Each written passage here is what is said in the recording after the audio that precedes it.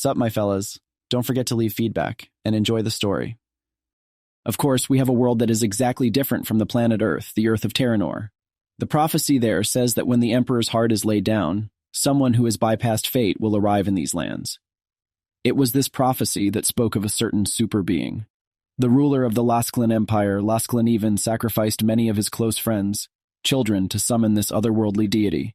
But the Emperor called an ordinary guy, and because of his anger, he found himself all alone on a land that he had not published at all. In front of us is the Lasclan Palace Lasclan, where our character continued to fight. Against a huge serpent, he used his mighty sword, as well as the ability, Rumble of Mountains. In addition to the scary creatures, there was also the king himself, who summoned our protagonist, who simply did not believe that his creatures were dealt with so quickly. But our son Shihan said that such things were not a problem for him, because he was also a summoned. The powerful ability to summon creatures from another world caused many deaths. Many people simply suffered because of tyranny. So it is such an emperor who is not worthy to live. Our Shihan just managed to barely escape and reappear in the palace after 3 years. He lived absolute every day in the hope of raising his sword over the emperor's head. So it was at that moment that our main character's eyes just lit up. He said that now he will pay back the debt, as well as the pain for all his dead comrades. The emperor shouted, because if it wasn't for this damned prophecy, then he would definitely have mastered and continued his rule. The emperor was killed, but behind our protagonist came up to his friend. Her name was Lavina, which he was glad. She was congratulating Shihan on his victory. The two characters hugged each other tightly, after which another character appeared, who checked the emperor's body and expressed his opinion about the whole situation. He said that our character turns out to be much more capable than it seems. This person's name was Lilstay, but others started coming up and they started discussing the emperor's death. Lavina immediately went up to her hero of life and asked him if he really didn't want to go home. But of course, our protagonist has already come to his conclusion. He said that he decided everything. Because if he says that he will not say, then he will lie. But he simply does not regret his choice to stay in the world where his beloved girl lives. And there is everything that is dear to his heart. Everyone noticed that he did not hesitate at all in his moment. But at the same time, my mother came up and kissed our character, saying that everything was very difficult. As soon as the kiss was done, the dimensional portal appeared. We realized that Lilstein was a traitor. He said that our protagonist had become too strong, so the Emperor's heart would help him deal with it. They all started saying that they didn't need Shihan now, because he had already saved their world, for which they were grateful. But they just didn't want a new emperor. They couldn't afford to give power to such a person. Our character wanted to look at his beloved, but she also only smiled slyly and said that she did not want to be the emperor's wife. She herself wanted to become the empress. She even said that she did not want such a groom. Our hero resisted, but she said that she would help him ease all the pain. She just pushed him back into the portal to his native land, while smiling wider and wider at the same time.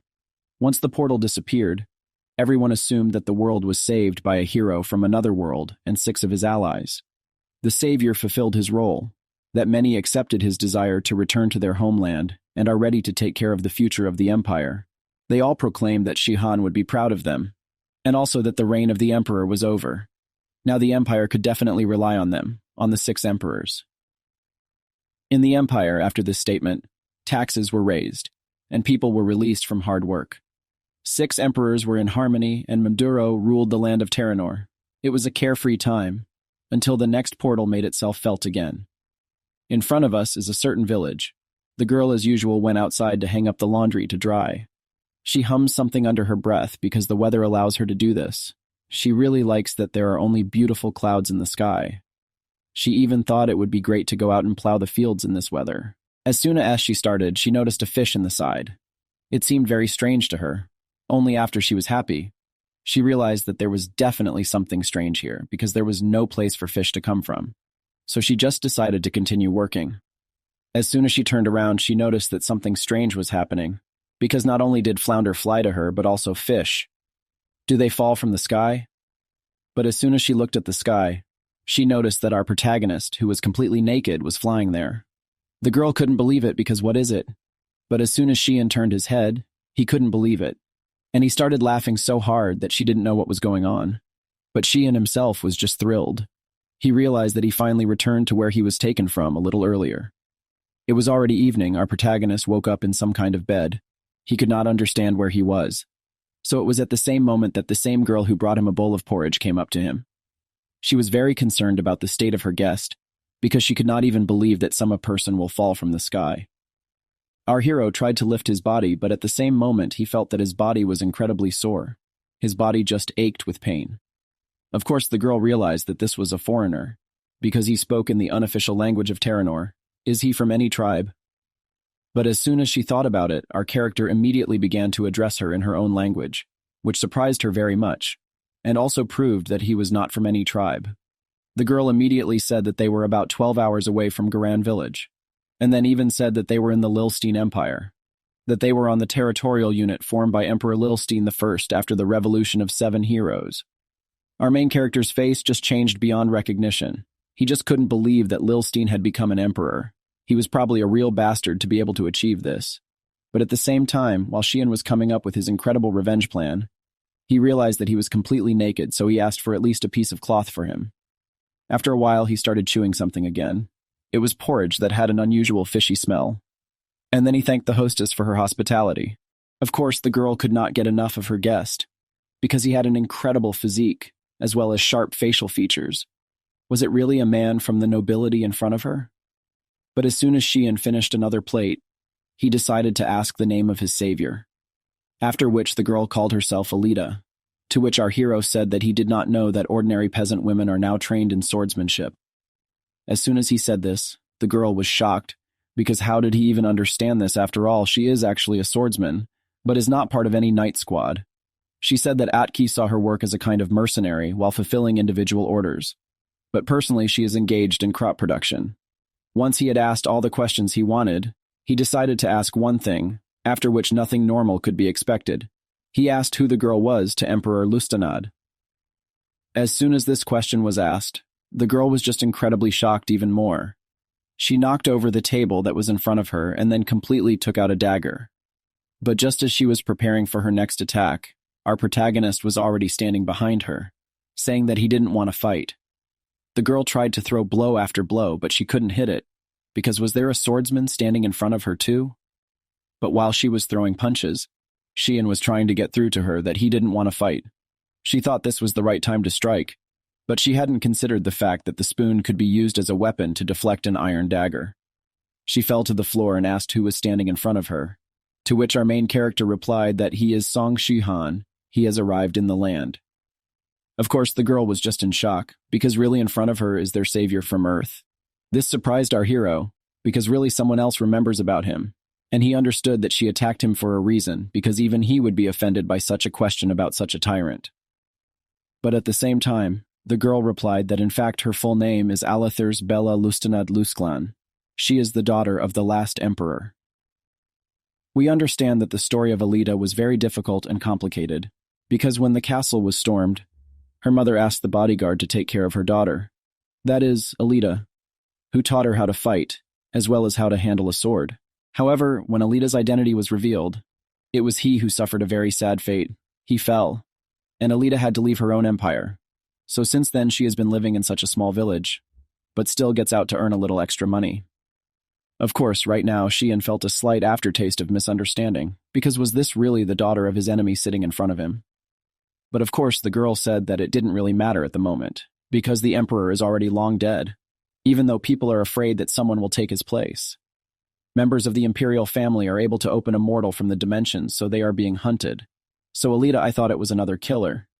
But at that moment, our protagonist was lost in thought, saying that he was also set up. So the more he learns about what happened, the more angry he will get.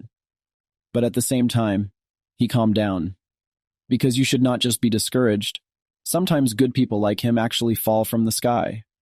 The girl did not understand what he was talking about, but decided to keep silent, and then decided to ask what was eating her, because is it really Savior from another world in front of her?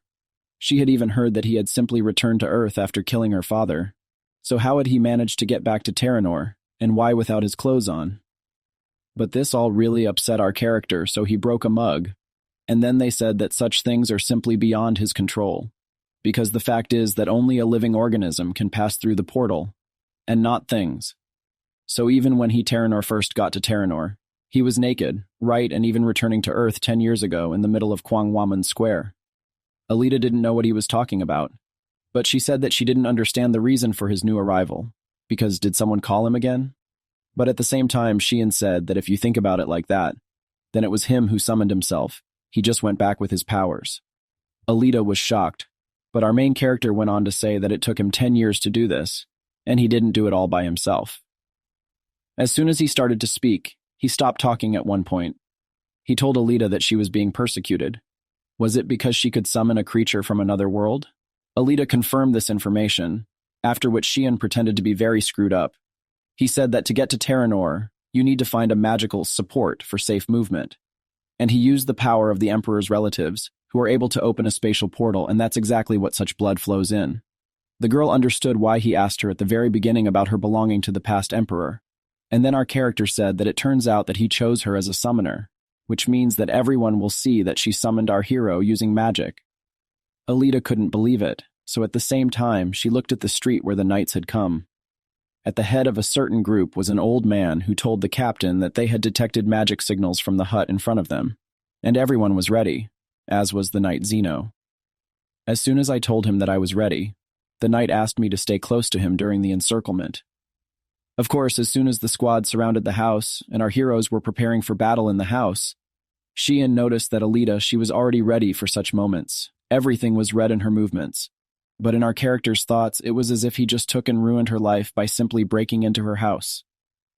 So he decided to go to Alita and ask her to say out loud what she thought, but Alita only said that she was grateful to our protagonist for warning about the siege in advance. By this time, the entire squad was already ready to attack. The house was covered in flames thanks to that old man. Many people thought that this was already too much, but despite everything, Alita just broke out after a moment. She started to deal with each opponent, but only then noticed that there were too many opponents. She just wouldn't be able to fend off all of them. After a moment, she dodged the punch that was delivered by Knight Zeno, who was covered in an incredibly intimidating aura. Alita, in turn, realized that it wasn't just an aura. It was the aura of magic armor. Her opponent was a level stronger than her, but still tried to make at least one successful attack. The knight took the hit in turn, but it didn't cause any damage, because his equipment was a level higher than Alita's. After these words, the blow went straight to the girl. She just took it and leaned back. After this blow, the girl realized that her arm was broken. She thought that she could take something, while the knight says that she should only give up. As soon as he said that, the girl said that she gave up. The knight thought that this was all great, but someone spoke behind him. It was our hero who got too close, and a knight of this level didn't even notice his presence. Who was standing in front of him anyway? Zeno asked him to identify himself, but at the same time, Shihan only said that he was tired of him, and the knight was sent flying with just one blow. The entire squad was shocked after all. What was going on? Like their captain was just taken and trampled into the ground. But Alita did not understand why our character was fighting against the warriors at all, because his former comrades were standing in front of him. As soon as this action was done, the same old man asked to get rid of Shihan. Many immediately began their offensive, so our protagonist had no choice but to also deal with all the knights in one blow. As soon as Zeno regained consciousness, he noticed that his entire squad was lying in front of him unconscious. He could not just believe that an unarmed man had single-handedly killed an entire army. However, everything reminded the knight of the movements of a certain hero that was in their kingdom. As soon as the knight woke up, our hero already noticed him, and then he was about to make him sleep. Zeno told our character to wait, but Shihan was adamant. He slammed his enemy back into the ground. Once he was done with that, he looked at the old man who was also shocked by the power he saw in front of him. After all, neither the knight squad nor the mages could do anything against a person like our hero. Where did such a devilish swordsman come from in the first place? As soon as Shihan finished, he told Alita that she was no longer a threat from those knights, but would she continue to sit on the ground? Alita realized that they really should leave, so after a moment, she decided to get up as well. Of course, the old man did not want to let them go, but he knew that the mission failed. He asked to collect all the bodies of the dead, but one of the knights with a trembling face said that all the knights were just stuck in the ground. Not a single bone was broken. But what happened? By this point, our characters had already reached the forest where they could not be found, even though our character was constantly looking around. Of course, Shihan understood that his small strength at that time was further reduced due to the side effects of spatial displacement. His battle magic level was 10, and his mana overall was negligible compared to his past self. I wonder how long it will take our protagonist to regain his former form. But as soon as he looked to the side, he noticed that Alita was very tormented, because her arm was broken, but still happy that everything could have been worse, which made our hero surprised. As soon as she and Shihan tied her arm, Alita decided to say goodbye. But Shihan stopped her, because shouldn't they go together now, or was she going to get out of the forest with a broken arm? Of course the girl was thinking that she will cope with everything herself, but our hero decided to help her, because in the past he was partly to blame, and he cannot allow a wounded person to leave the territory in this state. Alita spent a long time trying to think about what our character had said to her, but after a few minutes she replied that she would be very grateful while addressing Shihan rather formally. He, in turn, asked not to apply so formally anymore, and then asked what she was going to do now, because she was declassified, so she could not stay in her previous place. Of course, she also understood this, so they decided to go to the trading city of Kaon. At the same time, at the Lilstein Empire Palace Lilsteinu, His Majesty was approached by his servant, saying that there was news from the Defilin Mountain Party, and this was the first ruler of the Lilstein Empire, Lilstein I. He closed his book, and after hearing the information, he went to the underground passage that led directly to the Red Door, which could only be opened by magic. As soon as he entered, someone would say that they hated him, because he even dared to call himself a hero. Lilstein just smiled and said that the half-month had been good for the Lusklin geek, but the color of the magic circle under his feet had changed color, because the process of the magical transformation process had come to an end. The guy shouted at Lilstein, but Lilstein just smiled, saying that someone would soon lose their heart, after which the guy was immediately killed. Lilstein used fire magic for this particular kill, realizing that gathering power from distant relatives was almost pointless. It was only enough to break down spatial barriers. Lilstein realized that he needed even closer relatives of the Emperor for experiments, because he remembered that his squad was defeated by an unknown person who had dark hair, black eyes, and looked like a member of the Galan race. Is it really Shihan who has returned? But of course he tried to push those thoughts away, because how he could cross the dimensional gate would be impossible. But by this point, our heroes had already arrived in a shopping town, where our protagonist could not believe in the reality of the present, because when this town was part of the same empire, it was called Southern Colonium. So Shihan did not even immediately understand that it was him. He even missed this place, because he had lived there once in the past. Alita couldn't believe it, so our character replied that because it was a shopping mall, it was easy to hide, and there was a Galan race that looked like Northern Asians. At first, Alita couldn't understand what he was talking about, and then she was completely shocked because really he was talking about imitators, or the power of 1,000 forms of the Empress. The power of 1,000 forms was an ability that allowed one to use battle energy to change one's appearance. Even the smallest change could make one look like someone else. This unique skill belongs to the Empress Lavina, just like stealth. However, it was our hero who taught this skill to her, but even offered to teach it to Alita, who for some reason immediately refused to help. Of course, she wanted to learn this skill, but she didn't show it.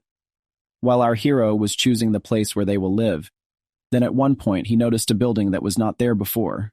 Earlier on the site of which there was a gallows, he realized that Theranor changed a lot, so I suggested we go inside. Of course, Alita was scared because what if there were ghosts in this building? To which our protagonist replied that even so, he would be able to see his companions. As soon as they went inside, they met a very dissatisfied cashier who was very angry at something that our character just couldn't understand. But Alita explained to him that he was just addressing him as you. But even if our Shihan is a legendary hero, we should not forget about the rules of decency. Of course, he realized that he hadn't used this language in a long time, and he didn't treat Alita very respectfully, which really upset him. Of course, while he was sad, the girl told him that there were more important things to do, such as their next actions. Immediately, Shihan said that he was going to spend a little more time with the girl, but she said that she was against it. It was rude, but at the same time she explained her answer, saying that she was not the only person in this city, and besides, she was wanted, and if he continued to travel with her, then Alita would have to wonder every time why she agreed in the first place.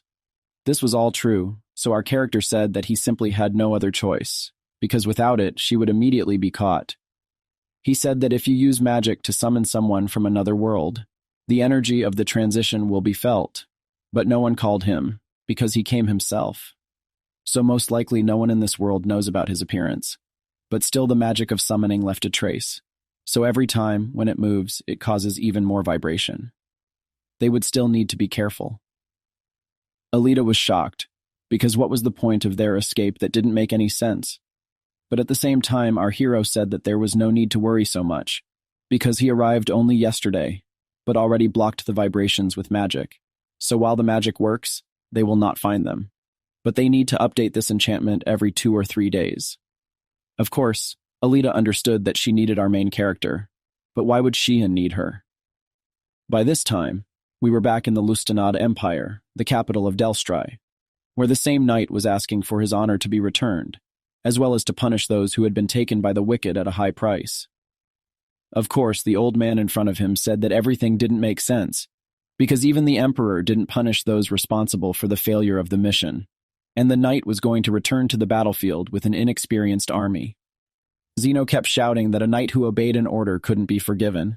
He believed that a real knight should clear his tainted name. Of course, the old man was pleased, because the man in front of him had not forgotten who a real knight was, so he ordered Zeno to return his honor. After the knight walked out the door, all he knew was that the 2 swordsmen would need money, and they were both boys. Most likely, I'll just be trying to survive by trying to work and run errands.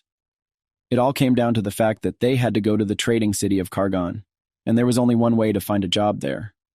He knew that he could try to figure out their location, but to be honest, Zeno didn't care about the emperor's relatives at all. He only wanted to check out that unknown guy, because no matter how you look at it, he was too similar to him. What if it was a legendary hero at all? He decided that he needed to see for himself. After a moment, we can see a certain butler who meets Mr. Ted, and also introduces the 2 hired swordsmen that Karugan told them about. It was about our heroes. Of course, while they were being introduced, Alita couldn't believe that our protagonist chose a normal name, but Sean just believed that no one would get anything. Of course, we understand that warriors who were able to use battle energy were divided into 6 ranks. The rank of Grain, which could only increase physical abilities, Warrior, which could saturate iron with energy, Knights, which can energize combat armor, while those who can saturate air with energy to create a wedge have the rank of Deity. However, in the history of Theranor, there were only a few people who were capable of such a thing. Shihan reached this rank once, but because of the spatial movement, he lost all his combat and magic energy, which was very frustrating, but not the same Ted because the rank of Warrior was somehow amazing for a guy like our character. So Ted was positive the next day when they met. And they will go. As soon as the conversation was over, Shihan thought that it was very hard to earn money.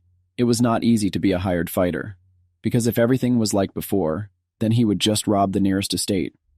Alita couldn't believe it because did the heroes steal too?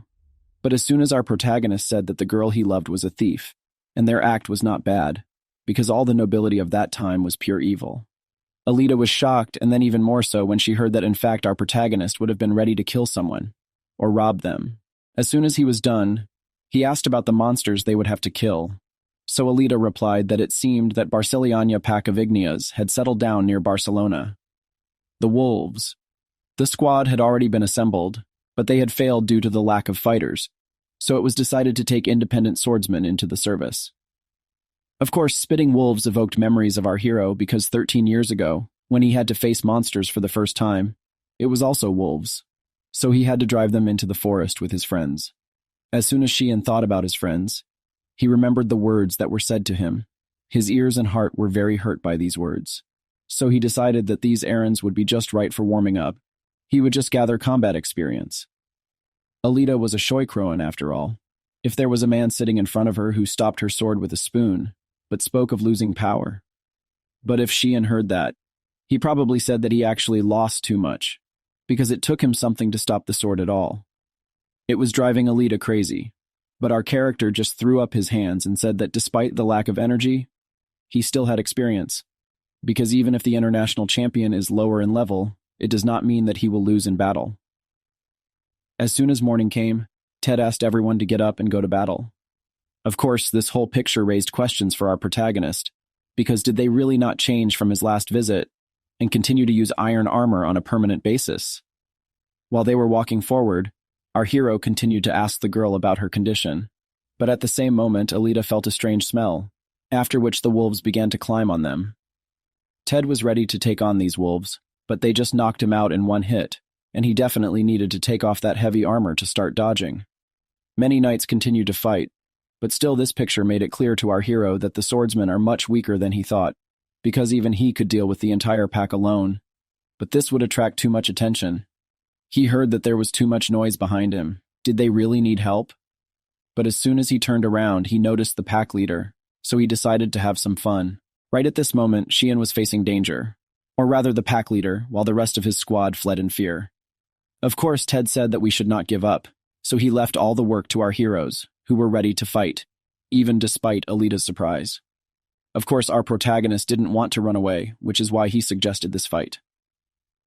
The wolves continued to attack while Alita and our protagonist hacked at them at every opportunity.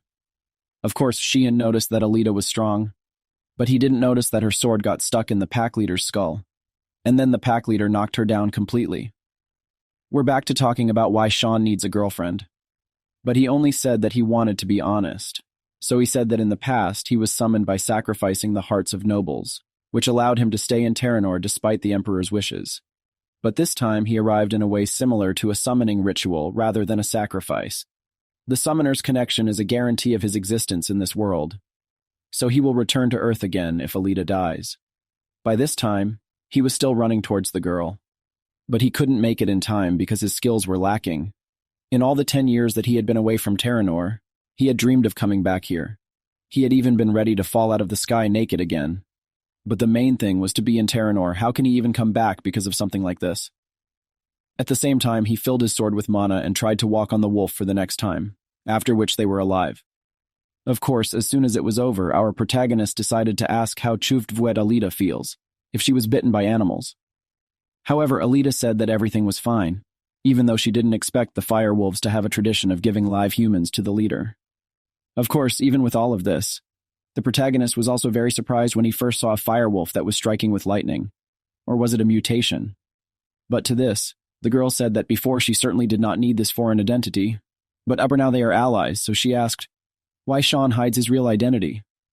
After all, the 6 kingdoms are countries built by his comrades, so wherever he goes, he will be welcome. But at the same time, our hero confessed that if he was lucky, he would not be executed. But in fact, as soon as he killed the Emperor, a knife was stuck in his back and forcibly sent to Earth using return magic. All of them are a few minutes old, but he remembers them incredibly clearly. Sean had never been able to understand what they'd done, why they'd betrayed him in the first place. What was he even thinking if he couldn't see their true intentions after all these years of fighting? Alita didn't say anything, so our character thought she was shocked because she was now embroiled in a conflict against all countries. But Alita just reacted calmly and assumed that he was back for revenge. So that's why he's hiding his identity. Our character was suitably surprised that Alita understood him, but didn't even react because he'd just declared war on all the kingdoms. However, Alita only said that they were all enemies, and she had fought against Theranor for the past 10 years, and she was given no choice. Of course, Sean knew that his companion was incredibly positive. They laughed a little, but by this time our hero noticed that someone was heading in their direction. They stood in a ready stance. They thought it was an enemy, or a person from Ted's squad, so they decided not to let their guard down. But at the same moment, a Lilstein spy came out of the bushes. Alita immediately decided to attack, even though the knight said he didn't want to fight. Our protagonist decided to use his strike to put the knight to sleep. But Zeno was waiting for this. He was right that this was a person he knew about. And then he cancelled the skill that was activated by our hero altogether. Sean was surprised by this, because he had used this skill as a child. Few even among his old comrades knew about it. Who exactly was this knight in front of him? Zeno at the same time was definitely sure that this was the right person, and then reached into his bag. Our hero was wary, but at the same moment the knight took out his underpants from his bag, asking if they belonged to our protagonist. Sean, along with Alita, were very surprised, but then he ordered the man in front of him to be killed altogether. Of course, Alita was still forced to kill the with underpants, who still begged for mercy. But then our hero asked to wait because he saw the handwriting on the underpants in Korean, or rather his name. Of course, the knight was happy about this. He even asked if our character remembers him, because he is a child who was saved by Sean 12 years ago, Xenon from the village of Baron. Of course, this all reminded our main protagonist of that village, while the knight was telling what he did. Zeno said that when he started using battle energy himself, and became a swordsman, He learned the art of leveling attack power shown back then, a thoughtful skill to avoid unnecessary casualties. Now Sean remembered that at that moment he only wanted to test his new skill. But if the same boy is standing in front of him, then he looks quite grown up. To which Zeno replied with some sweet phrase that was said by our hero earlier. Of course, our character thought it was strange that Zenon was carrying his underpants around with him. But Zenon said that there was nothing strange about it, because he still has a lot of things at home, such as books, action figures, novels, drawings. He generally collects everything related to the hero from another world. He even said that those underpants were incredibly rare, that he was the one who dropped them during the battle with the Mad Emperor of Lustenad, and Zeno spent half a year's salary on them. Of course, this all made our main character worry, but at the same time, the knight took a pose on his knees and held out his sword, saying that he swore to serve the Lilstein family, because the king was a comrade of our main protagonist, and then asked to serve our hero at all.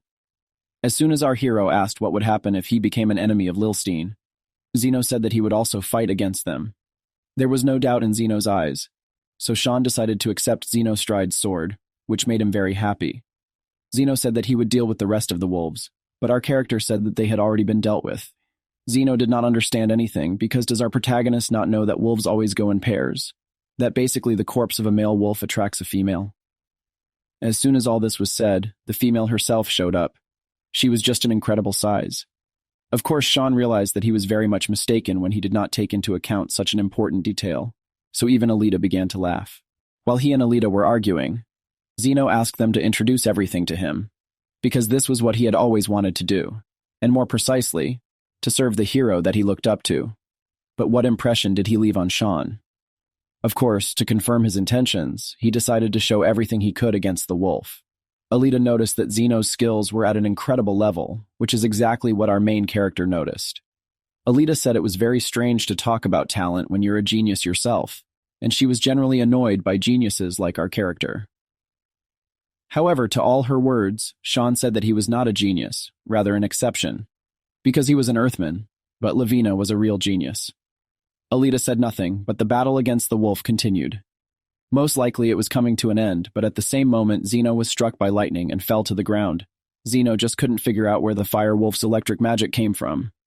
Of course, Alita wanted to intervene, but Sean asked her to leave everything to him, because he was from another world. Alita understood why he asked for such a favor, since all creatures from other worlds are immune to magic, so no magic like fire will work on him. He went further and further, until the wolf used the magic of Jektrix Setswa on our protagonist, which for some reason worked and gave an effect. No one could believe it, so our hero had to use his power. He just went and dealt with the wolf in one blow, until he realized why the lightning worked on him. As soon as he was done with everything, he was approached by his companions, who were very excited about the situation no less than the character. But as soon as they looked back, they noticed that for some reason, the wolf's body started to disappear. As soon as they returned to the manor, Ted welcomed them with open arms and gave them a reward of 600 silver coins. Of course, they understood that they would need more money in the future, but it was also nice to get this amount. Sean was even glad that he would be able to perform more complex tasks, until Alita told him that such tasks are very rare. However, as soon as they started talking about money, Zeno appeared and brought 100 gold coins. No one could understand, because where did he get them at all? But Zeno just burst into tears and said that he had to sell Sean's underwear. Alita was also interested in the idea, but Zeno interrupted them and asked about their future plans. Of course, our hero said that they have 3 plans, but he has not decided anything yet. There was certainly one place that would be easy to conquer, so I decided it was time to head north to the kingdom of Jacksongard. At the same time, in the Lilstein Kingdom's laboratory, Lilstein himself was confronted by Trandon, who said that the Norma 11 and 12 test samples had been destroyed, as well as that they had lost test subject number 1. Lilstein just went berserk. He just couldn't believe it. Of course, we understand that Theranor there have been 4 magical towers in Theranor for thousands of years. The red, white, blue, and black ivory towers. The first Emperor Kurodli's Vertulusklan was the most powerful mage in history. He gathered all the knowledge and wisdom from the mages of all of Theranor, and placed in 4 towers, because they were divided into classes. So it was at the bottom that magic training took place. It was the floor that denotes the skill of the magician. Of course, Lilstein wasn't happy, since Thrandon was an 8th floor mage, but he couldn't handle his assignment, so he threatened to fire him. Trandon didn't like it, of course, but at least they didn't fire him and gave him another chance. By that time, in the capital Rattensel, the kingdom of Jacksengard, a man who was surrounded by women, or rather the first King Jacksengard, was visited by a certain butler. Of course, Tom didn't like that the king was throwing a party again, but he couldn't say anything to Tom. But he still asked him not to forget to solve political issues. Otherwise, his authority might be shaken. Of course, the king thought that he wasn't such a bad ruler, that he didn't do anything so bad, which was just the opposite. As soon as he finished talking about his merits, he turned to his servant and said that he should understand that he had done nothing wrong for the kingdom so far. Could he even be compared to the last king? The old man started to say something, but the king made it clear that he shouldn't be bothered, so the servant named Squire left the room. He understood that their king had combat skills, but no management skills. As soon as he left, the Duke himself came to the king, who made it clear that he respected the king very much. The king also loved the Duke very much, and his attitude towards himself. The Duke tried to hand over some pieces of paper that would need to be signed, but the king again made it clear that he would not do this. By this time, on the outskirts of the city, our heroes came to some strange house, which, as it turned out, was recently bought by them. Of course, they didn't like this kind of place, but still, in order to avoid being discovered by other mercenaries, they should buy a house. Zirin even wished that he had sold his own house for such a purpose. As soon as they got inside, they realized that they were going to have to clean up a bit. But it was too late. Zeno threw everyone out of the house and started an incredible cleaning, which threw all our heroes into shock. A few seconds later, the house was already cleaned. Everyone was shocked at the speed, as well as the cleanliness, and Sean was happy with their result at that time. So now that our heroes have a base, we can start preparing for the battle against Jacksengard. As soon as they sat down on the chairs, Zeno began to say that at that time Theranor was ruled by 6 kingdoms, of which 2 were strong, 2 were weak, and 2 were medium. Out of the forces of the former, there are Okerletvsvo, Lilstein, and Inachius. Out of the middle ones, the kingdom of Saffron and Fellows. But Jacksengard and Theorante are the 2 weakest. They have not even shown any effectiveness in their decisions over the past 10 years. So there have been a lot of conflicts, such as the Kargon War, where the kingdom of Lilstay and the empire of Inachius. We haven't decided who will take control of Kargon. Despite the fact that many people call their kingdoms strong, in reality they do not really outweigh each other. Of course, the 2 kingdoms came to a decision. They decided to divide the world into the governance of Kargon. Of course, this information was very pleasant to our hero's ears, because he could not even believe that people like them did something like this. Zeno was also very angry, because such scoundrels as the kings of kingdoms killed a real hero to get more power. But the knight knelt before him.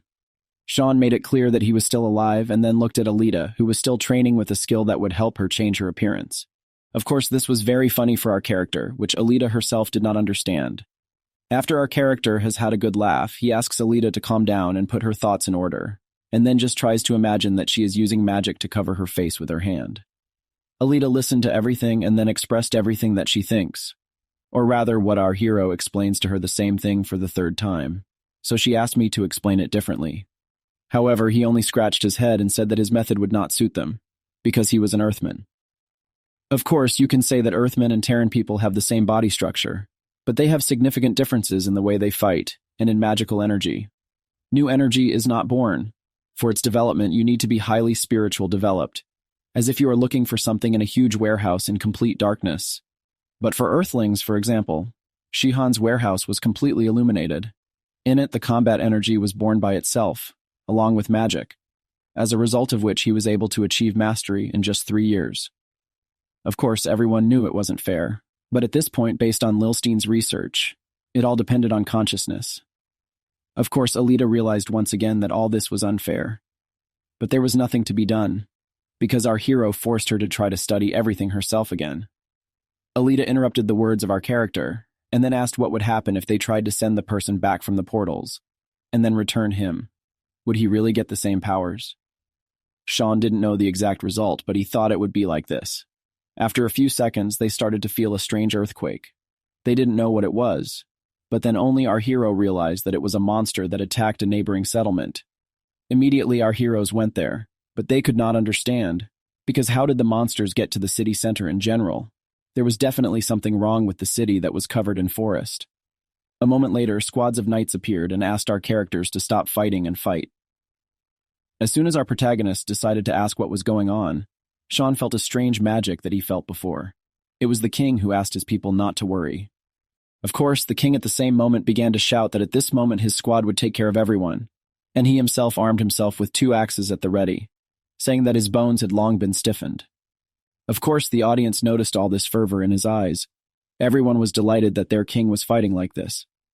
However, as soon as the king showed everything that he is capable of, the monsters for some reason came to their senses and wanted to run away.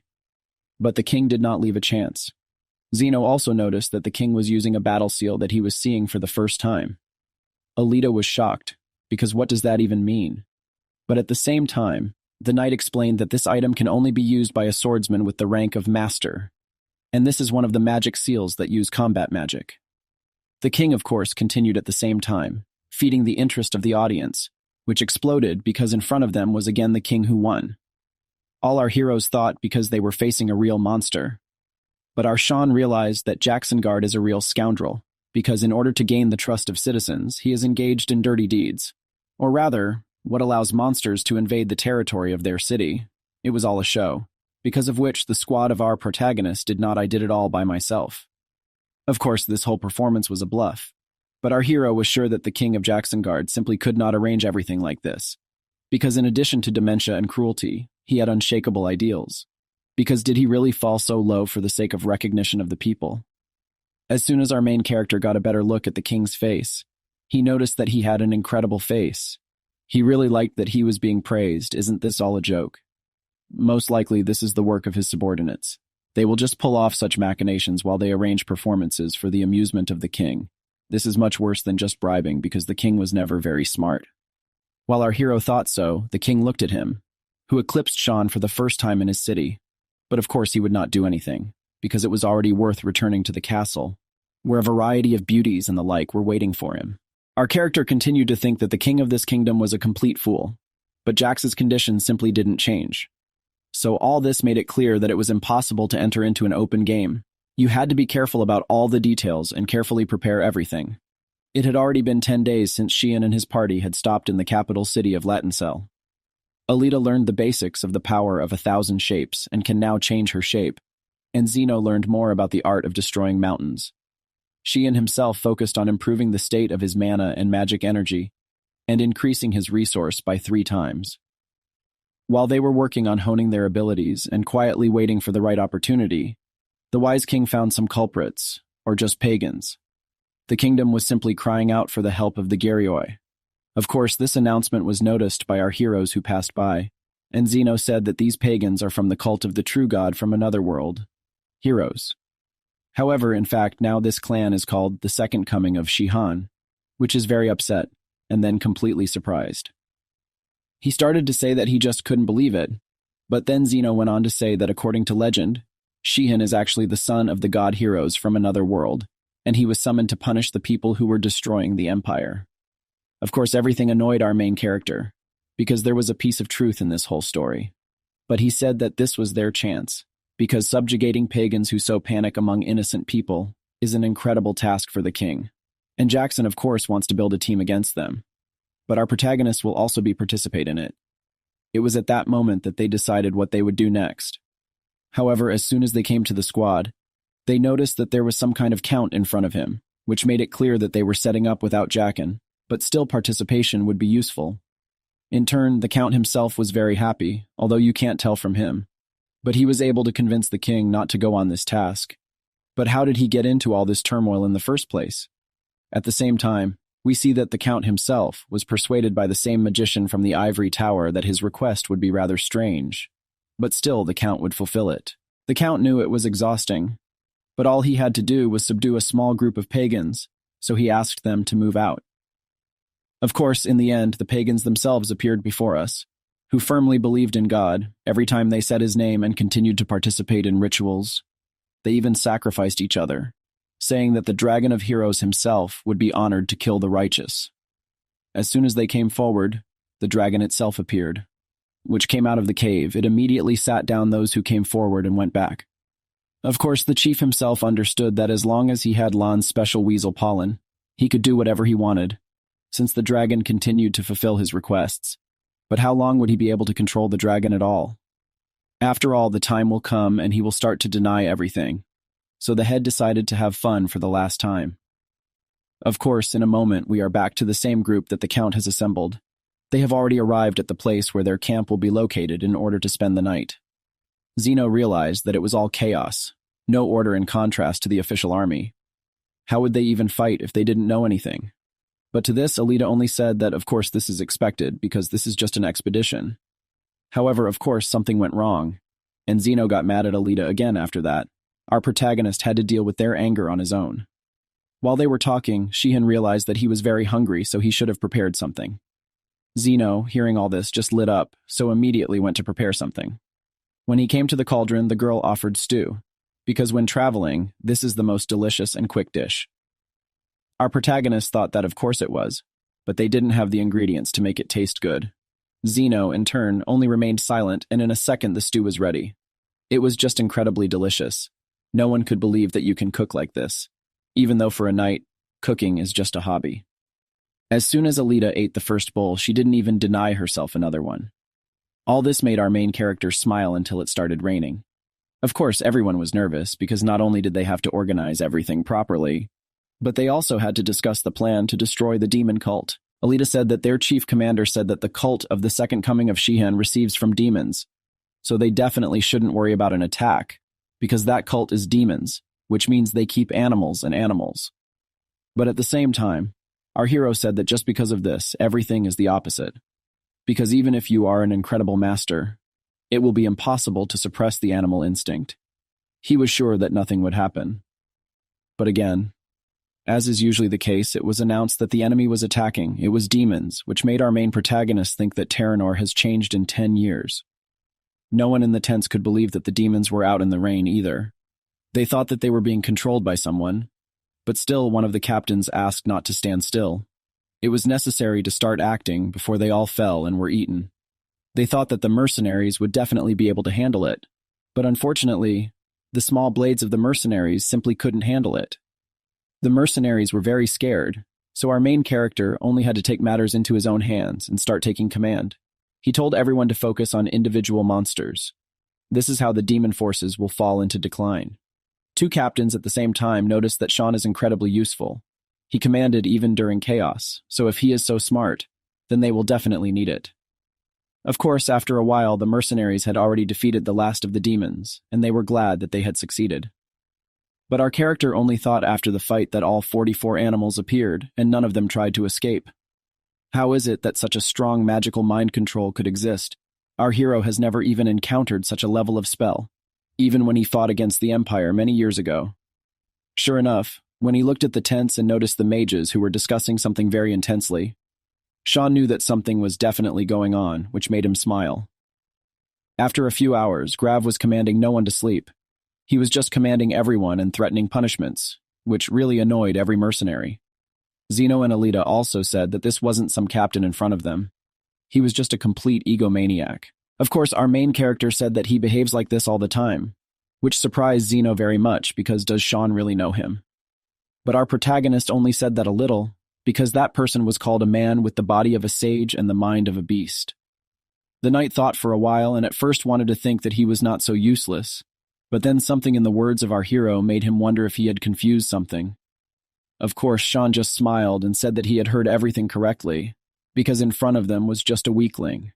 He had no fighting skills, but he was resilient, just like a cockroach. You couldn't even think that it was the Count himself. Alita also thought about it, because in fact, such a useless person would definitely not be able to get such a position.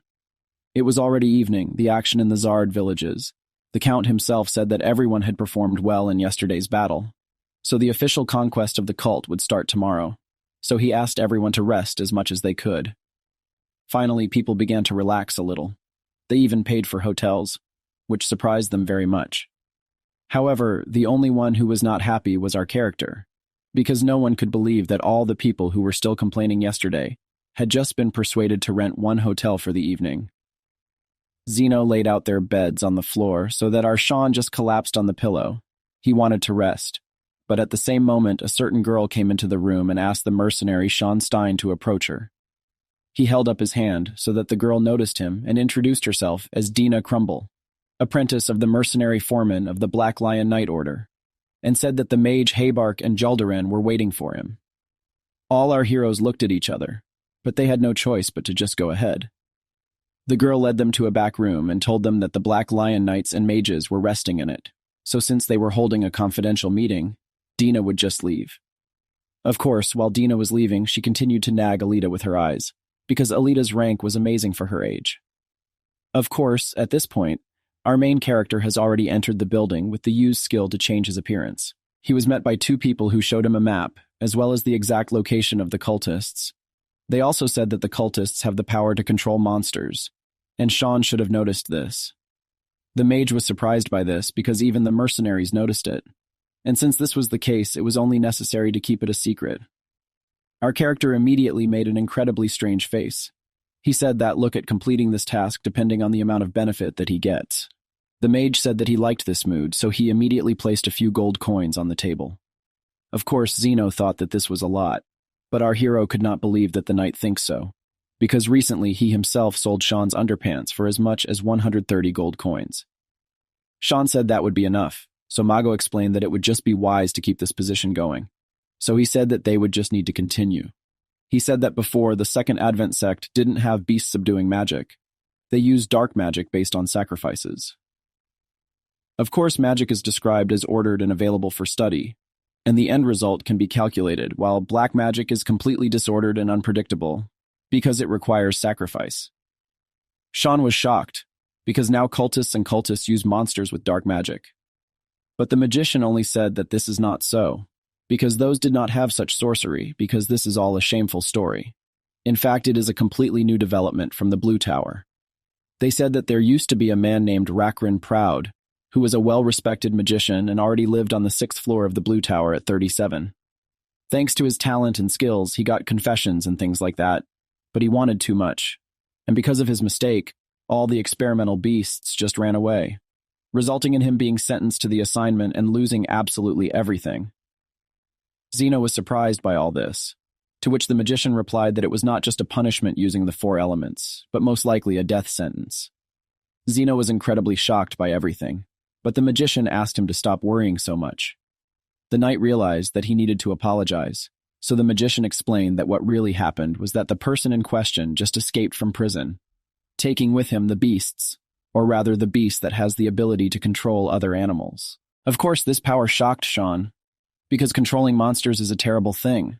So another gray-haired man explained that the main reason for their trip was to kill the monster and eliminate all traces of the Blue Tower's connection with this incident, and Sean's skills would help them in this.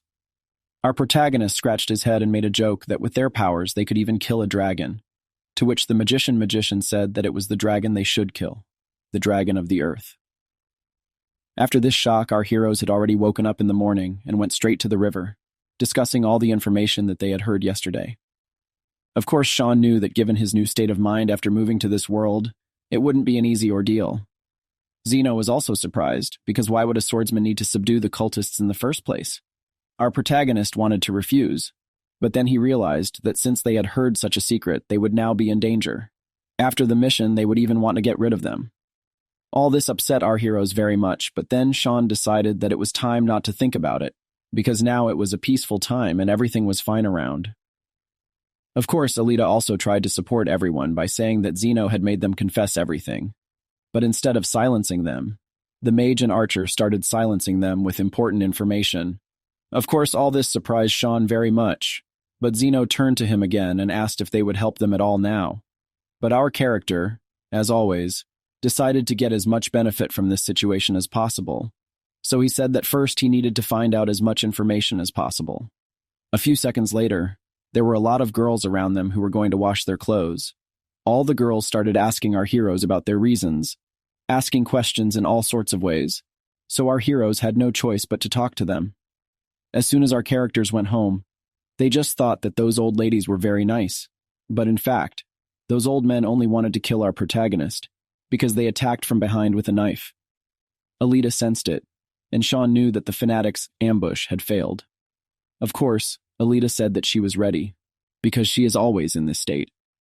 Sean thought about it for a while and realized that Alita was a real monster, since she didn't trust even such old ladies. However, by this point, the old ladies were completely out of their minds. She began to say that death is their only salvation, that everyone who will be in their sect will go to heaven. Alita also noticed that there was something wrong with those women, but after 10 seconds they were all lying on the floor unconscious, and Alita realized that the only thing that had changed was their eyes. Sean noticed that they were very strange but crazy. Why did they attack them in the first place? But as soon as they thought about it, they turned around and noticed that everything was ablaze with flames. They couldn't believe that there was a whole squad like these old ladies, and they were wasting their time doing some laundry. They realized that the whole village was a village of heretics. Of course, there was also a commotion in the village. All the heretics, dying, rejoiced, because now they will get to heroes. The swordsman also noticed all this, but there was nothing he could do, as the demonic beasts that were definitely at the head of the heretics were rushing towards him. He tried to resist the monsters, but even after dealing with one, he was approached by a magician who said that demonic beasts are generally scattered throughout the territory. The swordsman was shocked and upset by this, but there was nothing he could do, because he understood that this mission was something very difficult. But the magician also added that the ability to rape demonic animals in that very person became much stronger. Of course, at this moment, they also realized that they should not waste time on empty conversations, because the monsters are approaching the tavern where the Count himself is. He just screamed from the strata, asked to save him. The red-haired girl screamed in fear too, because she knew that she could not cope with the monsters, so our Sean came to her aid, and then Xenon. The swordsman immediately ran up to our hero and said that thanks to our protagonist, the Count was alive. But where are the other mercenaries? Of course, our character didn't have an answer. He just said that heretics had launched such attacks all over the territory. The swordsman asked them to stay put and protect Graf while they focused on saving people from the monsters. A few seconds later, the Count again asked our main character to protect him, as if it was Sean's responsibility from the very beginning. But as soon as this request was voiced, our protagonist noticed that something was approaching from the forest. It was the same earth dragon. By that time, the village was already plunged into chaos. Even Menchik shouted that they were almost done, asked to hold out a little longer. But our main character continued to think ahead. He continued to target new goals and tasks for himself, while the Count said that it was all due to himself. Many heretic mages were also shocked by the appearance of the earth dragon. They all realized that the threat was much greater than all of them had expected. Of course, they tried to reassure themselves that they also had mages, that they needed to think about defending. They used the water barrier to block the blow. But of course, there was one drawback. The whole squad, which believed in its victory, was incredibly tired. The head mage also noticed that their plans were messed up, and the swordsman couldn't believe that one person could control dozens of monsters. Of course, the mage understood that the dragon had a small chance to improve its resistance to effects, but the chance was incredibly small, about 4%. The swordsman realized that there was nothing better than just going into battle on their own, because no matter how tired they were, a real knight would never back down. They would let this evil dragon hear the cry of Black Lion. The dragon started its attack again, so the swordsman had no choice but to defend. Already 3 swordsmen were standing and trying to restrain the dragon.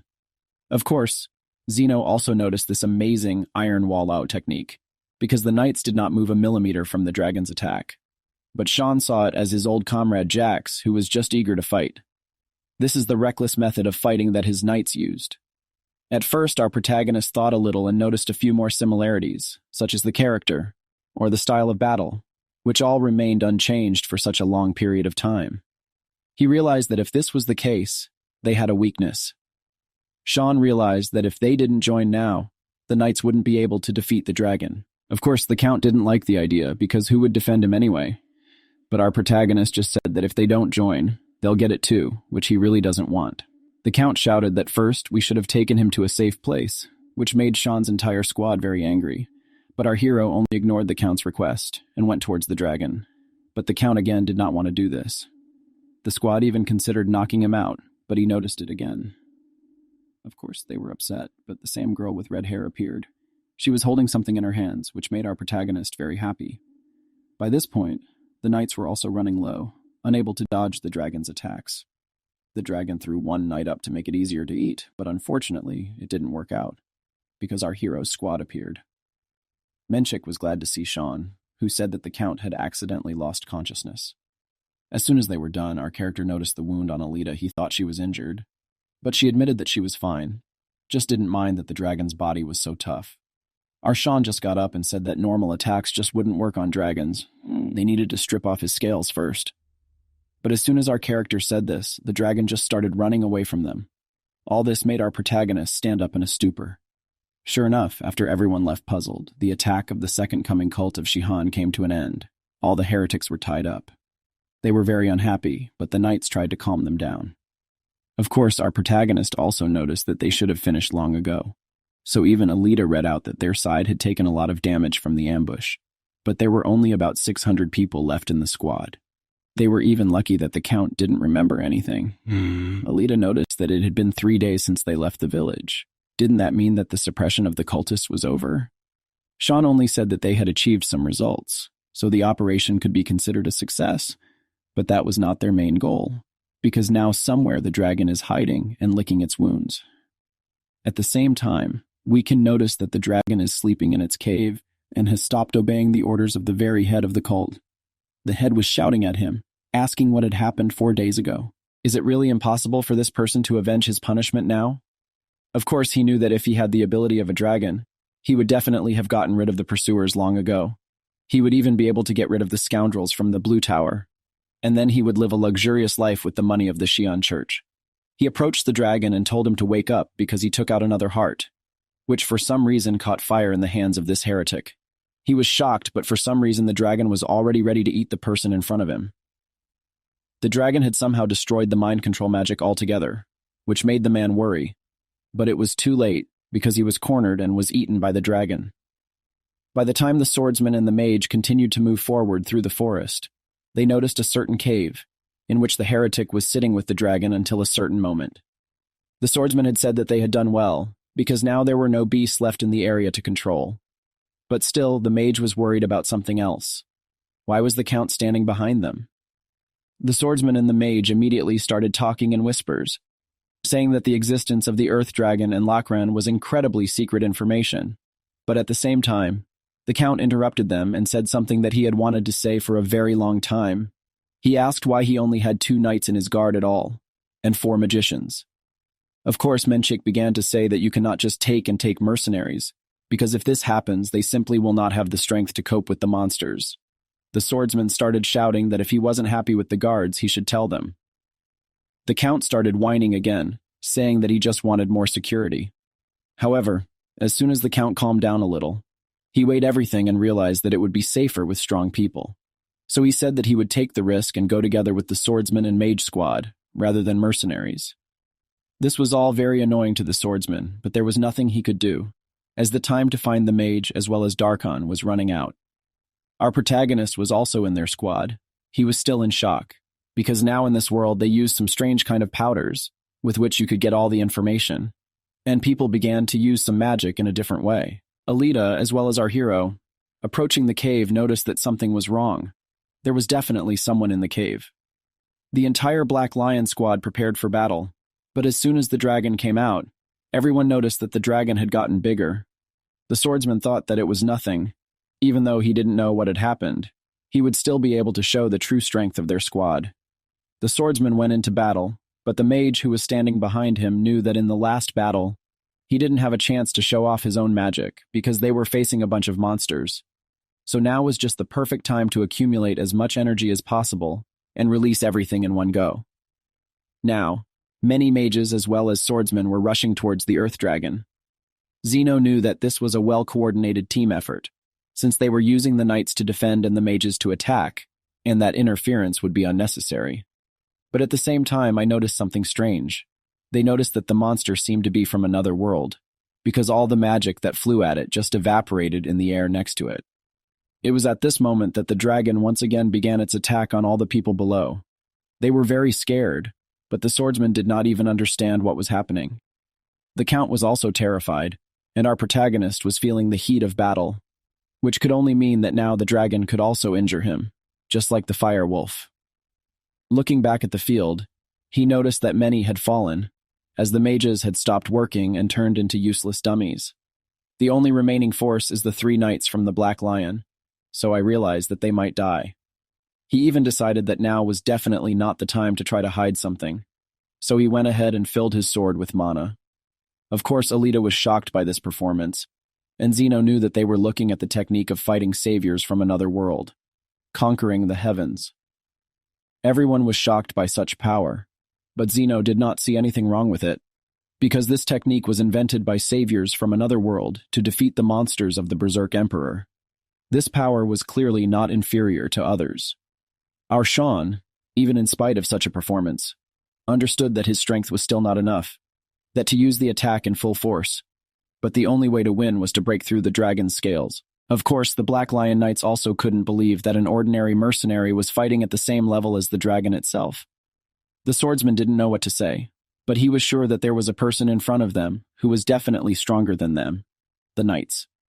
Zeno, as well as Alita, were sure that they also needed help, and the Count himself seemed to have learned the technique.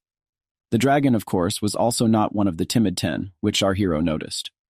The dragon decided to use its breath of fire, which the swordsman began to warn about, because this attack will be the strongest. However, despite all the warnings, the dragon's attack was not crowned with success, because the rumble of mountains just went straight ahead. The sword of our protagonist began to absorb absolutely all the energy, after which the dragon just fell to the floor. Sean did it.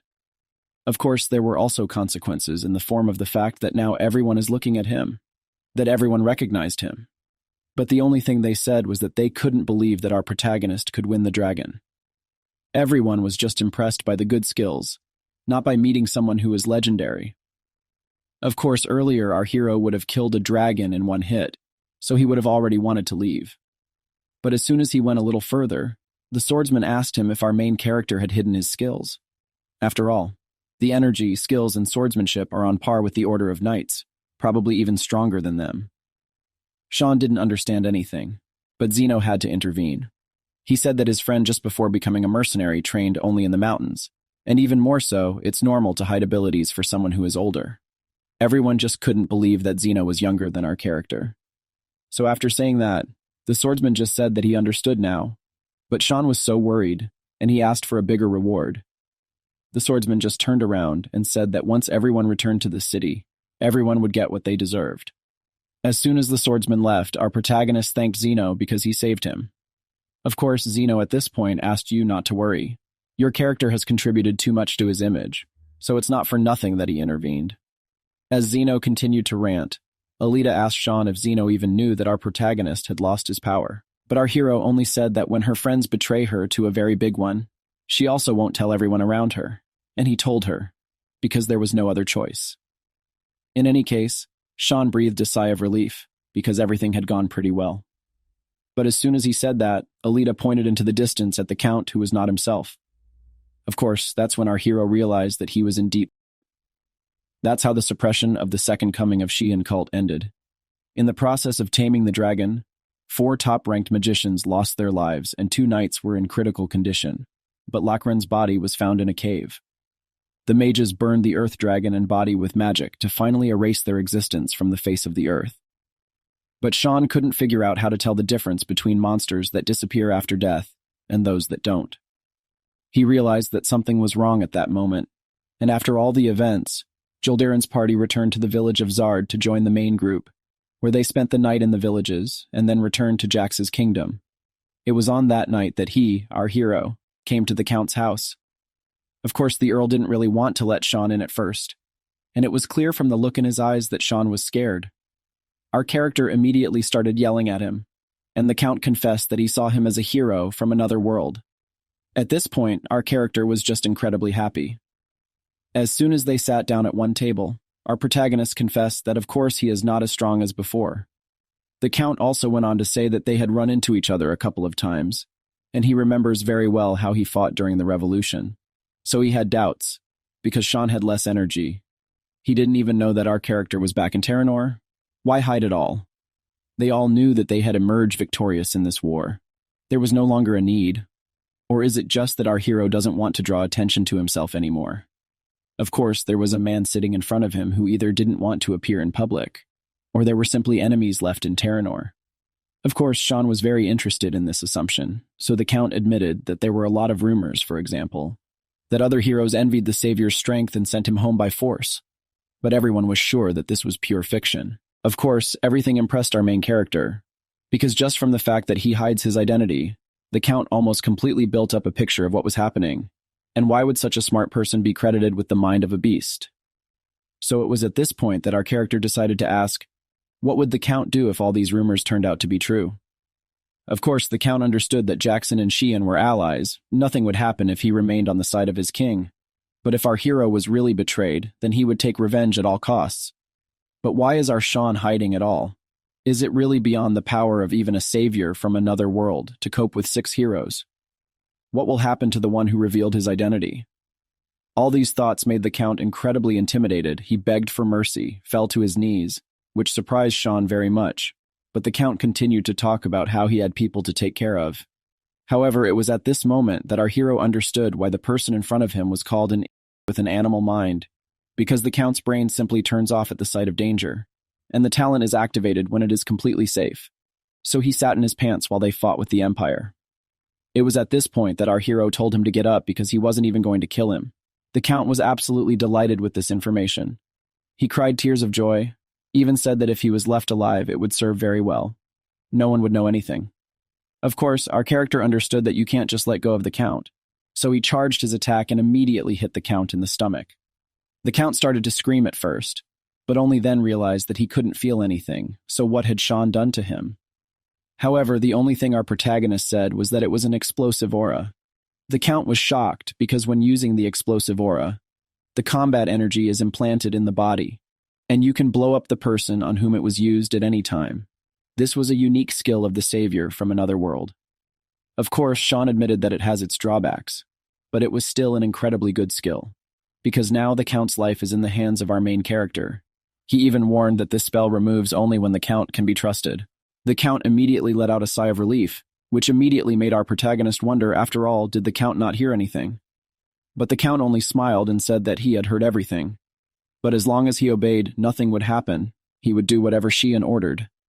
Our character warned that the Count would now betray his king, but the Count was not at all worried, because he knew that it was even better to choose the savior of their kingdom than to choose the destroyer of the earth. It was already evening. Our main character returned to the house where Alita was waiting for him.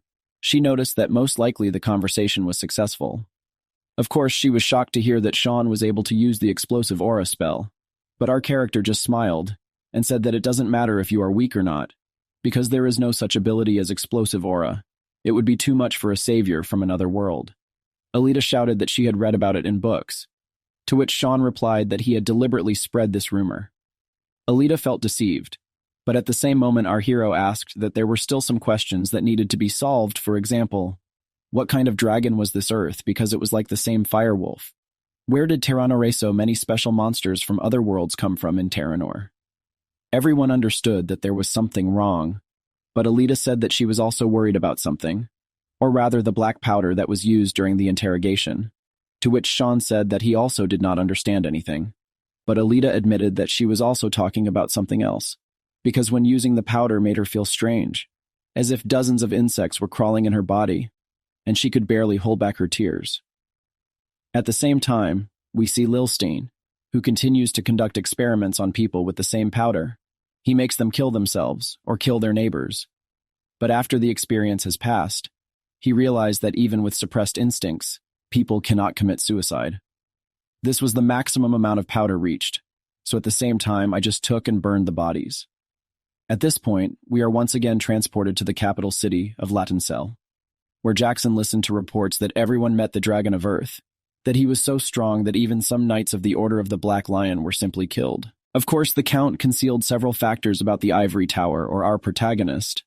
The king was just furious, because he also wanted to go fight against the dragon, but still does not blame the Count for this.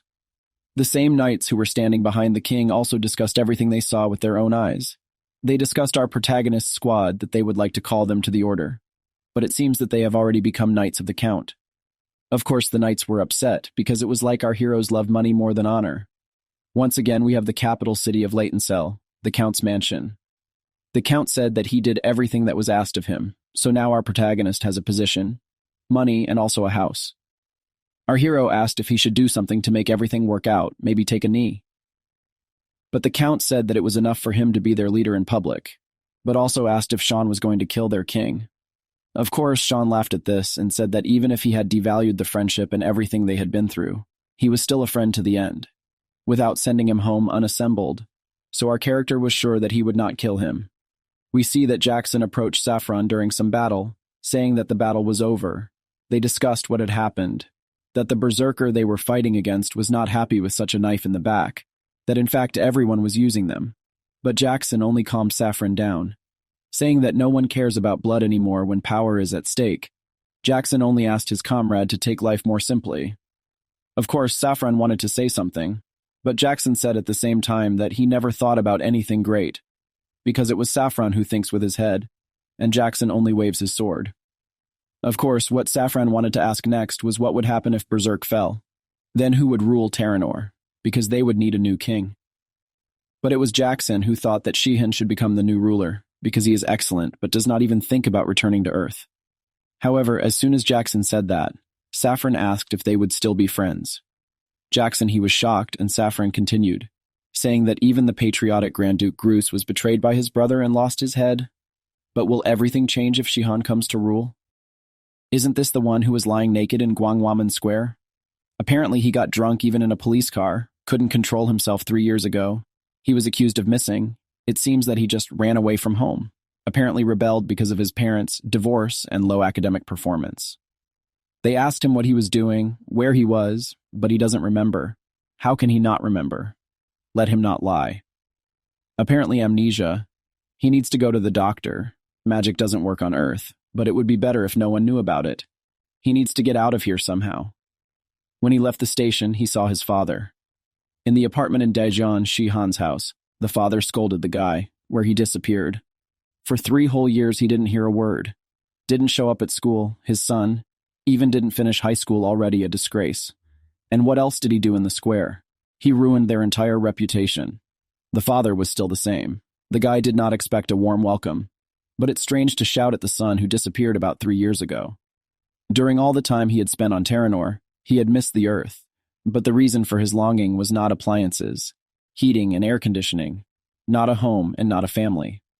And the parent again makes it clear how much he doesn't care about the guy. He was saying that it wasn't too late to go to a special school for accelerated courses, so he should start cramming now, pass the exams, get his certificate, and then go to college and stop destroying his father's reputation. The hero agreed to do what he would do and pull himself together. Become a man. If he couldn't do it, then it was better to disappear from life again. The guy didn't take his word seriously. He fought with all his might, risked his life for a world where everyone would be happy, but he lost everything and now he has to come back. He would go back to those bastards, get to them, and make them answer. As the year passed, he only pretended to go to a special school, and in his room he searched for a way back, studying and repeating magic and magical theory. The young man had a spell book, so he easily copied what he didn't know, which made him get into a successful Seoul university. The father was happy at last. He took up his head. Now he can be proud of his son since the guy fulfilled his conditions. Now he is moving out of hunger. He will not die. There is no need to worry. The father was angry. The hero is too frivolous. In the big world, it is not so easy to live. But we will see how long he will last. The achievements of this civilization are nothing compared to battle energy and magic. Making money did not become a problem, for example. Horse racing, manipulating the speed of a horse with battle energy. He began to win bets using various manipulations. For a year, he saved up enough money for a comfortable life. But he still hasn't found a way to get back in.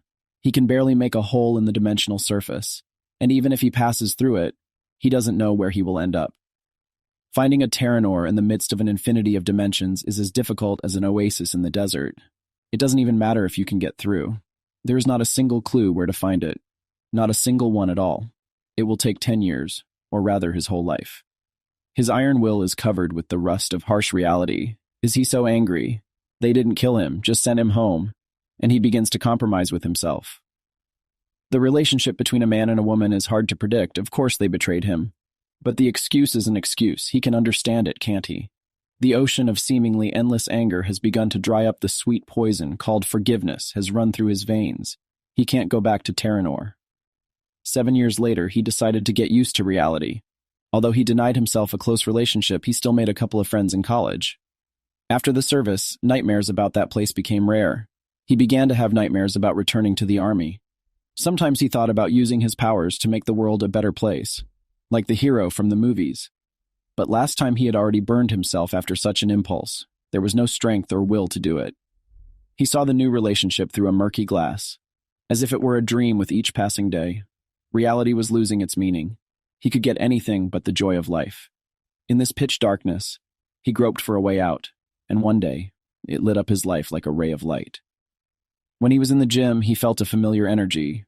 Isn't it the magic energy of Theranor? He felt its trace and found out the coordinates of the dimension he was looking for. Maybe he can go back. He'd tried everything, but if he didn't know what dimension Theranor was in, it was almost impossible to go back. However, there is a silver lining. This is undoubtedly their magic. It passed through the dimension and reached Earth. And what does it matter? Because he decided to stay here. He convinced himself that he had forgotten everything, that he had forgiven everyone. But if it were true, he would be so devastated. He would never forgive anyone, because he believed that he would not come back, just folded his hands. Well, this time it might be different, and this time it won't give up. Shihan dropped out of university and started practicing magic and battle energy again, and also started studying interdimensional travel magic.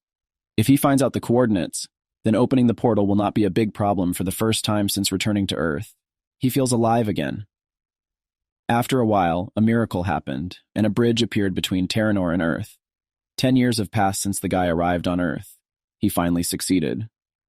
Understood and forgave, but this is complete nonsense. He will be able to forgive them only when he returns all the selected items, gets to each one. Everything was not bad. He could still use magic battle energy, so things were going well. Which points of his life will be omitted? He met a girl in the park, asked her if she felt something. A strange feeling. It was magic. The basics are important, but the main thing is to feel how to control it. And you need to try to reach the 3rd level. Then you can open the use of summoning spells. I mean, that magic was only level 3, but that's right, because she was able to use it even with the minimum level of magic proficiency.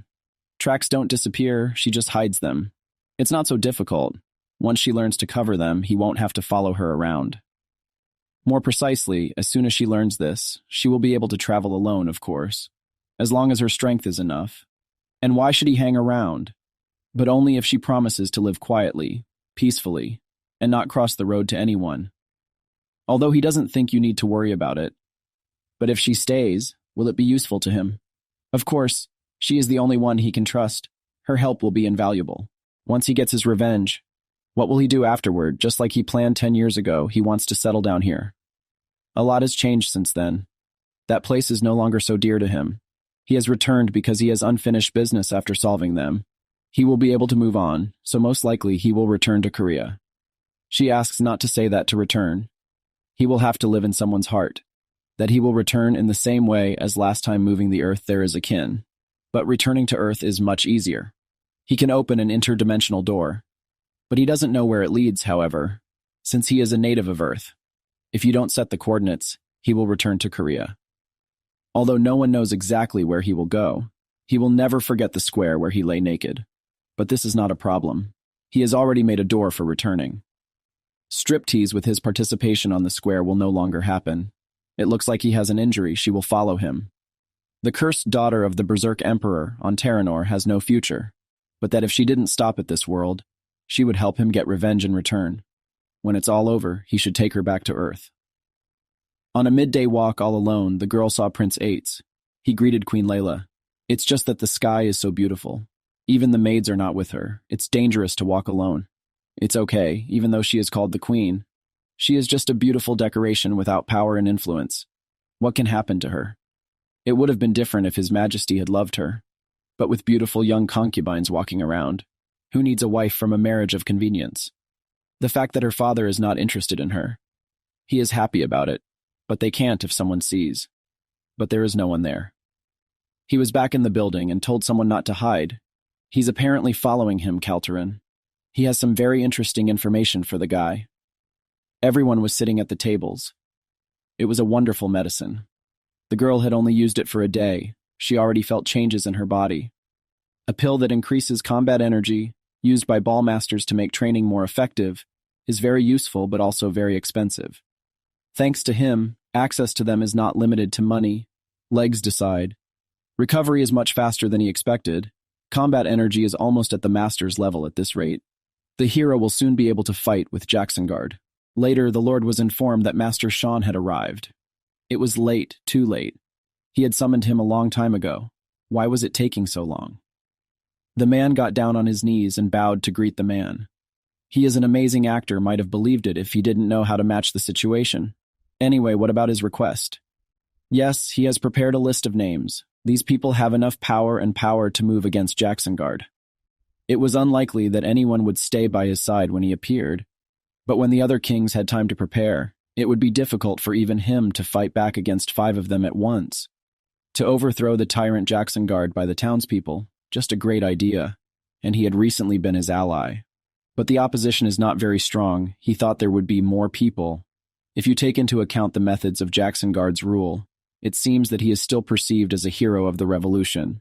The military force is completely at his mercy. He controls everything. The Knights of the Black Lion and 30,000 infantry. They will all stand up for him. Almost all parts of the Knight Order conduct their business. There is a loophole behind his back.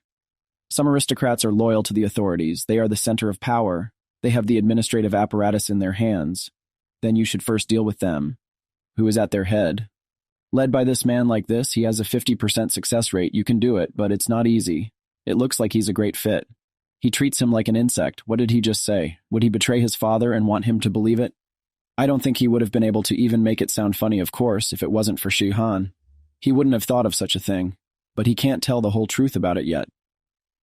He also dares to talk about patriotism like parasites from the warrant. Stop lying. Let him talk about the case. He's right. A man is a parasite, and a good parasite knows how to choose a good owner, and soon their era will come to an end. What he said is bad even for a joke. He is ready to risk his life for this. In truth, patriotism and suffering peasants, he does not care about this. But such a move will also reduce the suffering of the peasants. Does he know what those who are called not loyal subjects dream of? There is no point in living a long, happy life in temporary luxury. That is, he says that his father's reign will be short. His father is still young. Why does he think that he will not rule for a long time? But the boy himself knows the answer to this question. The kingdom is an annoying thorn for neighboring kingdoms. If you take, for example, the War of Kagon, 2 countries were at a disadvantage. Once the kingdom shows even the slightest weakness, or the Lilstein kingdom or the Anasian Empire will not delay. The friendship between heroes and revolutions is long gone. This kingdom will not last long. It will be better for the people and the nation if Jacksonguard cedes the throne.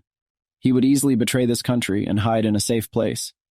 But it seems that he will have to play the patriot because of Shihan.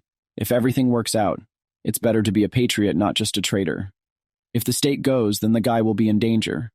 Even he will not sell out his nation. But the guy still does not understand what he will get from his rule. If he wants, his luxury will turn to dust. And he knows perfectly well what he thinks of him. For some reason thinks that there will be some indulgence for him. He is a tool in the hands of the king. If the king wants to rule for the citizens, he will serve that purpose. And if he wants luxury and pleasure, he will also serve, only the king decides this. The kingdom sees greed and tyranny from him, so what will they want from him? The guy was very angry. She's the queen, the king's woman. What does he mean by that? Only the one who sits on the throne will get her. He opened the book, but immediately jumped up, threw open the doors. It turned out that the girl had started a fire. Earlier they were on the street. The guy was trying to wake up another man. What happened to him? The girl pointed to the plant. They are growing wonderfully. It looks like it will be possible to collect for a few more days. She has been practicing magic for a month. Now she feels it perfectly. Cast a spell. To begin with, the one that the guy showed her, the simplest of first-level magic fire. The flame that comes from her fingertips got out of control. She can't control it. There was an explosion. Everything was burning with fire. The guy was thrown away. She was afraid that she would hit him and tried to change direction. But why would she do that? He was supposed to turn into an ember. His children would never be returned. But it only seemed to hurt his feelings. She apologized next time she would aim at him. Something strange here. Wasn't it fire magic? Similar to first-level magic. Can she cast the spell again? Then he asked her to stay as long as she could, feeling like a 5th-level magician. No, based on this, what he sees is a 7th-level magic. Although it's hard to believe, it's hard to identify a predisposition to magic right away. Well, maybe someone can explain to the girl what's going on here. Does she remember him explaining to her that spells are spells made up of magic and natural energy? Most mages can only absorb 10 parts of the latter, and transform the spell with a power containing 5 or 10 times more. But in her case, even though she also absorbs energy, the power doesn't decrease during the transformation. It increases instead, as if her magic is being fed from an unknown source. He was sure he hadn't seen anything like this before, and he wondered if Segran or Lilstein knew anything. The power she can use in spells is too great for not losing control, just increasing the risks. He advises her to stop practicing for now. She doesn't want to, but understands his concerns. Does he tell her that she has more magic? So far, it is of little use, but how can it just take and abandon it? There is a solution for the guy. A similar problem: the human ability to absorb energy is higher than that of others, and although he had a lot of energy to use, he did not know how to use it. This means that he can teach her how to control her energy, but let her be willing to take risks, of course. The hero met with the man after several personal meetings. He finally showed interest in joining them, but before joining, he requires proof of his readiness to commit a coup d'etat. He had anticipated this turn of events, and he had asked for the elimination of one of his 3 loyal dogs, Jacksonguard. 3 people who run the government from under the carpet. They are responsible for the military, economic, and political sector of the country. People hope that someone will put their muzzle on the floor, which is why they were nicknamed Military Sector, leader of the Order of the Knights of the Black Lion, Master Berkeley. The economic sector, the richest man in the kingdom, and Jacksonguard's father-in-law, Count Cramadon. And the last one, this is the man himself, one of the prince's demands. The elimination of Master Berkeley, that is, the leader of the Order of the Knights of the Black Lion. He says to fight the Master of the Sword. But he is sure that this will be just fine for the guy. He will have to do without his own combat techniques to maintain anonymity. Just say, you need to first find out more about Master Berkling. He should already be familiar with him. But he doesn't know anyone by that name. He changed his name when he gained power. He's the first assault commander of Jacksonguard's army, Dartwald. We see how the soldier led with other people. They carried all sorts of materials for the new castle. But at this rate, they will never finish it. The knight was thrown to the floor. They can't live like this anymore. Does he realize how many of them died because of these terrible conditions, for the entertainment of Jacksonguard? Today, they will get out of this place. It was a riot. The knights were wary. A battle broke out. They have problems. The slaves on the construction site raised a riot. Even if so, it's just the slaves need to deal with them. Among them are the remnants of the last army from the time of the revolution. Have they lost the remnants of honor traitors who have lost their loyalty? And he is the leader of the Order of the Knights of the Black Lion, will deal with them himself. The battle was still going on. He didn't want to kill his former allies. So just leave this man, Captain Delart from the Army of the Revolution, a master of the sword. They couldn't handle him.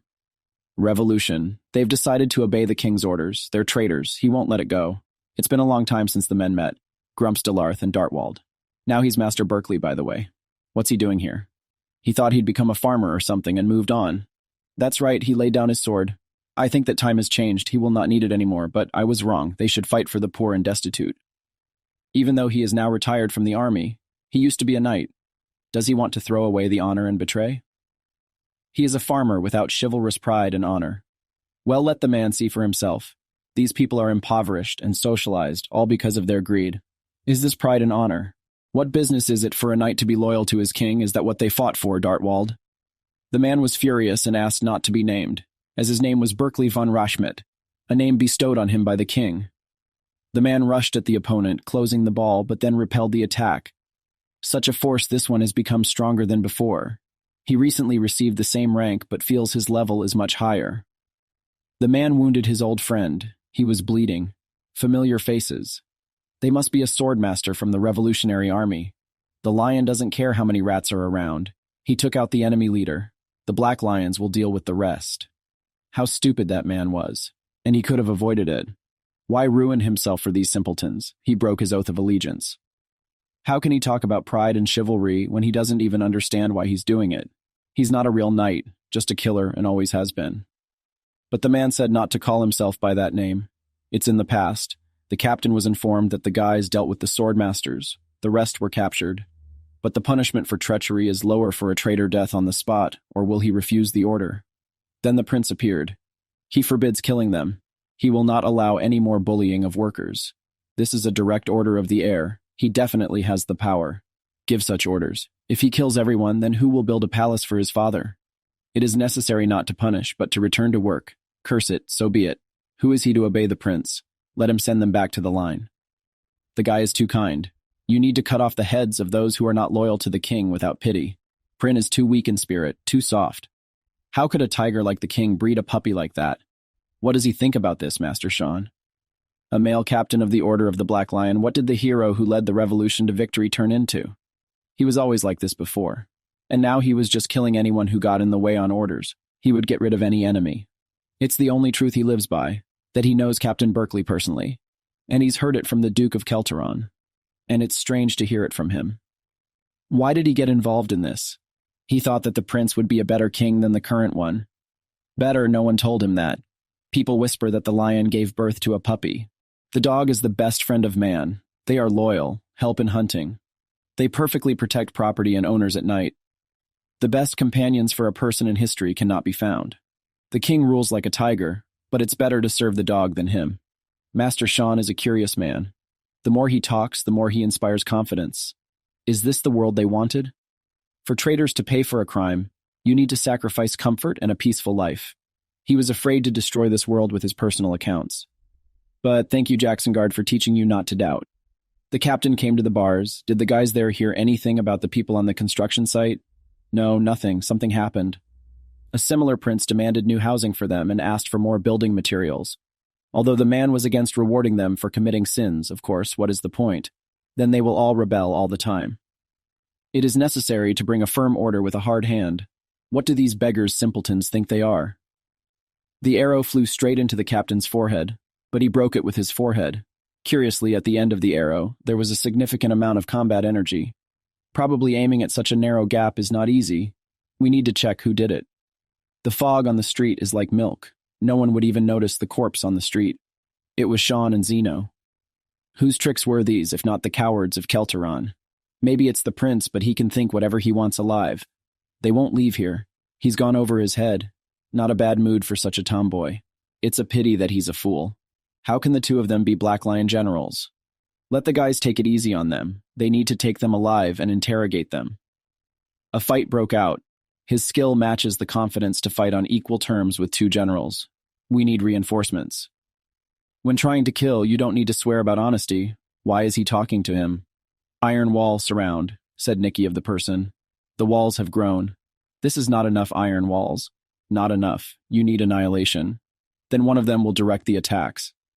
These guys were playing with the knights. As soon as the situation returned, not in their favor. They decided to escape, although they attacked first. Do I really think that they can escape? They don't have special running skills like Whirlwind or Wild Wind, but you'll still get them for a knight-level swordmaster. Their equipment is lighter than a feather. They turned onto a certain road, but what a pity this path is like a few years sealed. They didn't develop an escape plan in advance. What a stupid chance they might have had if they jumped off the creature. You need to be careful when planning an assassination attempt on Captain Black Lion. They were careful enough. Probably not even too much trouble. The captain saw Alita, this is it, and the trap is all they have a swordmaster of the fighter level. That suddenly there was a sense of energy, not combat. If she can't control her magic because of her strength, then let her start immediately with advanced magic. It will only take large amounts of magic energy to reach her full potential, the hero told her. Talking diamond fire, she used attack, magic explosion. It surprised everyone she is quite strong. The reason for her fatigue, the consumption of all magical energy, until she recovers, cannot use the spell. Magic energy is like a daily salary. It's a magician's business partner. What a strange analogy. Great magic, there was no trace of the knights left, and they got rid of them so easily. It's just that the wall is fragile. It's made of iron, although it's hard, but it doesn't distribute the force well, which is why taking the full force of the attack on yourself is not the best idea. While the tree turns into splinters, unable to cope with the hurricane, the reeds bend in response to the wind. No high swordsman can stop magic with only iron. The guy did not have time to finish as he saw the captain rising. As he is still alive, it looks like on him, not a scratch. The captain of the Black Lions is cobbled together from a different dough. He told the girl to stay behind. They were moving on to Plan B. If this swordsman is higher in level than Jacksengard, he can restore the technique from the traces left after the application. He must support Znan from the rear and remain unnoticed. The guy remembered him as a spear expert, but right now he had already become a swordsman. No matter how much he trained, he was at a disadvantage without his main weapon. The young man will be able to beat him in swordsmanship. That's all he's counting on. How stupid, even though the captain is an expert in spearmanship, but still ignorant. If the boys were masters of his rank, even the cape would turn to solid steel in their hands, as if he was going anywhere without his weapon. Whether these children are ready, he will torture them to death with this spear. Here's the thing. Here's how this man managed to learn the explosive art of Jacksengard. Right now, the guy deserves to call himself an idiot, but he didn't think that he would take the spear with him, and he didn't even think that he would also learn the explosive art. You need to stay away, he will only be a burden. In this situation, it will not be possible not to use secret techniques. You need to be more serious. The guy managed to dodge the man's attack. It looks like he's quite talented. But a coward can't win. In the explosive art, defense and offense are good. Unlike the iron wall, the roar of mountains is meaningless here. Even if he was fighting a giant monster, but would use the conquest of the heavens or the energy of the dragon's sword, but in a battle with a person, he will only open up. You cannot relax your vigilance and continue the fight. Both of them were preparing to attack. Then he should use a battle technique to fight face to face. Where did this incredible battle energy come from? He underestimated him because of his age. He also has the rank of a master. If he doesn't hurry, he will be in danger. The captain had been playing with him before, but he was bored, so he would finish him off with one hit. The man used the explosive art, Crush. This is the art of the Titan King. Mountain Stream was used by the guy to repel the attack. He interrupted the attack, which the man put everything into. This fighting technique, the guy swung his sword, thereby prolonging the attack. Later, he chopped off the man's hand with the ball so that he fell to the ground with screams. Can't be. This fighting technique, the art of the Titan King. How could he have such a level of skill at this age? A man should have noticed. This earlier, he must have been the receiver of the king of mercenaries, Baraka. That's right, Baraka's grandfather created this skill, not him. That's where the speculation comes from. It would be fine to put him with this misconception. But they are only comrades who fought together. The man was very angry. The hero should know the name of his killer. What nonsense. The captain of the assault squad, Seong Shihan. It was he who had not been treated like this by a man for a long time. Watched his atrocities with the victory over the Berserk Emperor. They did not want to achieve such a world. But the captain only followed the orders of the king. Burley did what he wanted, and he blames Jacksengard like a lowly knight. How could he call himself a knight now he refuses the name of Burley? He's just a man. The man didn't have time to finish as the guy killed him. He only came to settle a personal score, not to discuss his intentions. The captain's death will only be beneficial, and it won't change anything. All of Latensol was numb, and out of the 6, 4 of the Black Lion captains, including Berkeley, were dead. The knights were furious. Who did this? You need to immediately find the killer and finish him off with your own hands. Satisfied with whether the prince was completely happy after that, the situation was going well. If this goes on, many people will go over to their side. That's right, they easily find a solution to any problem under his leadership. The prince is talented in everything, even in that he considers classes indecent for men. The man's guests arrived, he said goodbye to the prince and left. It was those people from the list of candidates for participation in the coup so strange that he invited them, and also says that he wants to congratulate them on their appointment as captain of the Black Lion. He just probably wants to keep them on a tight leash since they've become one anyway. He's a very powerful figure in the kingdom. It won't get any worse if they accept his offer. No one expected that getting acquainted with the campaign against the pagans would turn into something like this. But with the count, they were shocked. He hoped that the men would join. The king is no longer worthy of the crown. Is there a greater honor for knights than swearing an oath to the real king for the good of their state and people? Where his loyalty has gone, they can report everything to Jacksengard. But will he also believe the victory over the Dragon of Earth? They receive 300 gold pieces as a bribe from the Blue Ivory Tower, right? The man is being bullied. He's a corpse. It's so mean of the Blue Tower. They're 300 and he's only 10, said the shadow behind the guests. This was Sean, the power of the 1,000 Faces Empress. How dare he draw his sword against the people of the Black Lion? He's just a mercenary. Where did the aristocrats get their taste for words like dare or fool? Why don't they calm down first? The guy started to leave. They saw this force. It's him who killed the captain. He was a fool a few minutes ago. They remembered to be polite. They are adventurers. They don't look alike. Isn't it wonderful a person should be able to make compromises and change their attitudes? This is the beauty of his being. Let them not distort the meaning of the word. Beauty, this is just a joke. Count Kelterin is scared. Who is this young man?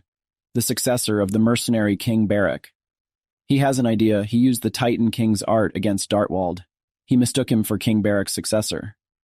If he continued to pretend to be them, he would be able to use a powerful technique and hide his identity. The man prepared in this report, in addition to personal information, it is reported that Sean is the receiver of the King of Mercenaries, Barak. He had considered all the details needed to create a false identity. Even if the king himself said that he was not his heir, no one would believe him. That's the effort. That's why the king has such respect for him. He's quite useful. He has no equal in deception and fraud. The receiver of the mercenary king, that's where the guy's power comes from. But the man refuses to pass on his knight's oath. He's not pure as fresh snow. But he's not trash to give a damn about duty and honor. He won't betray his duties as a knight. No one was suggesting this, but he was asking for proper loyalty on their part to the real king. To what real king they should join forces for the future of this people. Pritz came into the room. Everyone bowed down for the sake of the people of this country. Take his side, captains of the Black Lion. The guys have dirt on the men, and they appealed to a sense of justice, moral duty. From this side of the prince, just a reason and do not need more. They have already lost. In their company, there are 2 captains of the Black Lion to start with. Let them eat when they manage to appear here and start eating, the guy thought. They accompanied the prince, but it is a sin to let such food go to waste. How can you go back and not taste it? The count has a good chef. They notice this. He is quite picky about food during the revolution. Had to interrupt with what was. He decided to somehow make up for his torment of those years. It would have been better if he had used less vinegar and more mustard. But it's better to keep quiet about it, those 2. And now the captains of the Black Lion have chosen, isn't it? Of the remaining 2 captains, Keller became the new commander, and Sir Droth, his second-in-command. There was no second-in-command before, but it seems that they do not differ much in their abilities. The strongest knights with sufficient combat experience are selected as new captains. Doesn't the guy like lobster? It's one of his most favorite dishes. He leaves the most delicious for last, right?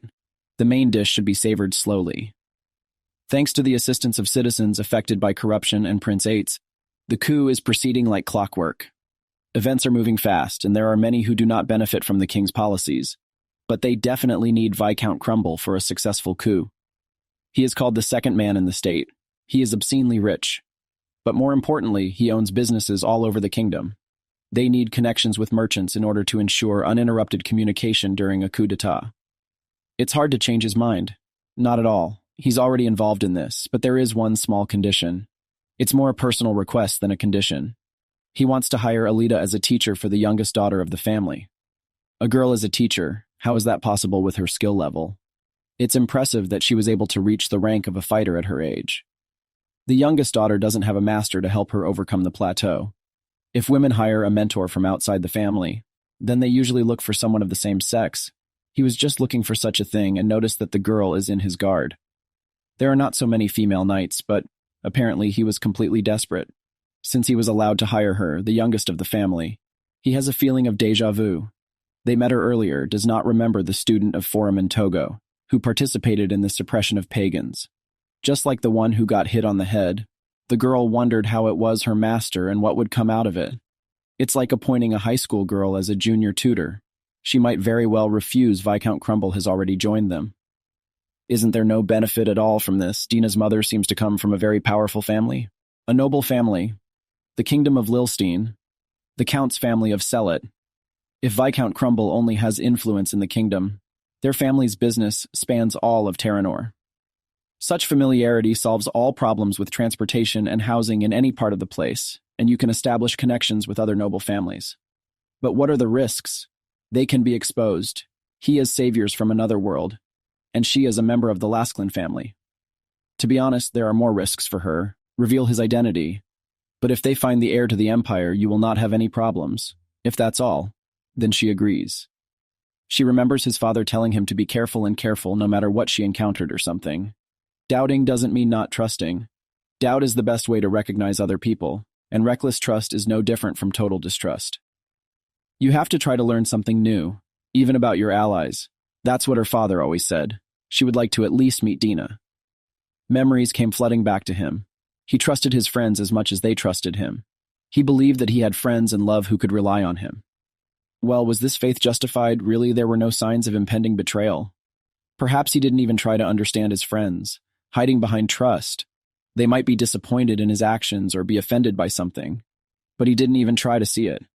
He apologized, just thought about something. They would meet Dina, see her, wonder if she was trustworthy, and would betray them if their identities were revealed. But if she really distrusts people, despite her father's instructions, they don't always live as they were taught from now on. At least he still won't give up on revenge. No matter what it is, their betrayal is unjustified. They met a little girl. She'll do her best. She looks pretty happy for the one who picked the girl out of desperation. They look like sisters. It's a lady. Does Shrang have a fighter? She'll find her someone better father. It must be.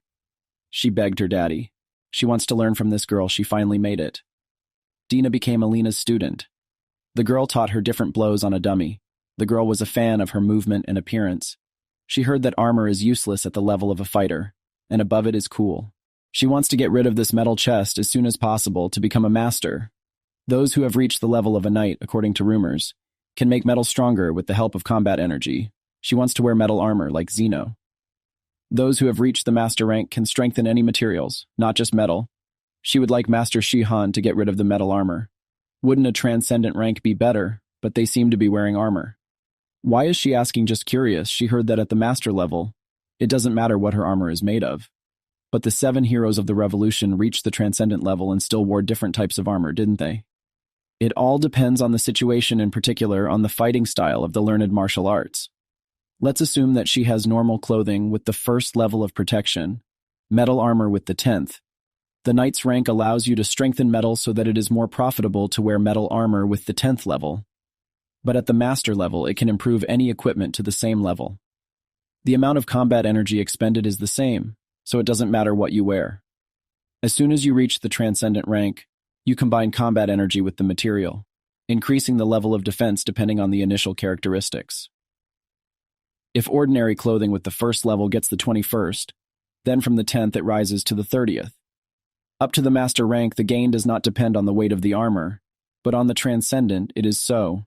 If speed is important in her fighting style, then it is better to put on light armor. If the strength of the armor becomes heavier, it is quite logical. She thinks that at her level, she would choose light armor. Think about it. When the time comes, you don't need to run ahead of the locomotive. He was angry, but he apologized, which reminded him of something interesting. What happened to the Louvresque magic armor he used to wear? 3 deities of the savior from another world. Magic sword calamity, magic armor Louvresca. As if someone would keep them intact, even her underwear was sold for 100 coins. But the equipment will be much more expensive. Underwear is fine. He thinks that they were the ones who took care of his equipment. A bit of a shame. I should have asked Kelteran to look after it. I need to rest.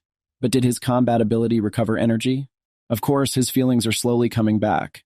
In any case, the recovery of combat energy is going smoothly. But the magic energy is not restored so readily. I wonder why. While Shihan's team was in training, there was someone who worked even harder. During the day, the man would look up to the king, and at night, he would gather around the nobles and past revolutionaries to revolt.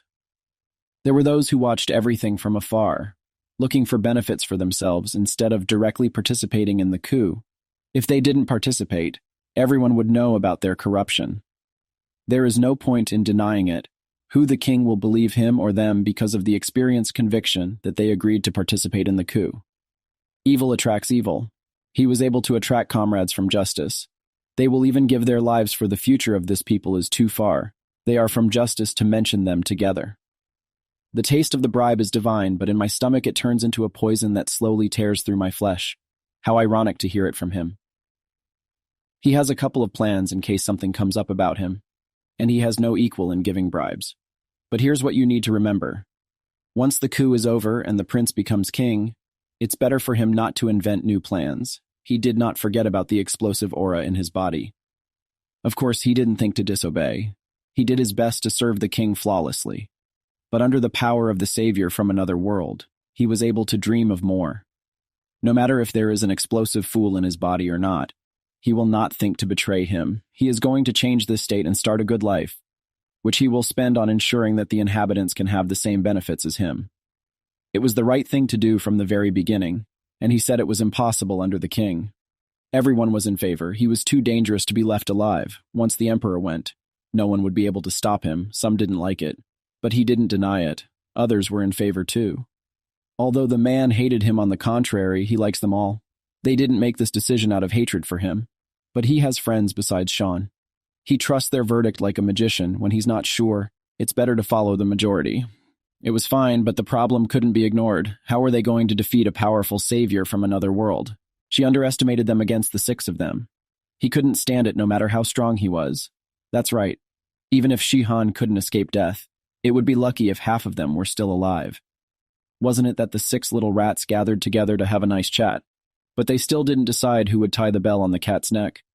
Recently, the king has been plagued by strange dreams more and more often. He thinks that it's because of yesterday. He remembered old friends' traces of the Titan King's martial art that were imprinted on Berkeley's corpse. It can't be him. But now he's having old memories. Maybe he's getting old? There was a girl lying next to him. She also woke up. What's the point of winding herself up if he has such a girl next to him? He was surrounded by various ladies, asked for a glass. His Highness often arranges events with drinking alcohol. This is not drinking at all. They mourn the loss of a whole month, His Highness. But this is what the memorial service for the fighters looks like. Shouldn't he do everything that he can't already? He is right. The person is sure that the captain is happy for the reassurance of the soul of the former, and the toast of the new captain from him. A man came running to him. He is a lowly servant greeting the great hero of the revolution, and he is here to report that a group of rebels who killed Berkeley was discovered. The king was angry in a moment. The assassin, who is truly the successor of the mercenary King Barak and truly admires their insight. His name is something he has never had to find out. People call him the Black Giant according to his information.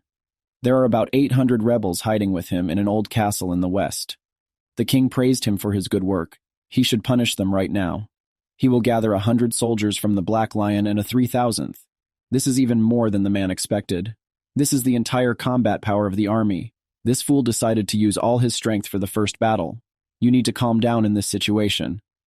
This is an unusual swordsman, since he killed Sir Berkeley himself. No one in their right mind would consider this decision strange. Strange, apparently. Someone decided that he was afraid to prepare 100 soldiers from the Order of the Night Black Lion and a 1,000th army. He himself will participate in the battle, so everything should go smoothly. Even in a campaign against a rabbit, a lion puts all his strength, and you need to invest it all yourself.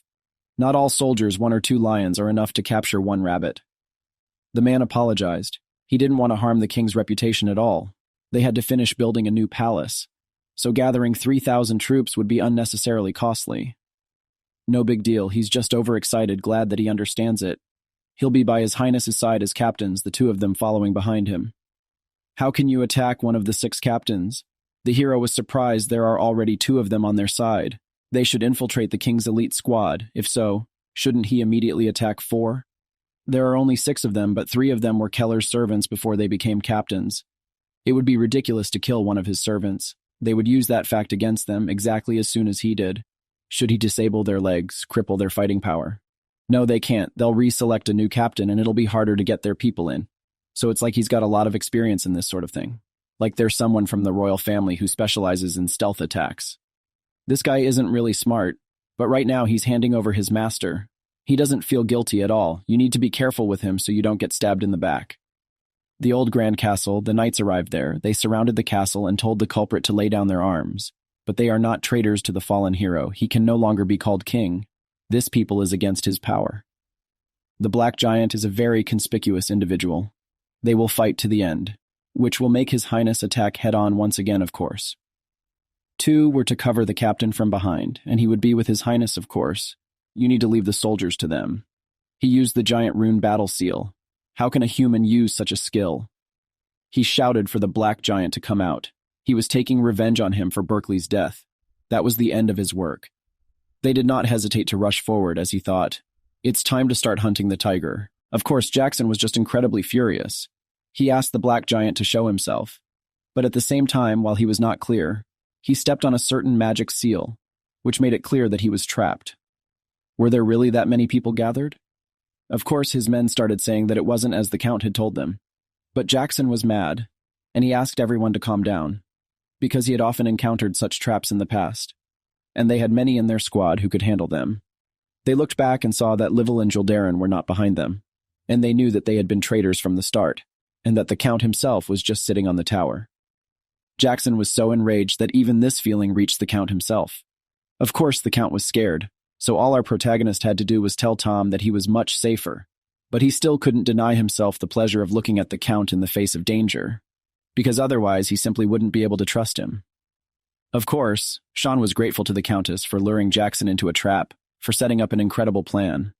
At this point, the Count continued to rub his mustache, which made it clear that his brain was starting to work at its full capacity again. But there is another side of the coin, and more precisely, the fact that now the king, as well as people who were close to him, asked to remove the barrier. They simply could not believe that someone dared to betray the king. They even said that if they surrendered, they would definitely be pardoned. The humans, in turn, only realized that their king wasn't in front of them, so they continued to strike. After another barrage of magic, we can see that the fog simply evaporated from the spot and then appeared in the air. He actually dodged the charge of magic, because if he didn't, he would have turned to ash, just like his companion. We understand that he became even angrier.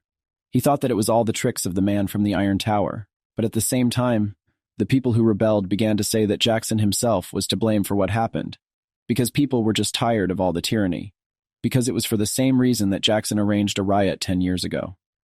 Of course, Jackson didn't understand, because he thought that he was a good king, and he didn't think that his familiar faces would stick a knife in his back. Is this how they will repay him for his kindness? But of course, the people who started the riot didn't keep their mouths shut. They only said that they didn't consider him their master. They considered him nothing more than a captain. After all, what is stopping them from changing it now?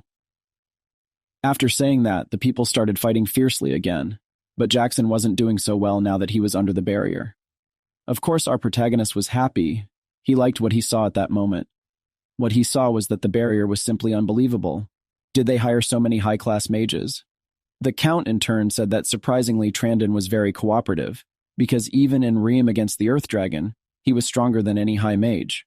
Of course, our heroes also understood that the Iron Tower, in turn, was also plotting something. The Count clutched his head and realized that ordinary life might also have leaked information about their plan.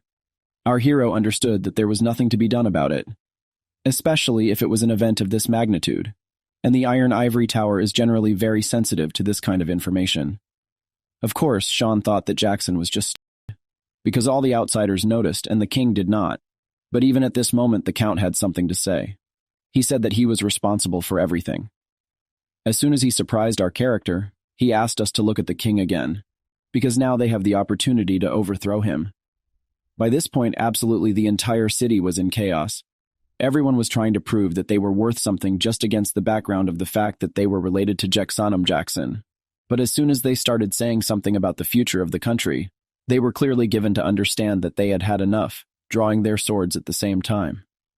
At the same time, Ainz appeared and addressed the entire order of the Black Lion, saying that he was not going to betray his father, but only to save the country from those who had turned his father to the dark side, so that everyone did not have to fight and just lay down their swords.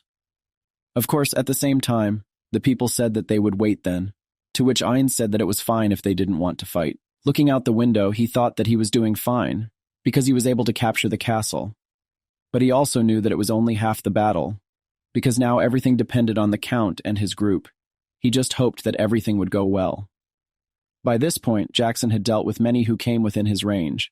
He still called everyone around him dogs. Then he wanted to overthrow his ruler, but this time they objected to him, saying that he was not worthy to be their king. They all served Prince Ainz.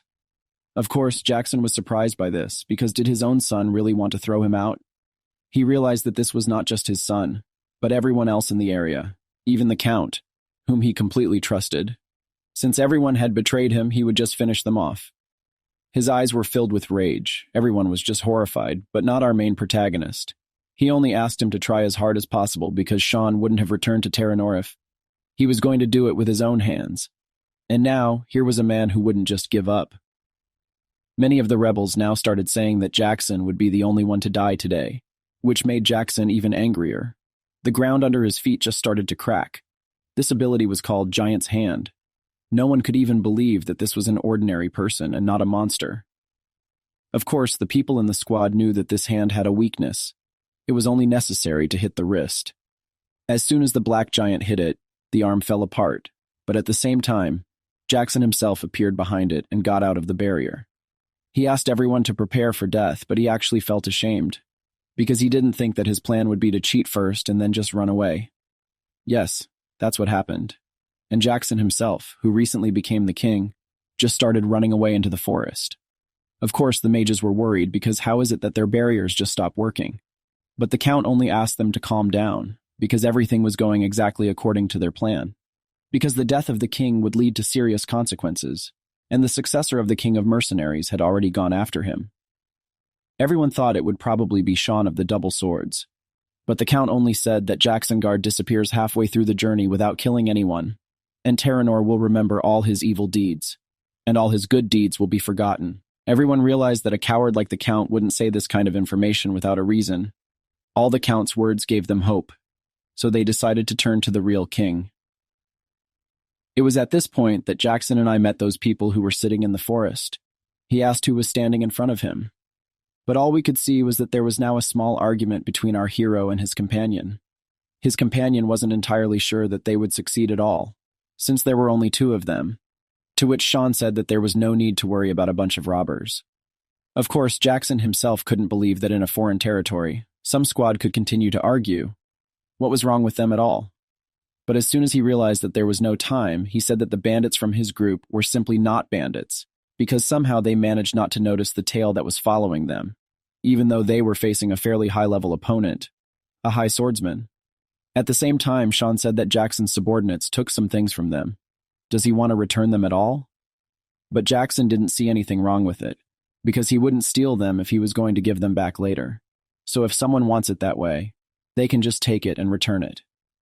He hit the ground, after which it was possible to say with certainty that the battle had finally begun, because our protagonist was also not going to stand still. As soon as their weapons clashed, Jackson could only guess at the level of strength of our main character, because most likely he reached at least the rank of master, but our Sean noticed that his opponent at that time had a really strong combat magic. This was all very surprising to Jackson, so he decided to ask for our character's name. As soon as he heard this name, he didn't do anything. He didn't even recognize his old colleague. Of course, Sean couldn't just stand there either, because he said that Jackson was capable of more than just a simple robbery, so he held out his hand. Of course, by the time Jackson woke up in a cave somewhere, he knew he was feeling better. He was in the very cave that was the secret base while he was leading the bandits. Of course, he abandoned this place. Even before the Revolutionary Army was formed, even a search party wouldn't be able to find him there. This gave him the opportunity to recover. Of course, he knew it was time to go back and take revenge for everything that had been done to him in the last few hours. But as soon as he began to crave that revenge, he sensed that there was definitely someone in the area. Was it a search party or something worse? His face became a little more disappointed, but he decided that this squad would be just perfect to vent his anger on him. He shouted that he would make everyone pay for the betrayal. But it was at this point that our hero came out and said that all these words that Jackson said were very funny, because that's exactly what Sean wanted to say. Jackson thought that everything around him was just a dream, that he was still asleep. But our character just said that it was a long time ago when they last met. Of course, Jackson couldn't figure out how he was able to pull this off. It was at this point that our protagonist simply lost his temper, because is it really this information that Jackson cares about, and he doesn't even want to say anything to him? A friend whom he hasn't seen for many years? Of course, Jackson was shocked, but our hero didn't let him breathe. He immediately went at him with an attack, saying over and over again that he was finally back. Jackson, after a few blows, Jackson realized that this was the real Shihan who he had fought alongside 10 years ago, but it was still surprising that Lilstein and Saffron were the same. They said it was impossible. Shihan in turn said that of course he had to work hard to do this, but after all that he had been through, there was simply no turning back. Jackson realized that mages were always right. Of course, he thought that there was something wrong, because a sudden large-scale organized uprising. But if our protagonist is behind all this, then everything is not so mysterious. and most likely the place where they are now was also part of his plans. Of course, Jackson knew that our hero knew about him. It could be seen from Shihan's face, so Jackson understood what was happening, because now the great savior from another world has arrived to avenge the events of 10 years ago. Jackson even said that he wouldn't come up with any cheap excuses for his actions, much less get down on his knees to ask for forgiveness. His eyes only filled with rage, and he said that he would have to try his best to get his head under control. However, our protagonist was also angry at that moment. He said that he would return those words and made him pay for the betrayal. Of course, Alita felt an incredible fighting, overwhelming energy, and for the first time in her life, she can see the battle of two heroes of the revolution. It was clear from the captain that he was very happy with the battle, but our protagonist did not want to miss the moment to finish everything in one go. After one of the attacks, Jackson thought that Shihan was laughing at him, because his attack was incredibly easy. But even so, our hero defeated Dartwald with this skill in the past. A second later, Jackson himself used his signature skill, Lightning Strike. Jackson thought that now he would just finish in 1 second, but our hero only used his aura, thanks to which he was able to repel Jackson. Jackson just screamed with ecstasy, after all. It's been about 11 years since their last fight. He can't even remember the last time he felt this feeling. Of course, our character didn't continue the conversation. He just said that Jackson didn't realize the whole situation he was in. Of course, Jackson was capable because he believed that there was no need to worry about such a small thing. Because his opponent is Shihan himself. There is no better death in the world than in a fight with him. We, in turn, understand that 10 years ago, the 6 sins of the revolution came together to come up with a plan to kill the savior from an alien world, but failed, because even 6 people were not enough for it. Of course, Jackson himself didn't want to win this battle and will fight a fight that he won't be ashamed of. He rushed into battle again, but noticed that something was wrong, so he decided to conduct a test strike. Noticing that our protagonist didn't react like that, he decided to ask what was wrong. Why wasn't he using his steel battle energy? Shihan paled, but you and I understand that steel battle energy is the most powerful weapon in the world. This is a skill that top-level swordsmen use to compress formless battle energy, making it stronger and purer. Jackson remembered that it emitted a dark blue light of destruction, resembling the boundless sky. Even after 10 years, he remembers it. But all Shihan does is just deflect attacks. And it doesn't look like he's pretending. Has Shihan become so much weaker? Of course, our character had no choice but to exhale and ask, is it really Jackson asking everyone these questions? Of course, I said that our protagonist doesn't have the same amount of combat and magical energy, because they spent almost all of it on returning to Theranor. Jackson was even angrier at this point, because how could Shihan have the audacity to think that he had enough power to take revenge? Jackson made the first hit, which immediately hit his target. He realized that the most interesting thing was about to begin, because 10 years ago his energy reserve was simply negligible compared to Shihan's. He even thought that now it would be his last battle in his life. But now he knows the real strength of your character. So the only one who will die there, in his opinion, will be Shihan. Of course, our protagonist was still trying to cheer himself up, because even if he wasn't as good as before, there was no point in losing experience. He knew all of Jackson's tricks. But Jackson only laughed at this, because Shihan couldn't even do anything with such a small amount of battle energy. It wouldn't even be able to resist his giant hand battle seal. Of course, once again, Shihan dodged, which made Jackson laugh because this once again proved that our hero has become incredibly weak. One of our main protagonist's hands was gripping, and Jackson was already looking forward to this moment, until our character started talking about how all these years he couldn't understand one thing. Why didn't they kill him that day? All these past 10 years he was curious about this, because when he was stuck in the dimensional portal he was completely vulnerable. He was only pushed by Lavina's hand, and not fumbled with a dagger in his side, but they still sent him to Earth and did not kill him. Is this a feeling of guilt? Jackson in turn said that since this is our hero's last battle, he will tell the whole truth. He confessed that they wanted to kill him, but the 3 hypocrites decided that he should have been sent back, not killed. They said that if they heard him, they would change sides. Of course, our main character was confused. So Jackson only said that for their own benefit, they went to the betrayal, choosing a path where they would not suffer from remorse, which is why they decided to send him home. But still, there was no explanation why it was necessary to betray someone. Jackson, in turn, was sure that he was different because he betrayed his friend and became the king. But if Shihan was in Theranor and further, then he definitely would not be able to live such a life. So he is sure that Jackson is a traitor, but definitely not a coward. Our main protagonist just laughed, because Jackson is a fool, although he pretends to be stupid, but still a coward. Jackson just couldn't understand anything, and our main character said that he had never met such a cowardly and narcissistic person before. You couldn't just act like it wasn't your fault. Jackson was angered by all this, filling his hands with aura again and heading towards our main character, who got out of the giant's hands. Of course, at this point, Jackson realized that our main character was only pretending to find out the truth, and then Shihan said that Jackson's skills didn't get any better. He said that the world was changing around him, and that he was stuck in those times when he was called walking castle walls. Jackson, he didn't pay attention to everything, because was the person in front of him using steel battle energy now? But Shihan just said that Tom should be ashamed if he bought it, because he should have known that our main character would have an ace up his sleeve. Jackson was just even more furious. He started using his skill after skill again, but this time all of his skills just evaporated into thin air. It was at this moment that Alita realized that she was seeing a battle between the forces of the 7 heroes of the revolution. Are these the kind of monsters that roam free during the revolution? Of course, both opponents were at such a level that the power of Alita's magic was simply useless. While the fight was going on, our protagonist was still wondering who the 3 people who spared him were. But Jackson just kept saying that he wouldn't say anything, so he used his battle seal. Our hero was certainly surprised, but he decided to use his own battle seal, called Aurora. The giant's hands just disappeared, and Jackson knew that none of the attacks worked on our protagonist, because that's exactly what he felt when he first met Shihan. So that's why he was resigned and ready to die with honor. But when he thought that our character was weakened, then he clutched at life with all his hands, and his impassibility ended. Jackson again tried to dismiss everything, but Shihan only said that his opponent had already shown his true colors. He looked like he had surpassed the whole world, which was very annoying for our main character. Jackson just started shouting that he knew that our main protagonist needed to be killed, but it was too late. Our personage said that it was the end for Jackson, and then said his skill with which he severely injured Jackson.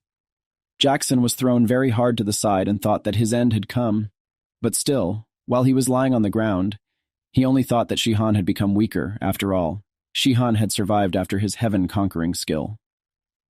While Jackson was lying on the floor, our protagonist asked if he would tell us about the other 3 hypocrisies, but Jackson immediately made it clear that he would not say anything. Of course, our character was counting on this answer, so he asked why it was Jackson who betrayed him, who was never interested in luxury or politics, who became king, but had to betray his comrade. Jackson just smiled and tried to stand up. He said that hearing all the questions our character asked, he was more convinced that he didn't understand anything. He said the phrase that if his friend is stronger, then he definitely shouldn't obey him. He just didn't want to wag his tail like a dog and bow at his feet every time, thanking fate for such a friendship.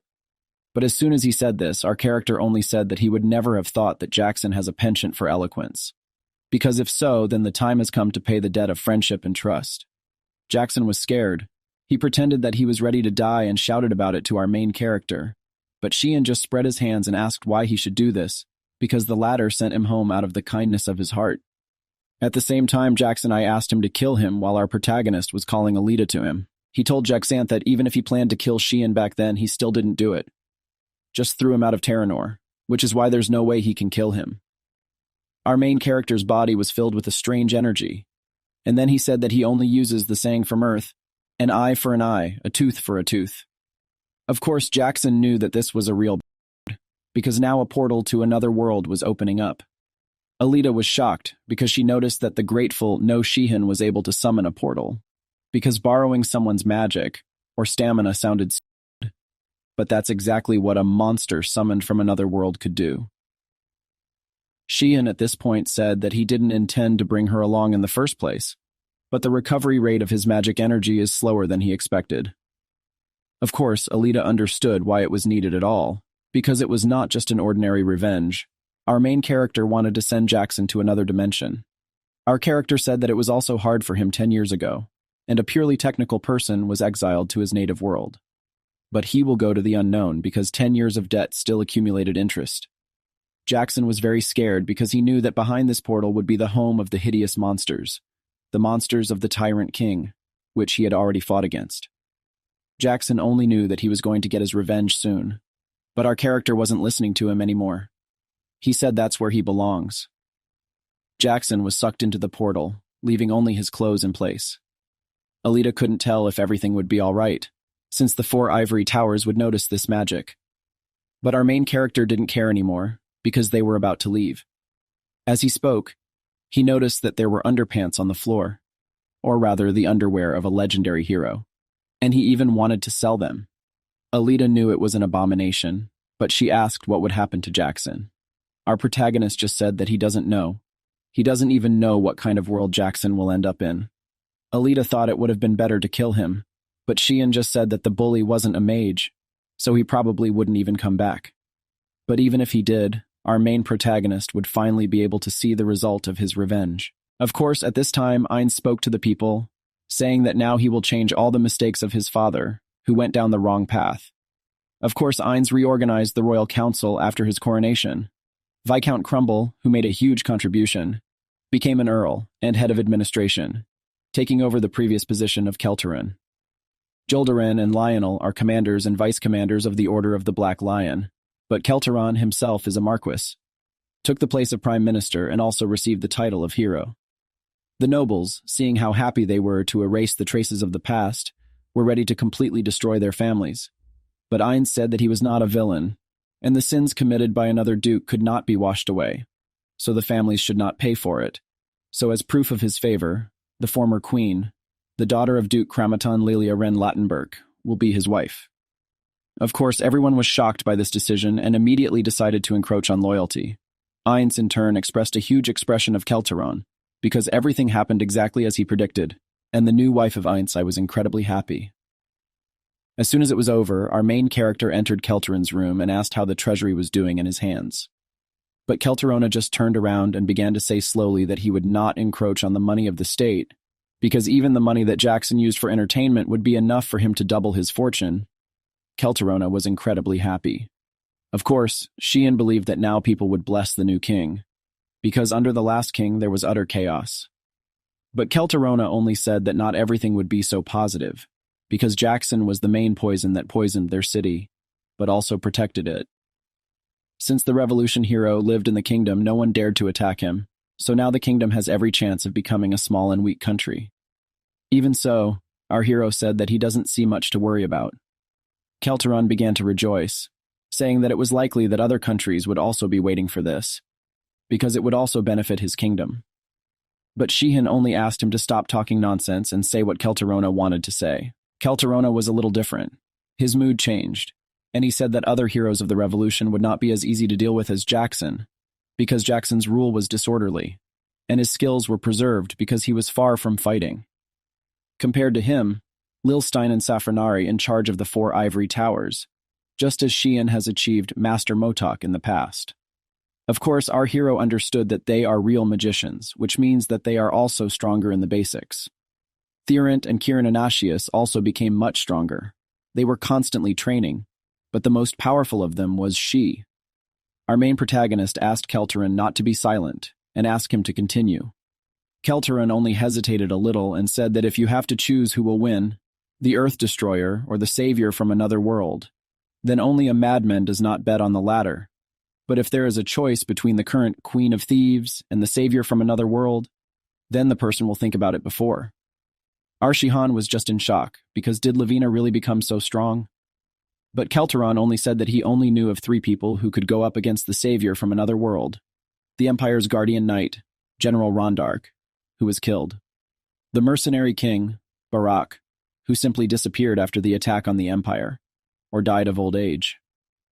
Of course, the last one was the Queen of Thieves, Lavina, who hid herself from the world with magic and reached the rank of a deity. Kelteran said that so far only she can compete with our hero, because she is the supreme god of dreams, who has the skills of the 3 greatest deities.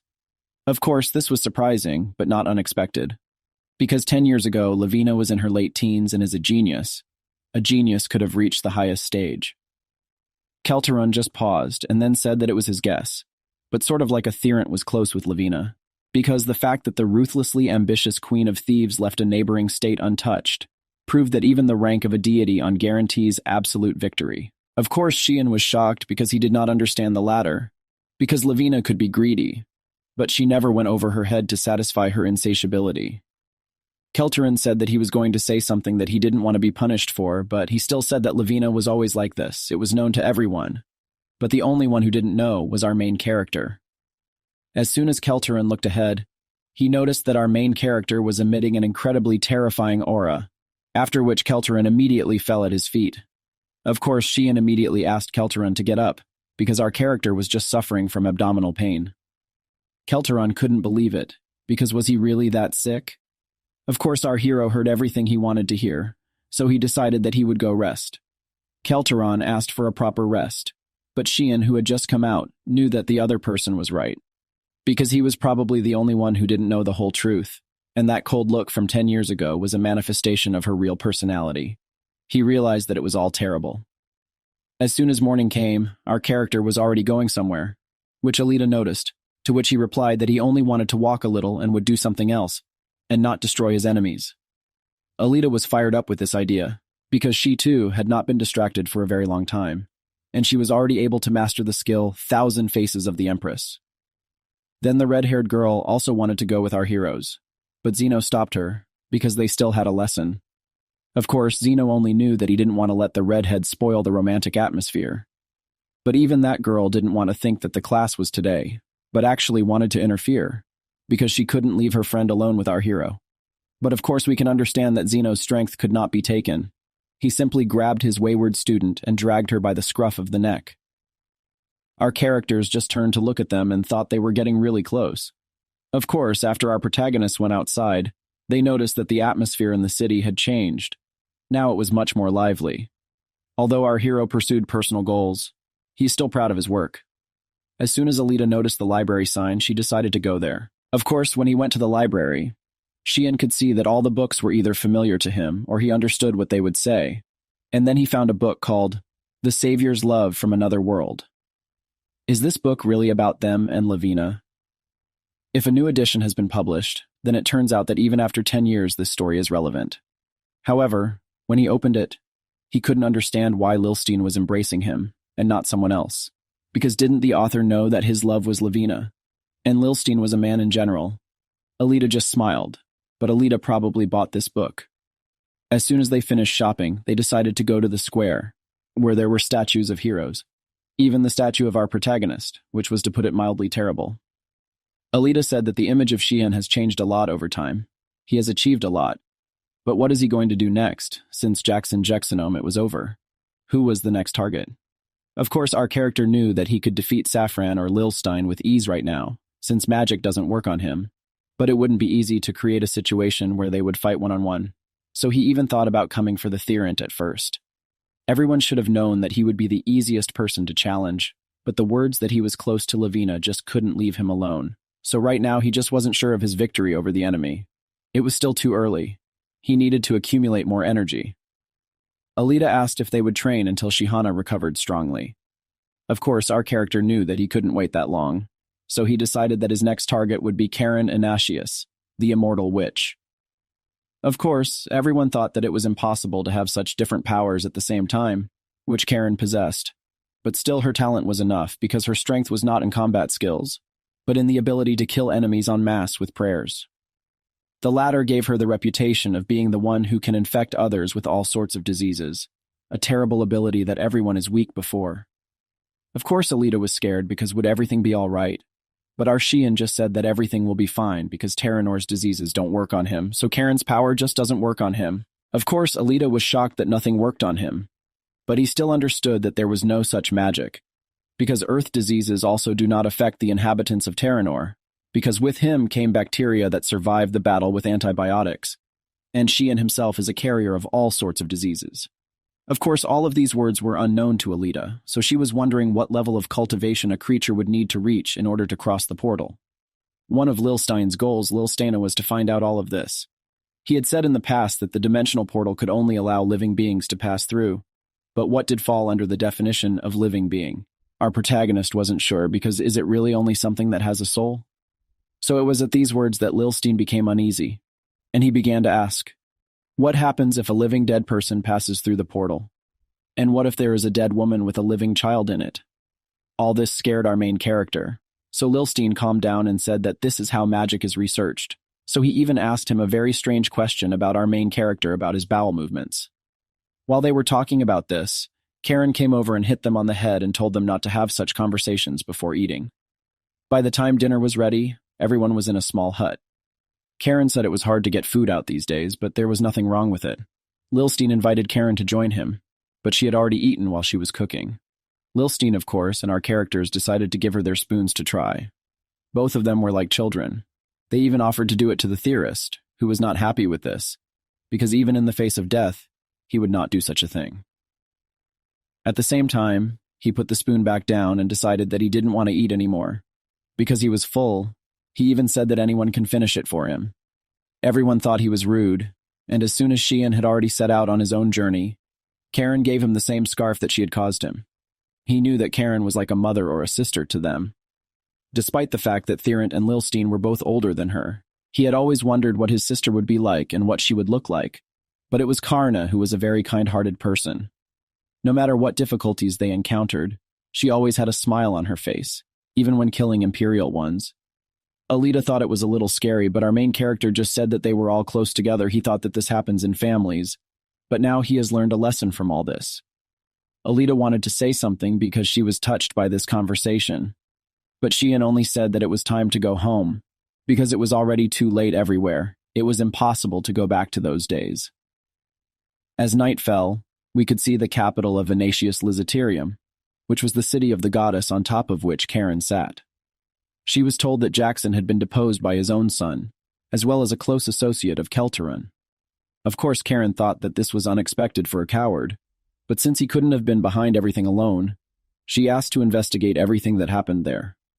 People also told her that some of the settlers who fled because of the tyranny of the Khan decided to break into the temple and steal the donations of the goddess.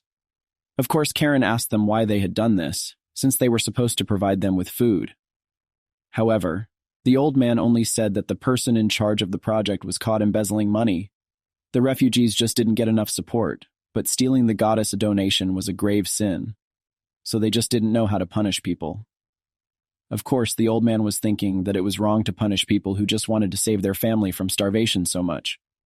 But Karen only said that they would adhere to the divine commandments, because hunger did not justify their actions. So the person who committed embezzlement and those who stole the offerings had to be hanged. Everyone was shocked, and Karen continued by saying that the secular laws came from human emotions and were therefore unfair, so they all had to follow the laws created by the goddess. Of course, all the people in the room didn't notice a single emotion in their queen's face, because most likely everything was fair and just. Sure enough, Kelteran showed up again with good news, saying that our hero's entire company was now a Latinburg delegation that was going to Venatius. Of course, this was very unexpected for our hero, because did everything really happen so quickly? Of course, everyone understood that in order to become a legitimate ruler, it was necessary to recognize other countries, and as expected, the new king, Ainz, would be the first to send a delegation to another country for this. Did Kelteran himself put them on the list? Because even our character thought that it was all very difficult. But Kelteran, he explained that from the very beginning he had left a place for all of them and their companions. Of course, everything was incredibly difficult for our hero again. Because was Kelteran really Kelteran ready for this? So I decided to ask him to warn him next time, and not to deprive innocent people of their jobs. Kelteran thought that this was also true. He would definitely be setting priorities now. And it seemed that Venatius had a positive attitude towards the new king, and the same applies to other states. So if Shihan participated in the delegation, he could arrange a meeting not only for Karen, but also for other rulers besides someone. Of course, she was right to be involved in this, but this woman is unlikely to show her position openly. He even hopes that at least the war will not start. It seems that everything will start much earlier than planned to Saffron. Everyone understood that the Safrana kingdom, Safran among the neighboring states, hadn't made any announcements about Ainz's coronation, Ensa. So perhaps, as they had said earlier, it was due to the ruler's close relationship with Jacksongard. But of course they couldn't be called close friends. It was more like controlling. Our hero realized that this is another confirmation of their close relationship, although, according to the official version, Lodexengard handed over the throne at his own request, becoming a free commoner. Of course, I didn't want to cause any inconvenience to other states, but if that was the case, shouldn't they be looking at Saffron instead of Karen? But Kelterin said that there was no need to worry so much, because everyone except the Saffron Kingdom was friendly to the new government. In other words, they have the support of the Lilstein Kingdom, the strongest among them. But Lilstein and Saffron are Oma bugs, which means they've been rivals since the revolution. Under the watchful eye of his opponent, Saffron will definitely not make rash moves. Kelterin said at the same time that they had to go to Anatius, and their departure would be in 3 days. Of course, our character laughed, and then just said that he hoped for Kelterin. 3 days later, Shihan's team joined Lantenberg's delegation without any problems and moved to Anatius by coach, but it was he who was not in the carriage. He rode alongside on horseback, even though the neighboring kingdom was very many kilometers away. They'd asked him to let them know if Tom was uncomfortable, but he actually liked it, even though Alita didn't feel safe on the horse. It was very difficult for her, but other people from the company of our hero were comfortable because Dina was from a rich family, but Henan was just a knight. Of course, as soon as they arrived at the field, they decided to establish a camp, but Shihan didn't even work. Other people did everything for him. Then he felt power over others.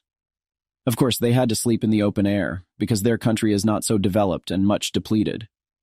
Of course, there used to be a Jurат government road across the mountain range, but during the revolution, the bridge over the gorge was destroyed. It was never rebuilt, so they have to take long detours. If the bridge was intact, they could trade with Anatius 3 times as much. Everyone understood that Dina was from a merchant family. Alita thought that it was not so easy to destroy monsters, but after looking at our main character, she realized that he was to blame for this. Of course, in the past, our protagonists didn't often look at everything that was going on around them, so they definitely didn't think about saving the bridges. But what did they have to do now because the camp would be set up for them? Alita would practice riding. Xena would carry the luggage. But they immediately asked our main character to look after Dina, which surprised him very much. A second later, they were already fighting with swords. But as soon as she tried to do something, her sword was immediately deflected by just one blow from Shihan. He even used only one hand, but was ready to punch Dean in the stomach at any moment, which he did, because Dina lost her head during the battle all the time. He said that you need to have a clear mind for better body control when wielding a sword. He gave her some tips that helped her draw a few conclusions. However, while our main protagonist was explaining his thoughts to her, he noticed that Dina almost didn't understand anything. However, after a few minutes of silence, Dina said that this was exactly what she expected. And did he also learn all these basics before starting the sword art? Of course, as soon as our Shihan heard about the basics, he remembered his experience when he was simply beaten up by everyone he met, that no one wanted to hang around with him, the benefits of it. Of course, these beatings were frequent until Lilstein or someone else showed up. This really annoyed our character to the point where he started crying because he was just an ordinary student. So Lilstein had to calm him down, saying that it was always unfair. But one thing was known: Oilstein and Shihan would definitely survive. Of course, after these memories, he realized that he needed to go easy on Dina, because he was taught swordsmanship by the bandit from the alley. He didn't teach him any fencing or fighting techniques, but his lesson was more important. She showed Shihan violence, so our protagonist realized how fragile people are because of him. Then he showed what determination you need to have to survive in the living hell, in the Theranor of that time. After some time, when the tents were set up, Zeno was glad because he thought that everything felt like he was in a real army. Of course, our characters were chatting and thinking that they had done an incredible job. Everyone was enjoying the way they were spending their time. Until Dina started talking about the food, which is definitely not very tasty. Zeno even thought that since he was the one who always cooked for them, they had a standard of taste, but Dina had never tasted his food before. So he said such things, so it was too bland compared to Zeno's food. But they had no other alternative. These problems in general were only due to Zeno, who was too good at cooking. So after eating, they decided it was time to learn new techniques. Today's students are Zeno and Alita. Alita will be learning Lavina's stealth technique, while Zeno will be learning Jackson's abilities.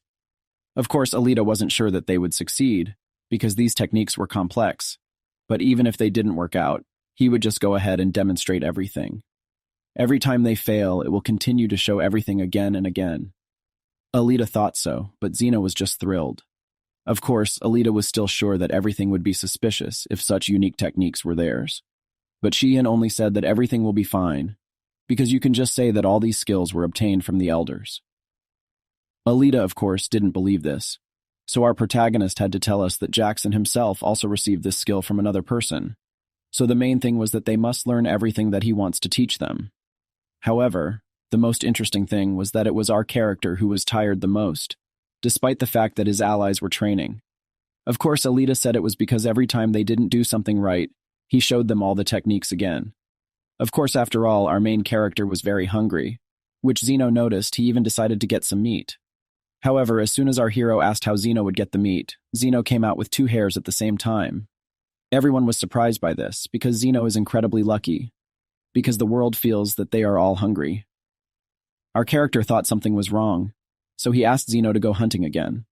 As soon as he left, they noticed that there was a battle thread around Zeno himself, which tracked everything with incredible accuracy, even a squirrel that was far away in the bushes.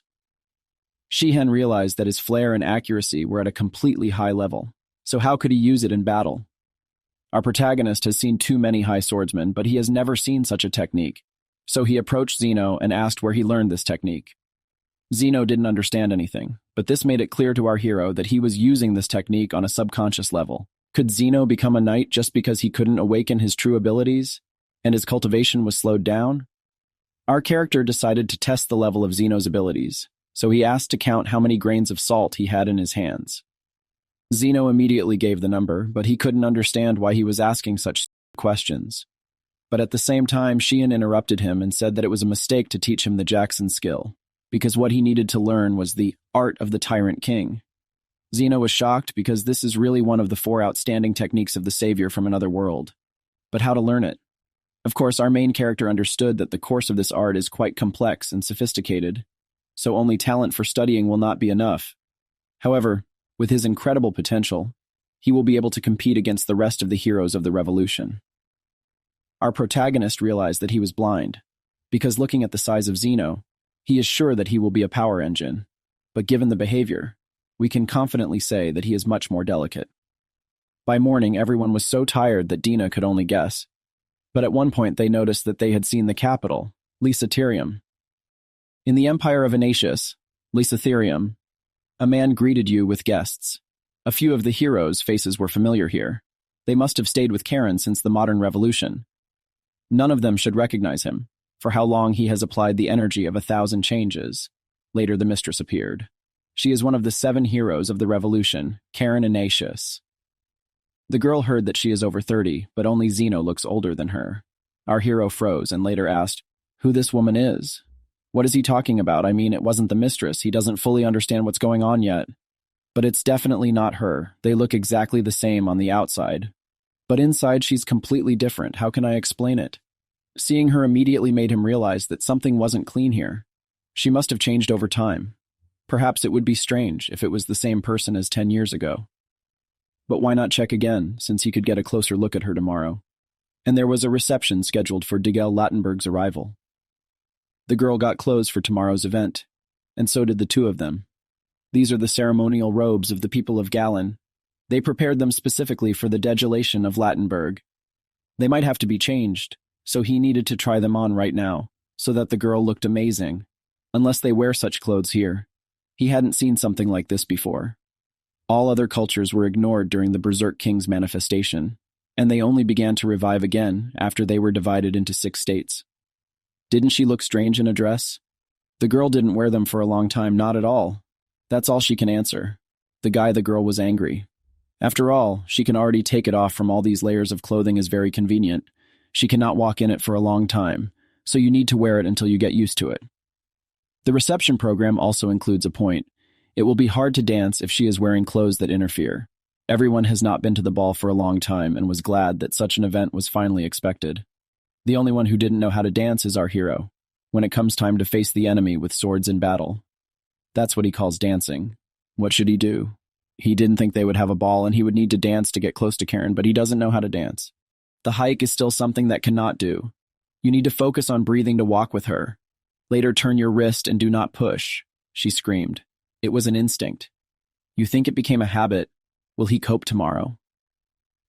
The following evening, a reception and ball were held in the central tower, the night eye of the outskirts, the starry palace of moonflowers. The food tasted amazing. It's their traditional gourmet food. Tastes like japchae. I don't think he can taste Korean food in this world if he likes it. He will try to recreate it later. Knight said. Mistress still hasn't come here so many people, even though they haven't been to parties for a long time. But isn't Master too nervous about strangers everywhere? Dina was approached by someone who had heard that she was here, but did not think that he would meet her face to face. She looked so much like her mother. He recognized her at first glance. This is Bright from the Amos family, their mother's sister. The girl heard about them. Her aunt moved there to get married. She's happy to meet him. It's nice to finally meet him. Later, Duran, the night guardian of his family, came up. The hero noticed that the girls had something going on. She met her cousin, and these are the accompanying knights of their family. The girl introduced herself as Alita Kelkin. She was still as beautiful as her name. Would she do him the honor of dancing with him? He could have said it directly since Master was his original target, so he must have used his cousin to get close to Alita. Then his knight asked the girl to dance with him on the playground. Of course, she agreed. The lady guardian of the night and moon, Her Holiness Karen Anasius, has finally arrived. The lady is as beautiful as ever. Will she dance? What's going on? Who even dares to ask her out? No one here has the guts to ask her to dance heroes from legend. They just have to try not to bother her. Then our hero appeared, introduced himself, and asked if she would deign to do him the honor of spending some of the time that God had given her. Someone had invited the curse after all. He didn't think it would attract so much attention. He had no choice but to check it out himself. It seems that he has balls of steel. He did what not one of them could not. The time has come. It seems that he has no choice but to eat the fruits of his efforts. His body is used to fighting because of it in the dance. He looks a little clumsy, if that's all you need to think of the dance as part of the battle. As if it's slowly luring someone into a trap. It's unbelievable. The girl even gets goosebumps just looking at their dance. If Mistress sensed something else in the dance, well and truly beautiful like a moon castle princess, even hares living on the moon would be dazzled by her beauty. Hares on the moon. On Earth there is also a moon. The girl was surprised, and on Earth it is also there. There are even stories telling about hares living on the moon. These stories are created because of the shadows that look like the figure of a hare. People on Earth are really so interesting. They have other stories about the moon. They discussed it. It's sitting on the street hares living on the moon. It's such an interesting story. Where did he hear it? It was an honor for him to spend time with her. And for her too, now he knows for sure. It's not Karen. In the surrounding area of the Ibranzel Highlands, in the Black Ivory Tower, someone found the heir of the Ruslan family. A great job for a magician. It took longer than expected. They carefully hid their identities under the guise of high swordsmen. They found out that he was currently serving as an accompanying knight of a noble family, a supreme swordsman. Now it was clear why it was difficult, even the power of the emperor, to think that this person would live as a knight and not a mage. Have him send a message to the Moon Tower to Priest Romant if it's him. They'll be happy to cooperate. Whether she's talking about that preacher, there's a reason to ask him for help. Fighting a monster summoned from another world, magic is useless. They can't lose the Ruslan bloodline again. But they must be prepared for anything. He understood her. The mage Brundel, the hero, knew that the Karen they saw wasn't real, so who was she? Where was the real one? Was she here? He had more questions to answer. How confusing it was. They wouldn't be able to go around asking where she was or anything. The reason why Kelterin had made them escorts was that they could have free contact with the higher-ups throughout the mission. But in the current situation, it will be difficult to get any information they need. The real Korra, you need to find out first. They might get close to the nobility first. Those nobles they met at the reception. Relatives, Dinas who live here. Why not try contacting them? The knight is happy to see Lady Diana again. He came to escort her from the Amos family. The girl was delighted because he called her a lady. They could not do otherwise, because the cousin came from far away. The hero kept thinking about how displeased high-ranking people would get close to them, so they should know something about the head of the church. This is a great opportunity to learn something about Karen. They rode in a carriage. He became a high swordsman at the age of 18, and has been serving in the family for about 6 years. They are two knights, aren't they? Even though he is confident in his skills. But he still feels uncomfortable with the supreme sword. Lady Diana is also on the right path to become a strong knight, given the level of masters she is training with. She hasn't even really learned how to strengthen her body with martial spirit, yet the goal of swordsmanship isn't to become strong, but to protect your honor and those close to you. Just because you're weak doesn't mean you can't hold a sword. Although he says so, but he wasn't always the best student, she has enough time to become strong. Of course he's right, but why does his words make others disgusted by the real knight? They finally arrived. Welcome to Amos. They were met by that guy. He didn't have time to find out anything about him last time.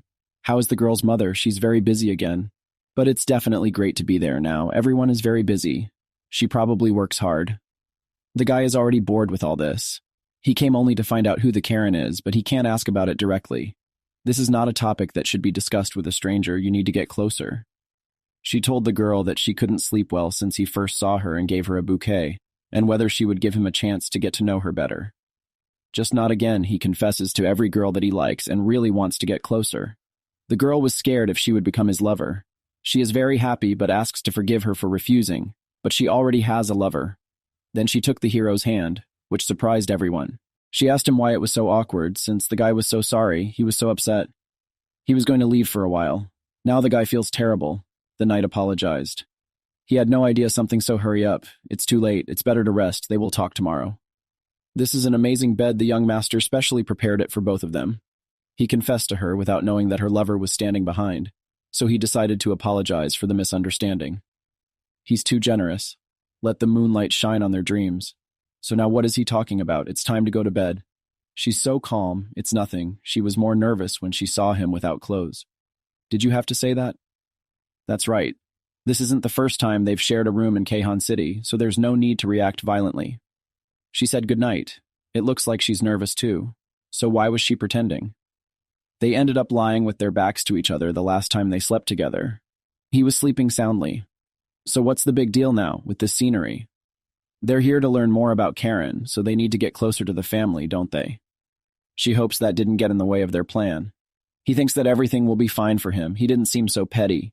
He even gave them such a room, and that's right, she can't sleep. Maybe try to read. Her vision is used. If she can read in the dark, everything is fine. The nightlight will be enough for her, but it will be better this way. He used light magic. Never mind, if she reads aloud well, he will still sleep. Tears are shed because of the karma of the king of steel blood of 10,000 people. How can they pray the conversion that she reads? The famous speeches of the foreign savior, so many cool things are said here. After all, he himself advised it. But does she think that he could say such a thing? It is slander. If he commits a sin in the name of loyalty, he will call this loyalty a sin. That's what he said, but it's funny to her why they publish things he said in an emotional outburst. Okay, but it took away all the awkwardness of reading such books too. And he's surprised there aren't many of his first appearances in Theranor. I shouldn't have mentioned it. No, that's not the point. It's just not a fun story at all. He was tortured, chained to a wall. There is no point in continuing experiments. This boy is useless. He is the same as other creatures from another world. Treatment works on him, but magic does not. Moreover, he is an ordinary person who is a dime a dozen here. And what to do now? This is just a useless child. A creature from another world should have at least some unusual ability. But it's not finished with the treatment yet. It's still on this treatment. Or it says that it's an ordinary person. Then let it use experimental samples on it. The man told Lilstein to do it, but he'd better make sure he doesn't die. Lilstein became Sparkin's apprentice at the age of 12.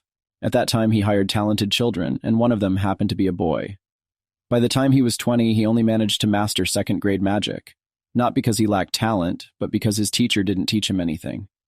He was a genius who had reached that level on his own.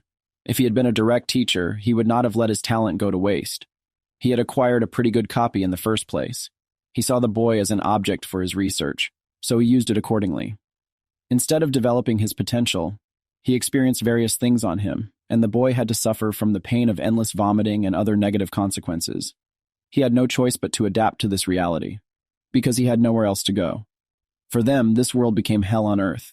He felt that they were connected to the guy, so he is a boy from another world, he introduced himself. Now he is responsible for it. What nonsense is he talking about? He doesn't understand anything. He thinks he doesn't understand this language, but he was the first person to show him kindness in this world. They introduced themselves. Shihan had the opportunity to learn the language and other basics of this world. This was a guarantee that he would have at least one person on his side, so they became friends.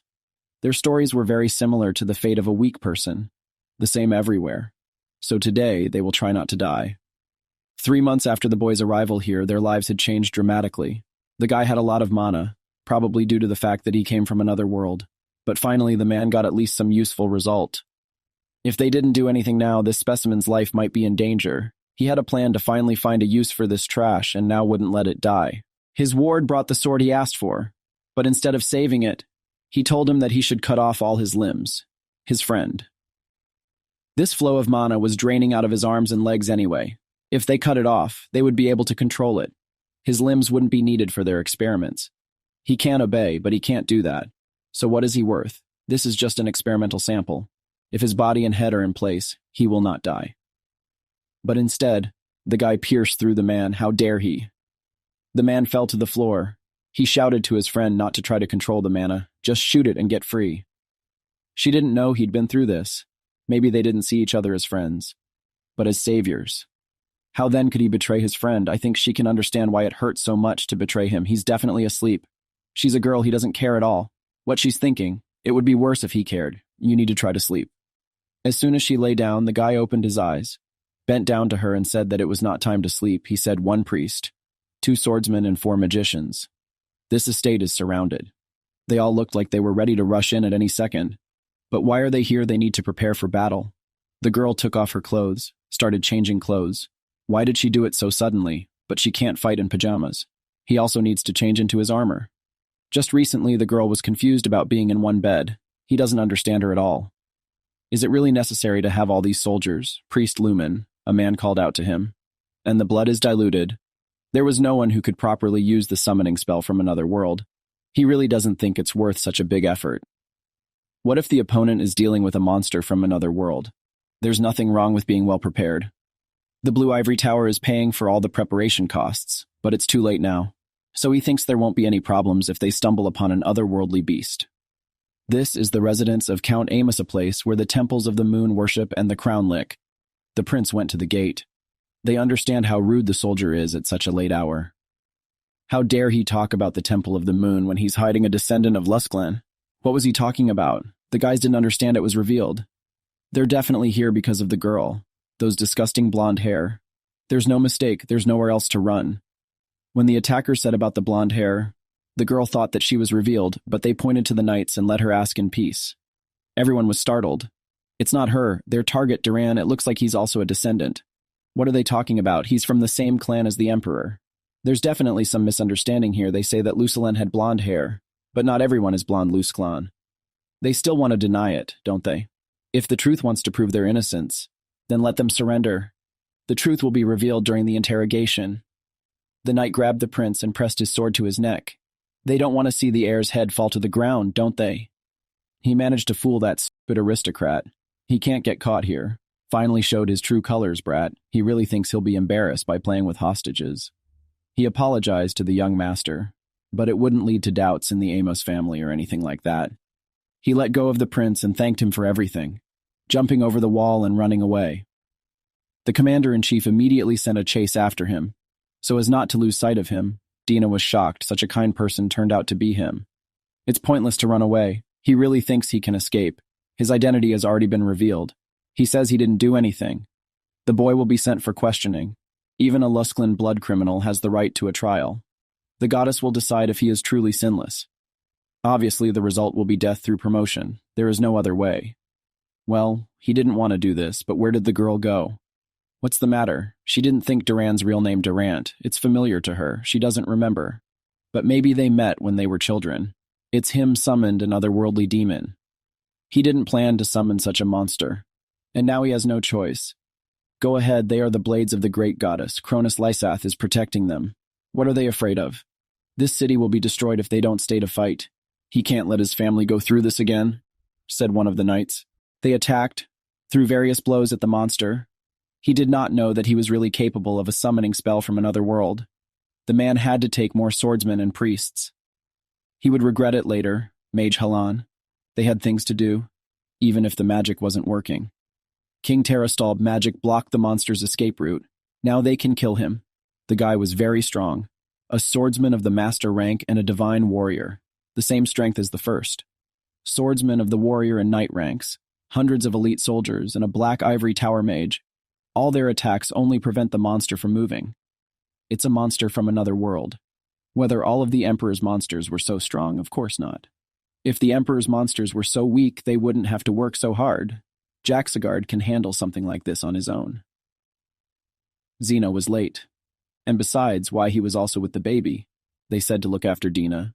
He didn't mean literally. Sir Durand said to stop the attacks. He has no intention of injuring them. He needs to stop. He can't control the monster anymore. He just wants to get out of here. No one has died yet. Despite all the chaos, the guy doesn't want to hurt anyone. He's probably controlling the monster's power, so why should they fight? No soldiers, no guy, no bad intentions. His father just happened to be an emperor. Is that such a big sin? The monster's behavior was starting to get out of control. It was finally showing its true face. It killed one after another. Something went wrong. The monster suddenly became stronger. Not at all. It was holding back its true might.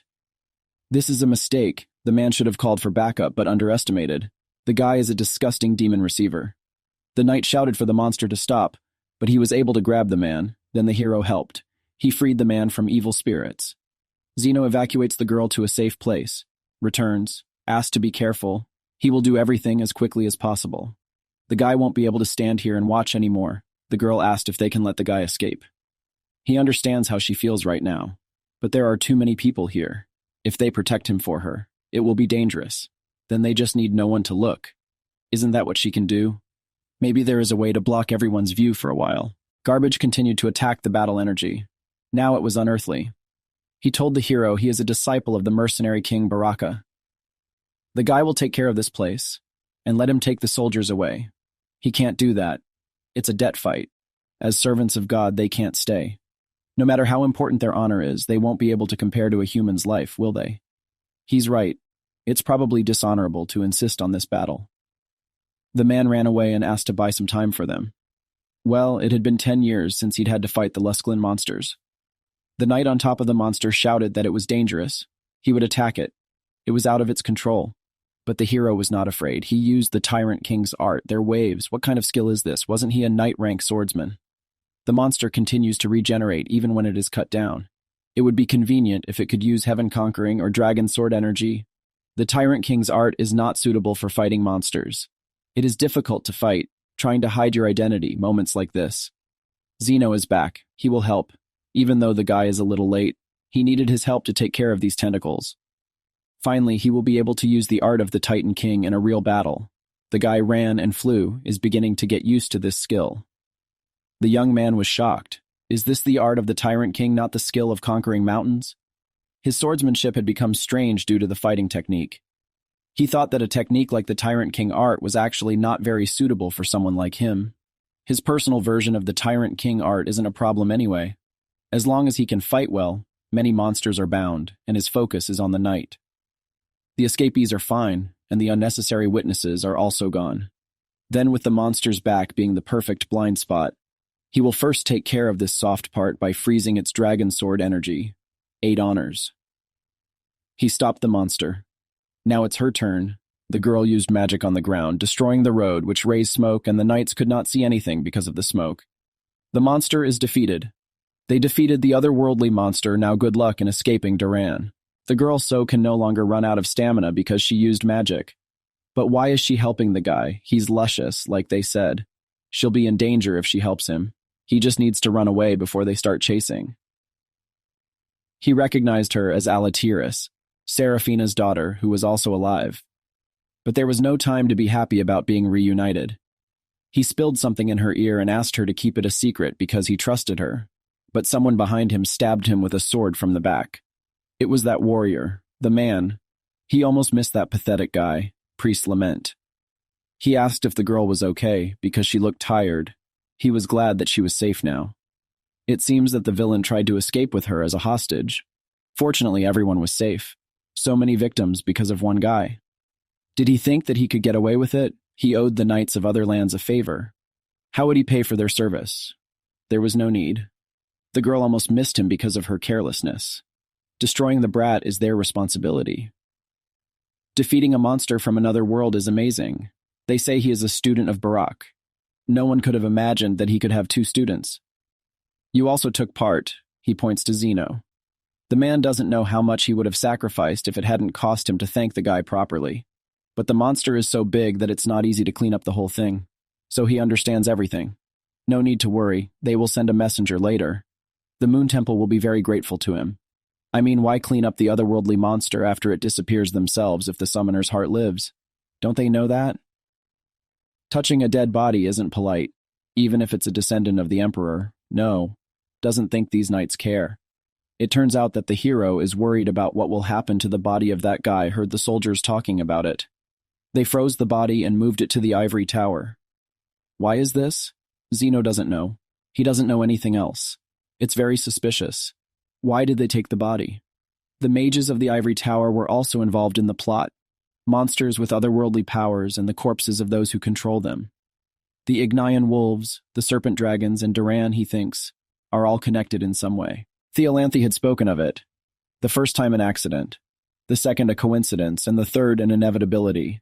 All these events connected with the other world, and hardly coincidences. When he returned, he would need to find out everything. The prince was shocked how his knight could belong to Lusclan. The hero reported that they were returning. The hero apologized for disturbing them in vain. He prepared the carriage, but now is not the best time for courtesy, isn't it? It's not even close. He's sorry, they'll contact them later, Dina. Where's the girl? She said she left something in her room. It's Duran's room coming soon. In the mansion. In the third drawer of the dresser. There were only clothes and nothing special, so he cheated her. No, the space inside the drawer is smaller than it should be. Judging by its size, it's probably a secret part. She knew there was a hiding place under the dresser drawer.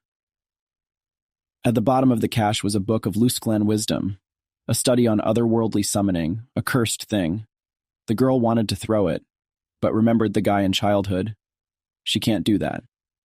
He was finally in their hands, the girl said to His Highness. The blood of a descendant of Lusclan was pure enough to open a portal 30 meters away. Unfortunately, I also managed to catch him alive, but they were careful and with his heart all right. This is great news you need to immediately before leaving him in the Red Ivory Tower. They did a good job and will get what they wanted. Lusclan's summoning of creatures from another world is more than just the ability to manipulate dimensions. The most terrifying thing about it is that it is continuous mental control over the summoned creature. In their bloodline, he has the dimension attribute. He also has the key to mental dominance. However, magic does not affect otherworldly creatures. So far, this ability, no one has been able to use it. It was a blind spot. The decision was right in front of his nose. Otherworldly summoning is the only magic that works even on a creature from another world. In other words, the Lusclan bloodline contains valuable magical power that is used to summon from the other world. If they studied their blood, they would be able to use magic even on otherworldly creatures. The blood of those people was so weak that it was impossible to work with it. But finally, a direct descendant of the Emperor in their hands. Finally, His Highness would be able to fulfill his dream. By the authority of Cronus Lysath and on behalf of the people, he praises them for their valor and justice. May the blessing of the full moon come with them. This is the one who defeated the demon Lusclan, Sean Stein. He heard that the guy is the heir of the mercenary king. He's so young but has already become a swordsman. He's very talented. But there's already a lord in Rattenberg, isn't there? Of course there is. He heard that he is still a knight and lord of Kelteron. Discussed by 3 men, the body of a sage, the mind of a beast. Such a wonderful guy works for a terrible person. If you think about it carefully, he can be lured away. He's definitely better than that Kelteron. They ran up to the guy and offered him different things, money, so that he agreed. It's good to have connections in an aristocratic society, but it's so hard to be in it every day. The rumor that he is a disciple of the mercenary king is spreading too fast. He is also afraid that Sean will become too famous, but they have no choice. Because to get close to the king, you need certain abilities and status. When he's out in public, he always disguises himself as a toilet seat. He's sure he'll get away with shit. They use toilet seats even if they think they don't need them. And it's not just Shihan. Once, a girl just used an arcana blaster and a rumor spread that she was a 7th level mage. In addition, Zeno is considered the second disciple of the king of mercenaries. So if the real king gets rumors, he will decide to find out everything. If it's about that old man, then it's fine. But the guy is afraid that the knight will become famous, unlike everyone else. Unlike them, the guy is known by all countries for knights from the Lilstein kingdom to be a disciple of the mercenary king. The guy came up with the knight will be the twin brother of Zeno Suffer. And what is the point if in short that he always wanted to know the King of Kings? He is a big fan of the otherworldly savior, and the heavenly king was the savior of the world of martial technology. During his mission, he met a disciple of the mercenary king. If you say you couldn't return to the Lilstay kingdom to study the Book of Kings, If that's the case, they'll say that he learned the king's power from him. And it's not even entirely true. A lie works best when it's based on the truth. It's not what he thought, it's the Lord's words. For the girl's reference, since Yegorov's childhood magic power was so high that he couldn't handle it, a random old man passing by taught him the magic of the optical system. Now to the point, we need to talk about the whereabouts of the real Karen. They're getting off the ground, not at all. She's been dating aristocrats for more than 2 weeks. Most of them don't know that their keeper is a fake. But of course, that's what he thought. Why would such a talented guy submit to someone the Lord is a good person if you get to know him better? He replied, Her Holiness Karen is very young, and nothing seems to have changed at all in 10 years. Isn't it amazing? But no matter how much Her Holiness is called immortal, no one is eternal. At first the guy was so surprised that he did not even believe that Her Highness is not a revolutionary hero. An interesting idea was laughed at, but there is definitely no church. Every year there is a silver moon festival. A sacred ceremony dedicated to the moon goddess is held there. No one but Her Holiness Karen can emulate her colossal strength. If there is enough evidence, no one will doubt Karen's identity. They discussed this while sitting at the table. It's possible that the real Karen is no longer alive. Couldn't they just put a substitute with divine power, the same powerful one? How's hers? A power as powerful as a revolutionary hero. Why would such a strong person disguise himself? Perhaps instead of Karen, her successor could, this is not certain. The true strength of Karen is that she had the powers of both fairies and Freyr, and not in her divine abilities. So it would be clear if the heir resisted it. But he doesn't think that there is a person with equal strength. In general, they have 3 hypotheses. It must be a disguise to hide his identity. It is unwise to create an image of an immortal that will stand out from the crowd.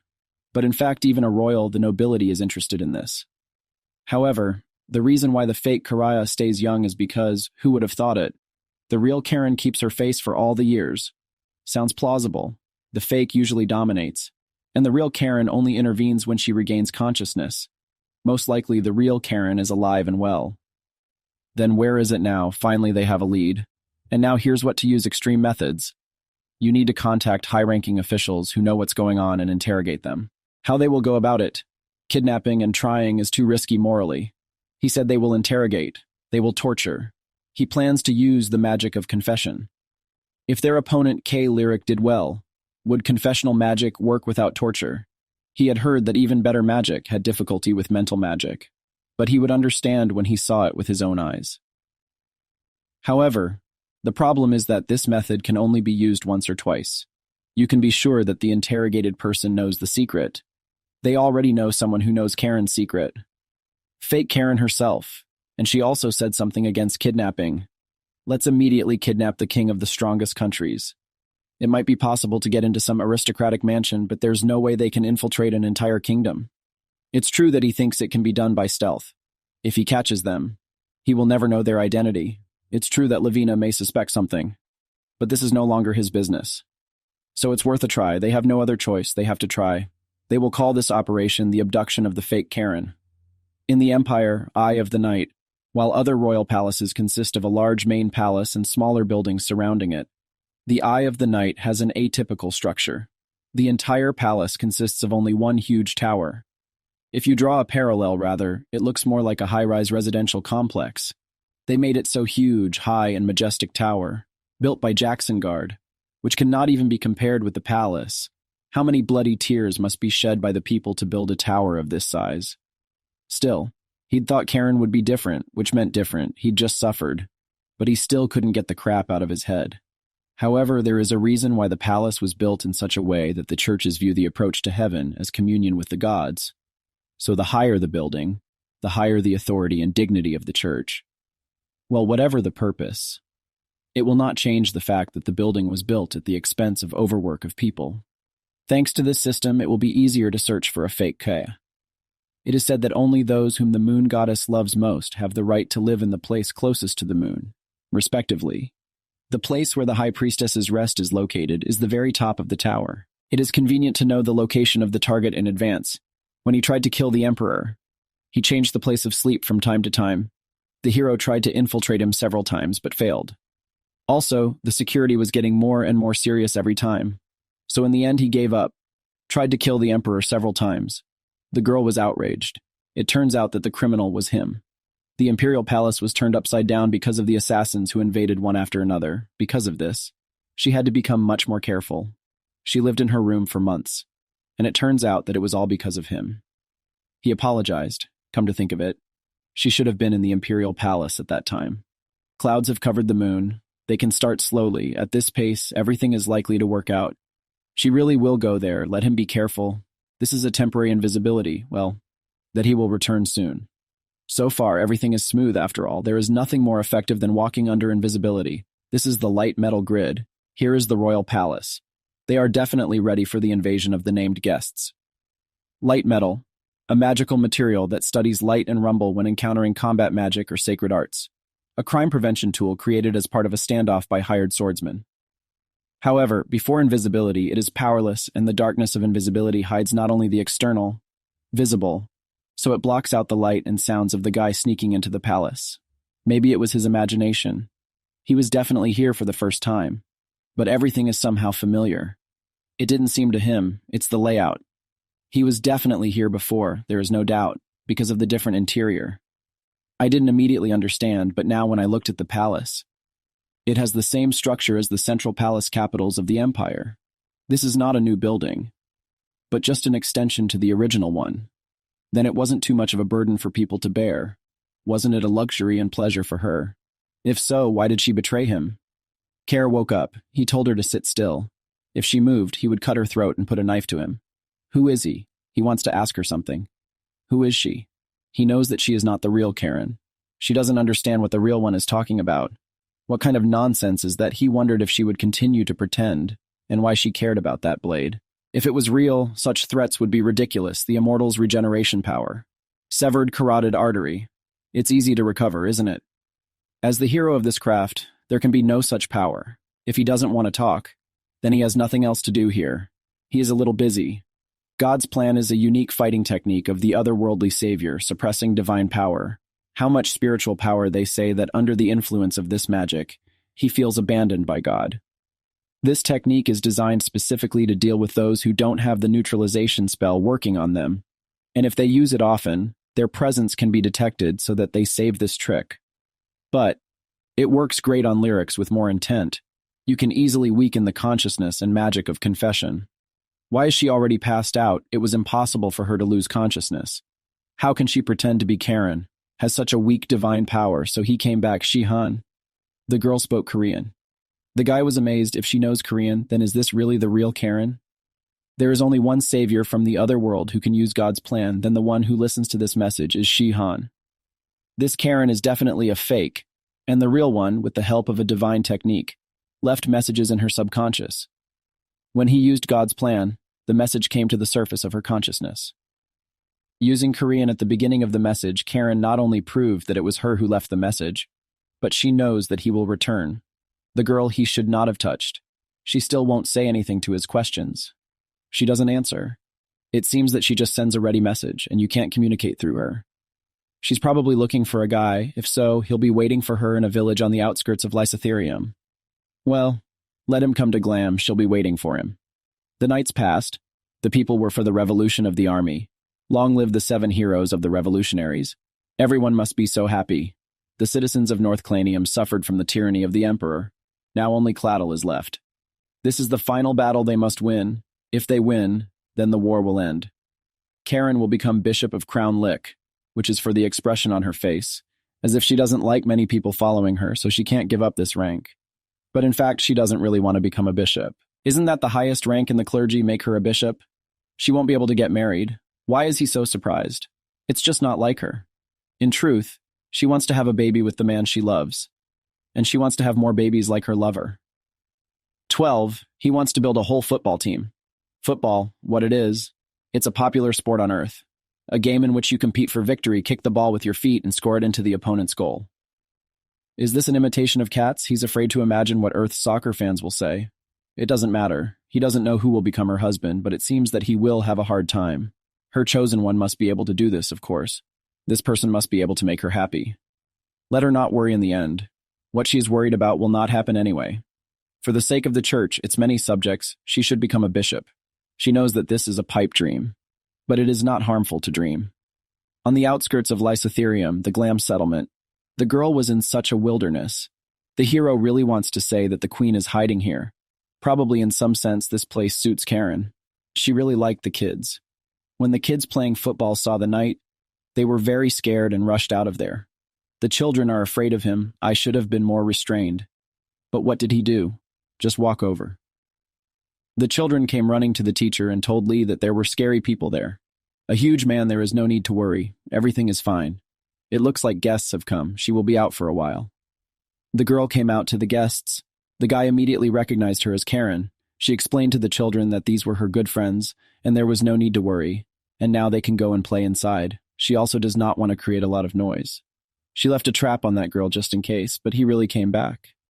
It was at this point that the saint took the two protagonists to a place where no one would probably hear them, and also said that Shihan had matured tremendously since their last meeting, and that his new companions were behind him, since they probably didn't even know his true identity. Of course, our main character began to talk about the fact that she, as usual, calmly, but as if she really was waiting for him. Of course, the saint said that Lilstein and Saffron had assured him that he simply couldn't return, but she didn't believe a word they said because Lilstein was an amazing boy. He broke down obstacles that seemed insurmountable, and this time he couldn't just give up either. Our hero thought that all this was unexpected, but still Karen was not at a loss when she met him. The Toei fully took this position. Of course, our main protagonist asked who was sitting on the throne then, but Karen only said that it was Cydia, a dark-haired apprentice girl from her entourage who looked very much like her. So using the power of disguise, she changed her face and put it in her place. Of course, Karen was delighted, because now she could only sit still, and because of her abilities, she hadn't aged much in 10 years.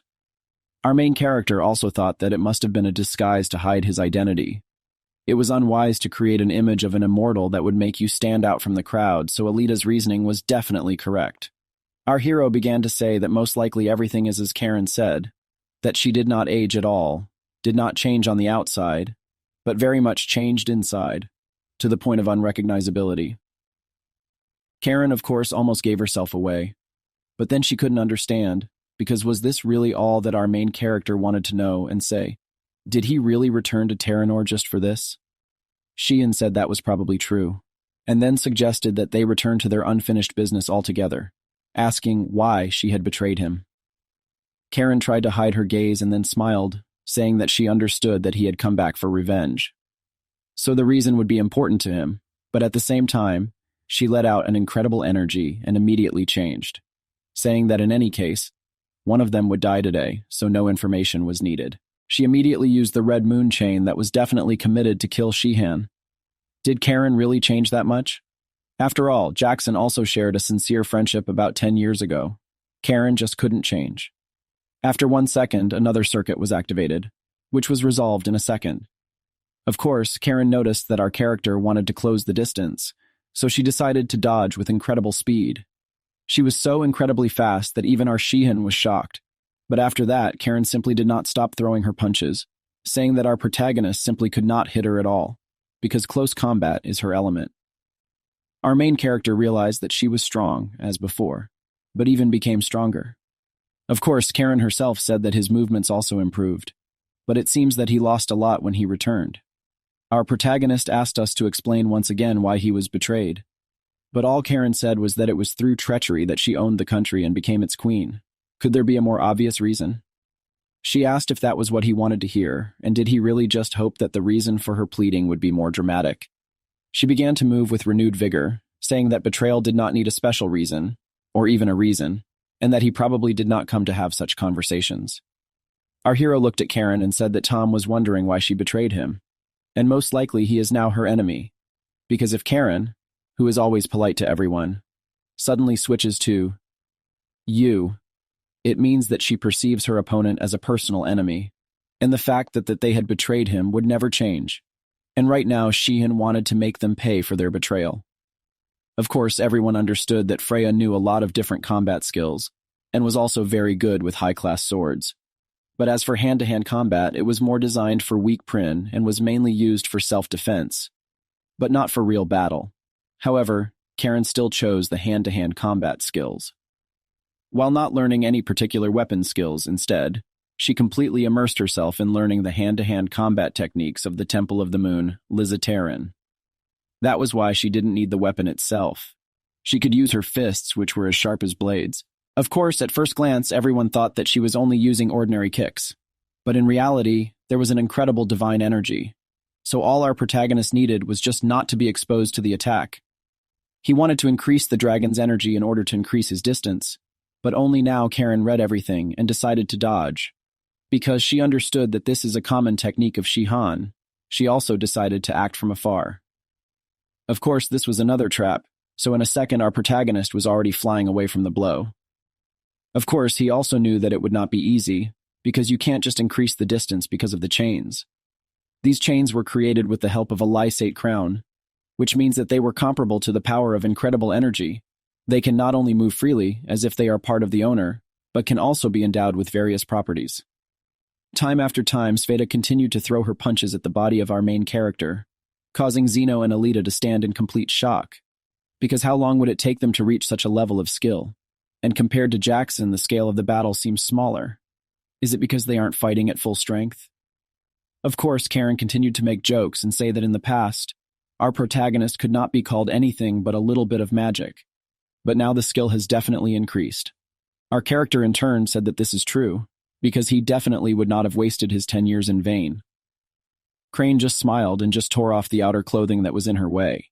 Because when her opponent was a world savior, you had to use everything you had. Of course, Alita was shocked by this. Her face immediately reddened. She couldn't believe that Karen was talking about manners. But her own manners made her want something better. Zeno couldn't understand why Alita was so upset, so Alita admitted that this was definitely not the norm among women. Our hero realized that Karen was finally starting to become a huge problem, to which she replied that it was all because her opponent was Shihan himself. A second later, she immediately launched her attack, which for some reason became many times faster and stronger. This was all noticed by the audience, and our hero realized it, and the appearance also changed. Now she was wearing her true frank appearance, the appearance of an immortal witch, Karen Anatius. Sure enough, Zeno started shouting and saying that it seems like he knows why the destructive power has increased. He said that unlike Freya's destructive abilities that strengthen the body, or weapons with sacred powers, healing abilities are applied directly to other people. Moreover, their effectiveness increases when used with her bare hands. And besides, Karen is the one who has both Freya's powers and the power of Prin. This all made it clear that her powers were not only strengthening her body, but also intentionally destroying the opponent. Of course, Shihan couldn't believe that Prin's power was coming from everywhere, to which Karen said that the idea was not to try to avoid being touched, because she is a mutation. Prin herself did not expect this to happen. Our protagonist decided to try his luck again, but this time he did not succeed. He again could not increase the distance. Everything was useless, regardless of the length of the dragon sword. Even if he increased it, Karen would reduce it again thanks to the chains. Of course, our hero assumes that it will become stronger, but definitely not to this extent. As soon as he finished thinking, Karen immediately asked him how long he was going to fool around, and then activated her circuits altogether. While she was saying this, our main character activated Aurora Borealis, which immediately destroyed the circuits around her. Karen knew that she hadn't seen him in a long time, so she rushed at him at the same time, but something happened that no one could have expected, because the very Aurora Borealis that had pinned Jackson down was simply destroyed in an instant with her bare hands. As soon as Karen raced on, our protagonist had no choice but to use a barrier that would allow him to escape. Of course, Karen didn't think that the aura barrier could be used like this. She was pleasantly surprised, so she just asked to show all her strength, because she doesn't believe that this fight was even a bit serious up to this point. She only asked him not to tell her that he was only trying to get intelligence, because that's probably how he ended up with Jackson. Karen was pretty sure he was the one who had forced him to step down from the throne. Our protagonist realized that Karen probably had a lot more influence than he had previously thought, and even said that he had defeated him with Northern Lights, to which Karen only said that Jackson had not learned anything in the last 10 years. However, she also said that she wasn't an idiot like him. After all, she had been training for the glory of the Sovereign all this time, so she only asked to show her full strength. But as soon as she shouted all this, the only thing Shihan did was rub the back of his head, saying that he had a personal problem, which made Karen wonder and then realize that the person in front of her had lost all his strength after the transitions.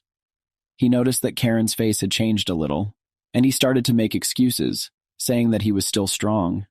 But he took a deep breath and realized that there was no time to make excuses because he had enough strength to win.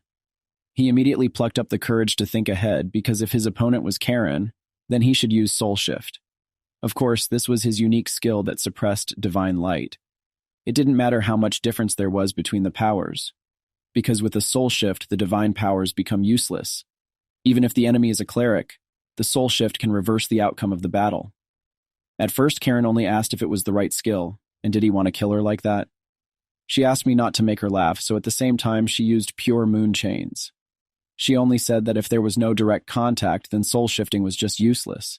She was sure that nothing would work, but only then did she notice that Shihan's skill was starting to make its way through her chains. She was at a loss, because this skill had never worked like this before, so she decided to immediately let go of the chain, because it was dangerous to even touch it. But as soon as she looked around, she noticed that she was in a daze. She didn't know that it could be used like this, but our character also said that she hadn't been idle for 10 years, and then began to explain how this skill works, saying that the effect didn't come immediately compared to direct contact. But this way, the soul shift will act on her just through breathing. It can just slowly get rid of her divine powers. Of course, Karen began to understand something, but our hero only said that she understood everything correctly, because he was actually inspired by her and her skilled blessing of Maladia. He looked straight at her like a madman and then asked, "What's it like to get your own weapon?" Karen continued to defend herself, but our main protagonist had already noticed that her movement and regeneration were simply slowing down, which only meant that Soul Shift was effective even against her, and he could definitely win. At one point, Karen decided to use her skill, Maladia's Blessing. Our character thought that she was because she forgot about his immunity to magic, but then, after a second, he just started coughing up blood, which made it clear to everyone that the skill was still working. Before our eyes is the Karen skill, which works in such a way that it is simply impossible to raise, because in this skill there are two abilities that simply cannot exist together, or rather, destruction of Prin, as well as the skills of Freya.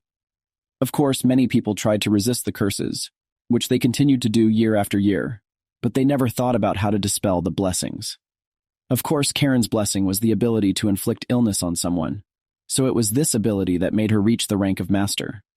However, despite all this, there was still one person for whom this ability did not work. It was our Shihan, who did not succumb to any of the Theranor diseases Theranora.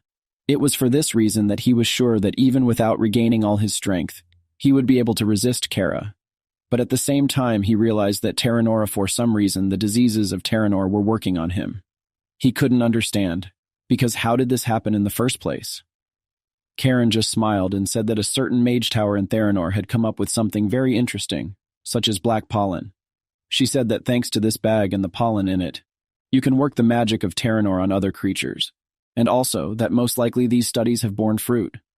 Of course, Shihan knew it was probably the same dust he'd seen when he'd defeated the cultist. Of course, Karen said that for some reason this information is very classified, even though it has no reason to be so secret. Of course, if it was not in production, then she would never have seen this thing in her life. Of course, she didn't know how it would work, but it still felt like it was working too efficiently. Our character asked, after all, is this research really the same research that I conducted during the revolutionary time?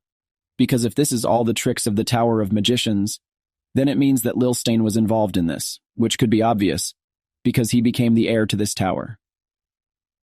This particular person was interested in studying other changes. Of course, while our main protagonist was thinking about this, at the same time, he was again struck by an incredible pain in his body. It seemed to him that he simply could not control his body. While he was coughing up his own blood, Karen just ran into him and started throwing her punches again and again. While our character was slammed into the floor, he began to talk about how he actually lost all his strength. Because most likely everything is true, he could not even fully recover, which he was very unhappy about. Karen calmed down and asked once again if it was true that he had lost his powers. And then she started yelling at our hero, because if he jokes like that, then it's just not funny. Because in addition to leaking all the information, he also lost all his strength. It was definitely very strange. Is that really such a... Our main protagonist was shocked, because what happened to Karen, it's not like she cared about him. Is it all because of the memories they had before? At first she thought about it, but then decided that our main character should die. Sure enough, just as she was trying to kill Shihan. Zeno stepped in, which brought a smile to Karen's face again because she knew that his comrades just wouldn't let him die so easily. Now the fight was between Zeno and Karen, while Alita saved our main character.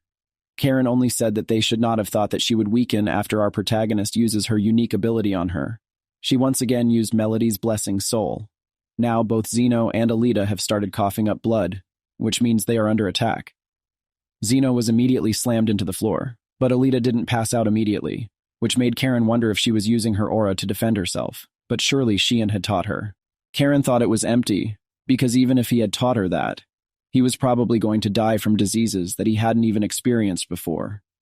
And the girl didn't deserve it, because Karen didn't want her to suffer. Alita, in turn, said that no matter how much she suffers, she will not be able to defeat her. As soon as her words were spoken, she activated a mana charge. Of course, Karen's chains wanted to protect her, but still, Karen was shocked. Karen was in shock until our Shihan appeared behind her, standing up with incredible speed from his knees. He was holding a sword that was full of his power. Sure enough, he swung his sword, which grazed Karen. She still couldn't understand how it had happened in the first place. She was sure that he wouldn't be able to do anything about her ability, but after taking a closer look, she noticed something strange. In fact, it turned out that our main character learned how to use his aura to deal with diseases after just one experience of fighting against Karen's skill. Of course, our main protagonist thought that Alita had helped him with everything, so in just a second, he released even more of his energy and strength, which made her cover Karen completely. Instead of feeling sad about her defeat, she just smiled before all the dark tentacles reached her.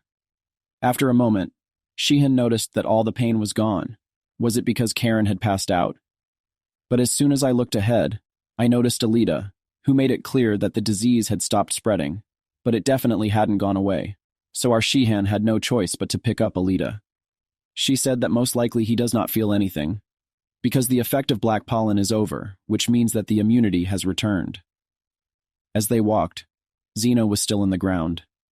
As soon as Alita sat down near the tree, she couldn't figure out what she needed to do now, because she had run out of all the mana. They needed to finish their revenge as quickly as possible, but our hero said that they just need to make Alita able to walk on her own, because they are all they can do something else later. As soon as our character touched Ada's shoulder to check her mana count, she noticed that Ada still had quite a lot of mana left. Alita couldn't believe it because it seems to her that she can't even walk. But this time our protagonist said that he is 100% sure of everything, because an incredible amount of mana comes from Alita.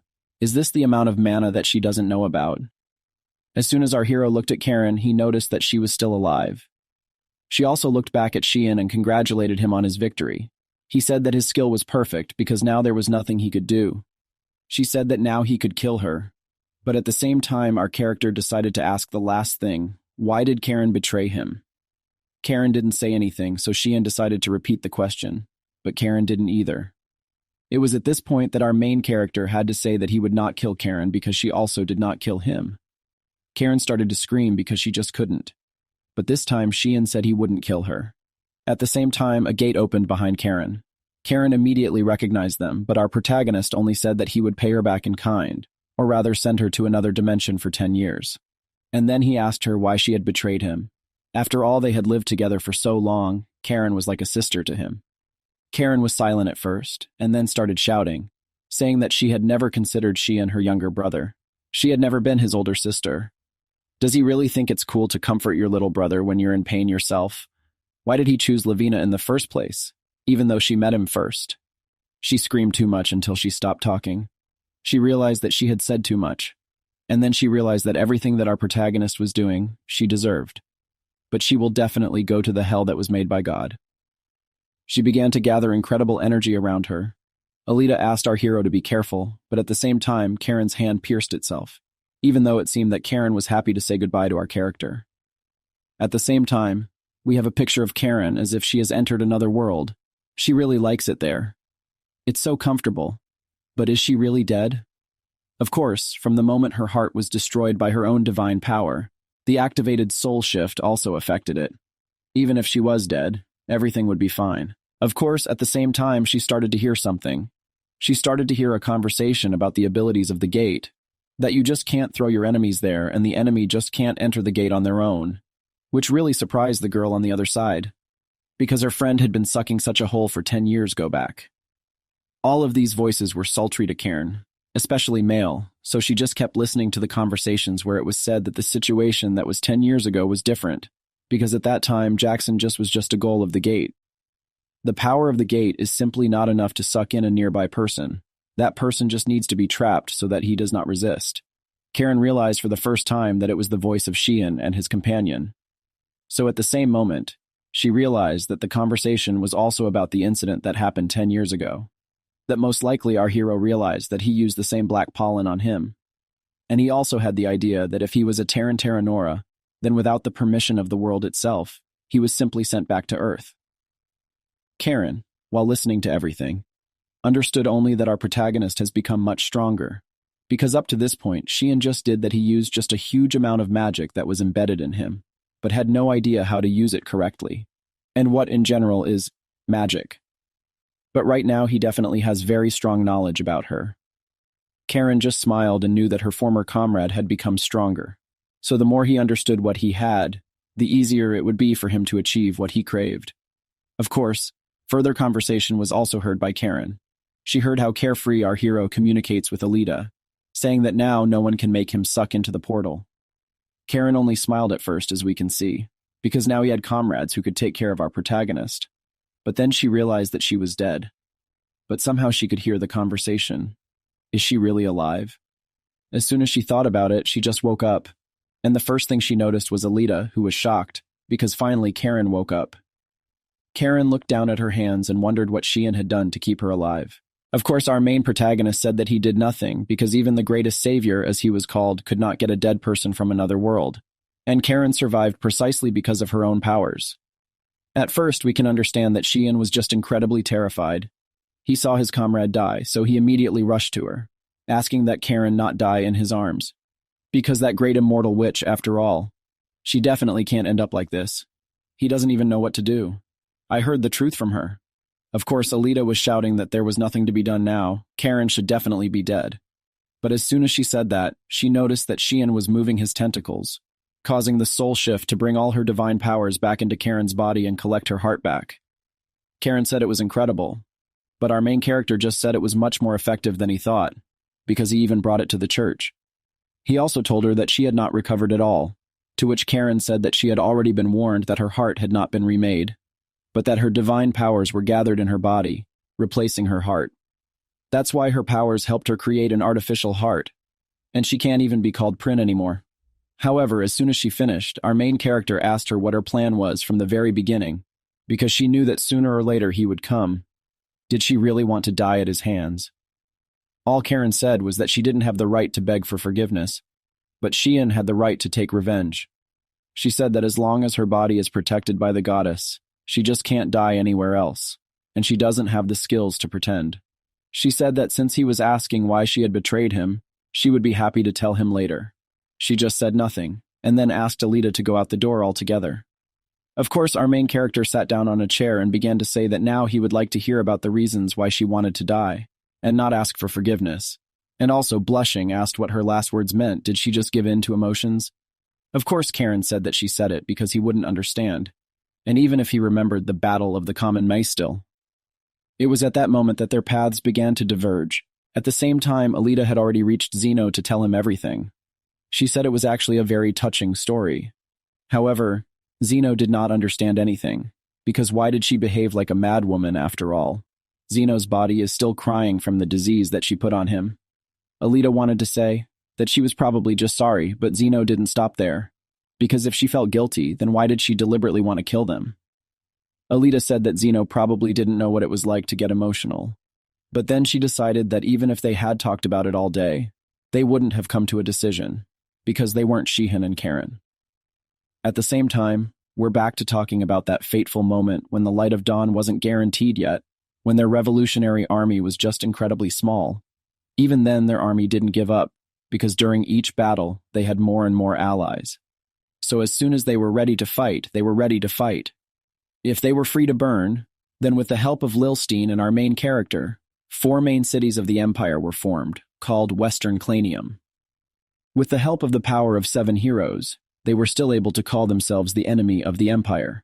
It was thanks to this power that the Revolutionary Army was able to increase its power to change the world, so the burden of 7 heroes also grew. At one point, Lilstein was in the central castle of Clanium, having a conversation with Saffron, as well as the rest of the squad, about the restoration work. Lilstein said that they were different from Imperial soldiers, so all they had to do was put one of the captains in, and then send all the men under his command either home or ask them to join them in the squad. Of course, Jackson couldn't understand why they needed hostages at all, since the king already had too many people who could summon someone. Saffron in turn told Jackson that not all of Rusklin's henchmen they are summoners, because many of the people they have caught recently are only children, or women. Many people on this day said that they needed to first confirm whether people belonged to the abilities of summoning, and they also had a special detector. Jackson still couldn't figure out if that was enough. If they'd learned how to summon heroes, then they can do whatever they want. Another also confirmed that there may be such a possibility, although there will be a difference in strength. Lil Stay, as well as Karen, looked downcast, because didn't they have any other choice? After all, there were both children and women among them, but still extermination was necessary. As soon as Lilstein said this, Arshian simply couldn't believe what he was saying, because is this really what is happening on Earth? Our character also remembered this conversation, even the fact that they had a small fight at that time. However, at this point, Karen said that if he remembered it all as a small fight, then most likely he couldn't even understand the whole situation holistically. At the same time, we are again transported to the past, where our protagonist does not believe that Lilstein also wants to kill children who are not 15 years old. Lilstein knew that not everyone liked this decision, because no matter how weak or strong they were, as long as they didn't summon someone, they were definitely not formidable opponents. But once he could start doing this, they wouldn't be joking. Of course, our hero did not like all this, because does he really want to kill innocent people simply because they did not commit a crime, but simply for the possibility of committing it? Was this opportunity he was talking about showing the weakness of the Imperial soldiers? Saffron also said that they simply can't control those people who can summon someone, because of course they can use magic to control countless numbers of all the prisoners. But in order to be able to keep them exactly, they need thousands. Right now, they just have to listen to Lilstein's plan and do everything for their safety. Absolutely everyone supported Lilstein's opinion after all. Even the Therant said that their main duty was to preserve their influence and powers. Shihan just couldn't believe it, so Lilstein just held his head, and then said that you can't make such people innocent, because no matter how young and weak they are, they always behave like pigs towards other people. Our protagonist continued to say that this is not so, but at the same time he was told that they do not understand what he is talking about, because who else will pay for their parents if not children? Of course, many people could accept that it was all scary, but those could not be called innocent. It was at that moment that Shihan realized that their principles of action were different. It was at that moment that he was first brainwashed. He tried again to tell them that they couldn't kill children, because that wouldn't make them any different from the madmen who ran Theranor. However, Lilstein just lost his temper. She said that our hero had had enough, because they also don't like to do this. And at that moment, it was our character who acted rashly, because he didn't understand that other lives were now on their shoulders. They just needed to do something about it. Karen also said that sometimes when you treat patients, you use the power of Prin to add a little poison to your medicine. It was better than just dying. The Theranor also said that they were different from everyone else who ruled Theranor, but still they had to think with their heads too. Jackson also asked our character to come to his senses, because they were at war. They just didn't have time to think. Karen asked Shihan to choose the right solution, because even though his decision is important, but still everyone was for the fact that you cannot be perfect in everything. Everything had its price. However, it was at this moment that our main character's trait appeared. He took out his sword and said that if they wanted to kill innocent people, then he would have to stop them all. Everyone noticed his imposing aura, that he just didn't want to accept the fact that he would have to kill innocent people. Everyone understood that 2 months ago they were at different levels, but now the strength of our protagonist has exceeded the limits of what is available. Everyone wanted to take the fight, but at one point not only Lilstein, but also Levin stopped everyone, saying that they would change their minds. She said that Shihan has his own ideals, so she is the one who will follow him to the end. Everyone was perplexed, because if both Lavina and our hero say so, then at least they will not win, and also that they are right. Time after time, everyone began to calm down and put their weapons in Noan, and also promised that they would not kill innocents. Of course, our main character was happy. He thanked Lavina. Of course, our protagonist understood that even if they changed their minds for his sake, the entire royal family still died from committing suicide by drinking poisoned wine. But how did it happen that even the children drank it? Was it really all given to them by their parents? But as soon as he suggested it, Karen said that it wasn't as it seems at first glance because it was Lavina who killed them all. It was Karen who first ran into the room where she was standing in front of Levin's mirror. She asked her how it was that all the bodies of the royal family were completely paralyzed to death, and all the traces of their deaths were pointed only at Lavina. However, she in turn said that she did not see any problems in this, and did not think that there would be at least some traces left. Lavina asked if anyone else had found out about it, to which Karen said no. Of course Lavina was glad, because now no one would know about it. Karen was not happy about this action, but it was at this moment that Lavina said that someone had to take responsibility. Karen knew it was all true, because there had been a lot of arguments before, but at this moment she knew that Lavina was always lying to everyone. She was even sure that she loved Shihan the most, and knew him better than everyone else, because when it comes to this, their army pays too much for his decisions. Of course, she knew that if she let our protagonist choose everything, it would definitely get bad. However, as soon as the girl started talking about it, Karen couldn't understand because how could Lavina lie to the man she loves? Lavina laughed and said that there should always be secrets in couples. Of course, Karina couldn't say anything more. Karen made it clear that everyone understood that from that moment on, they couldn't look at our main character. She couldn't be considered a comrade who could be trusted. Now he was just a person with power whose opinion couldn't be changed. Everyone understood that he was uncontrollable, and it all started with the fact that everyone realized that now they could not control him, because he became too strong. Karen wondered if there was even one person among them who would have sacrificed their lives for Theranor. However, everyone made it clear to her that they wouldn't fight against Shihan. They would just send him back, which surprised Karen a lot because if they sent him back, our character wouldn't be able to be with Lavina. All the words about it just startled her. Of course, despite everything, our main character decided to stay in Theranor a long time ago. But Karen still couldn't believe that everyone wanted to send him back, thereby betraying him. She could not believe that Lavina could be found in such a calm position in such a situation. This was the reason why she had tried to sacrifice her life, because there was nothing she could have done 10 years ago. She also said that she had told him everything she knew, but still it didn't change the fact that she had betrayed him. Of course, she was looking at our protagonist, who was just looking at the floor and talking about how she had nightmares every day after that day. No matter how much she tried to forget, she still heard the screams of our main character every night, so we decided to give up the position of the queen, and will be able to accept everything. She wants to take revenge.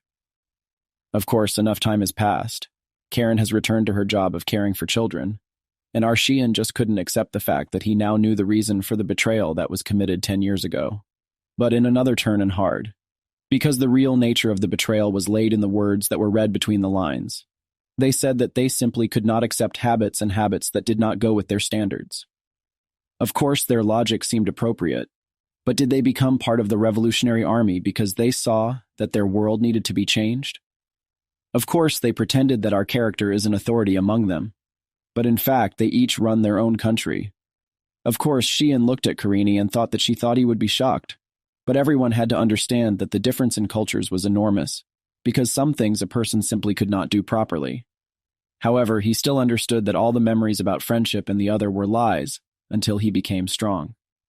However, so far our character has only been looking at Karen, who is also working nonchalantly. He knew that his method of revenge was only to send someone to survive, just like he did, so that they could survive and return to Theranor. Of course, he was still interested in many things, as if it was Karen's heart that could now work with her divine power. He understood that now that he had learned that she had given up everything, it was simply impossible to take his revenge. But the words about Lavina were simply incomprehensible to him. What was he supposed to do anyway? But while he was holding his head, Alita came up to the tree trunk and said that she had almost recovered her mana. So she said that she was giving him a little hint that she was able to summon a portal. However, now our main character was not sure. But Alita could not understand, because what fate did he have in store? But he just couldn't figure out how she could repay him. A moment later, Karen and our protagonist were there, and she was ready to accept the punishment. But Shihan made it very clear that he would not open the gate, which surprised Karen very much because did he really forgive her? But he said that he did not forgive her in this way, but it could be said that she had already paid her price. She had lost a lot, and that the immortal witch was no longer the same as before. Karen sighed, and our character just turned around and said that he didn't know what Karen thought of him before, or how he felt now, but he still couldn't respond to her feelings because from now on, he just didn't have time to think about anything else. Karen, as soon as she was alone, just fell to her knees. She held on as long as our hero was around, but now that he was gone, she could show everything she felt. After a while, when our group left, Alita noticed that they didn't say anything about this trip to Diana. How is he even going to explain himself? Of course, he knew it was all his fault, but it was much easier to blame it on Zeno. And he was too focused on the person like Karen, who had tried to pretend from the very beginning that she was going to kill him by inadvertently giving away all the information. But the worst thing was that she was going to kill him. The only thing that could show was that the black pollen successfully affected our protagonist, which could only mean that Lilstein could safely activate it.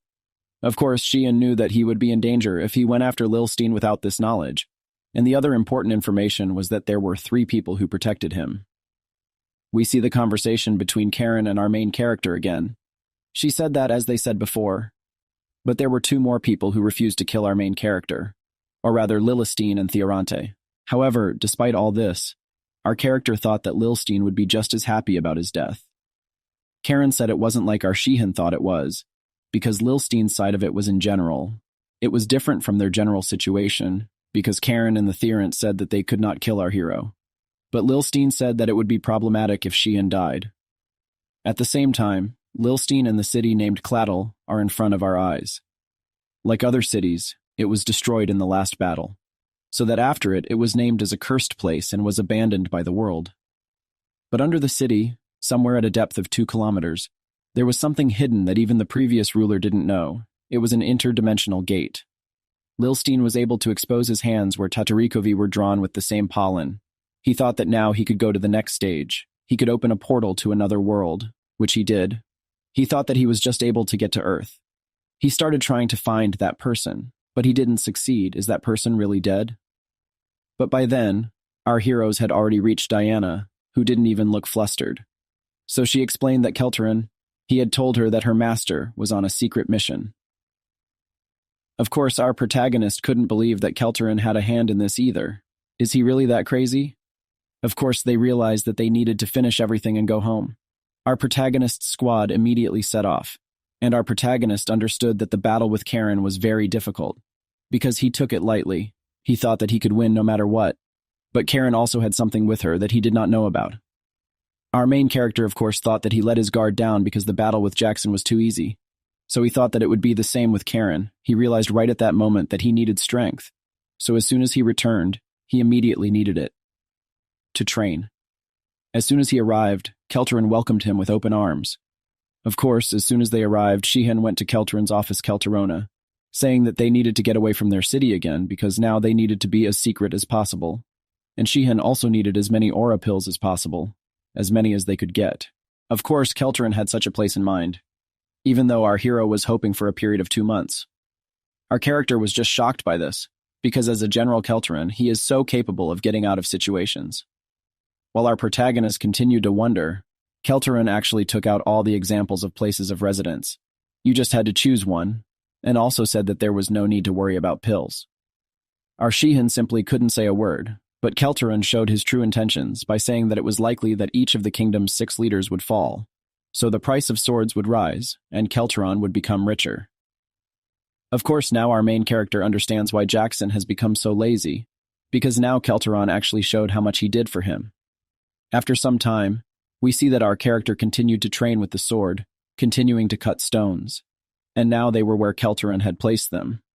Of course, while they were training, Zeno and Alita asked if they could tell Diana the real truth about our protagonist, because she seemed like someone they could trust.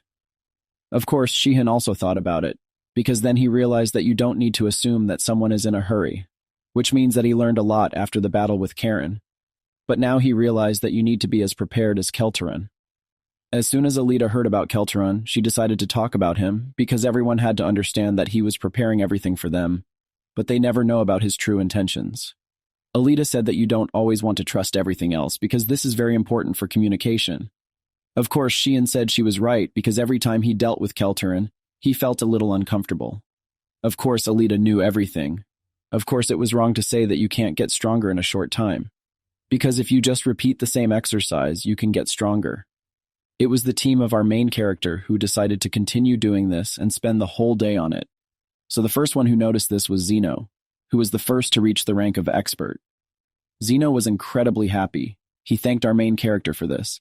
But our character only asked to thank his efforts, as well as the very pills that helped them even more. Of course, our character was very upset, because at a certain point the pills just don't work that well, but still asked Zeno what else he wanted from him. But Zeno only asked him to test his aura on the sword, because he had been training all this time to use the aura that our protagonist was trying to teach him. Of course, our character realized that the very technique that Frederick used was just fine. But why was Zeno's sword the size of a two-handed sword at all? How could it even hold it? Our hero simply believed that Zeno was a genius. Of course, together with Zeno, Alita was also able to strengthen. She became a knight. But our character did not praise her so much. He even said that, unfortunately, she is not a genius like Zeno.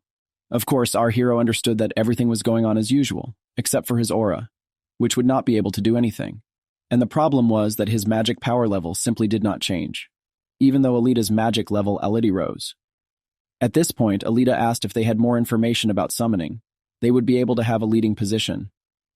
Of course, our protagonist knew that he knew too many summoners and they had too many secrets. All these conversations just made Alita think. Most likely she stopped understanding something for a very long time. She just walked away, leaving our protagonist to think and continue talking. But as soon as he woke up, he noticed that she was holding out a certain book to him. When he looked at it, he couldn't believe why it was written this. That's how this video ends. If you have sat through to the end, please don't forget to press the subscribe button and leave feedback. See you in the next video.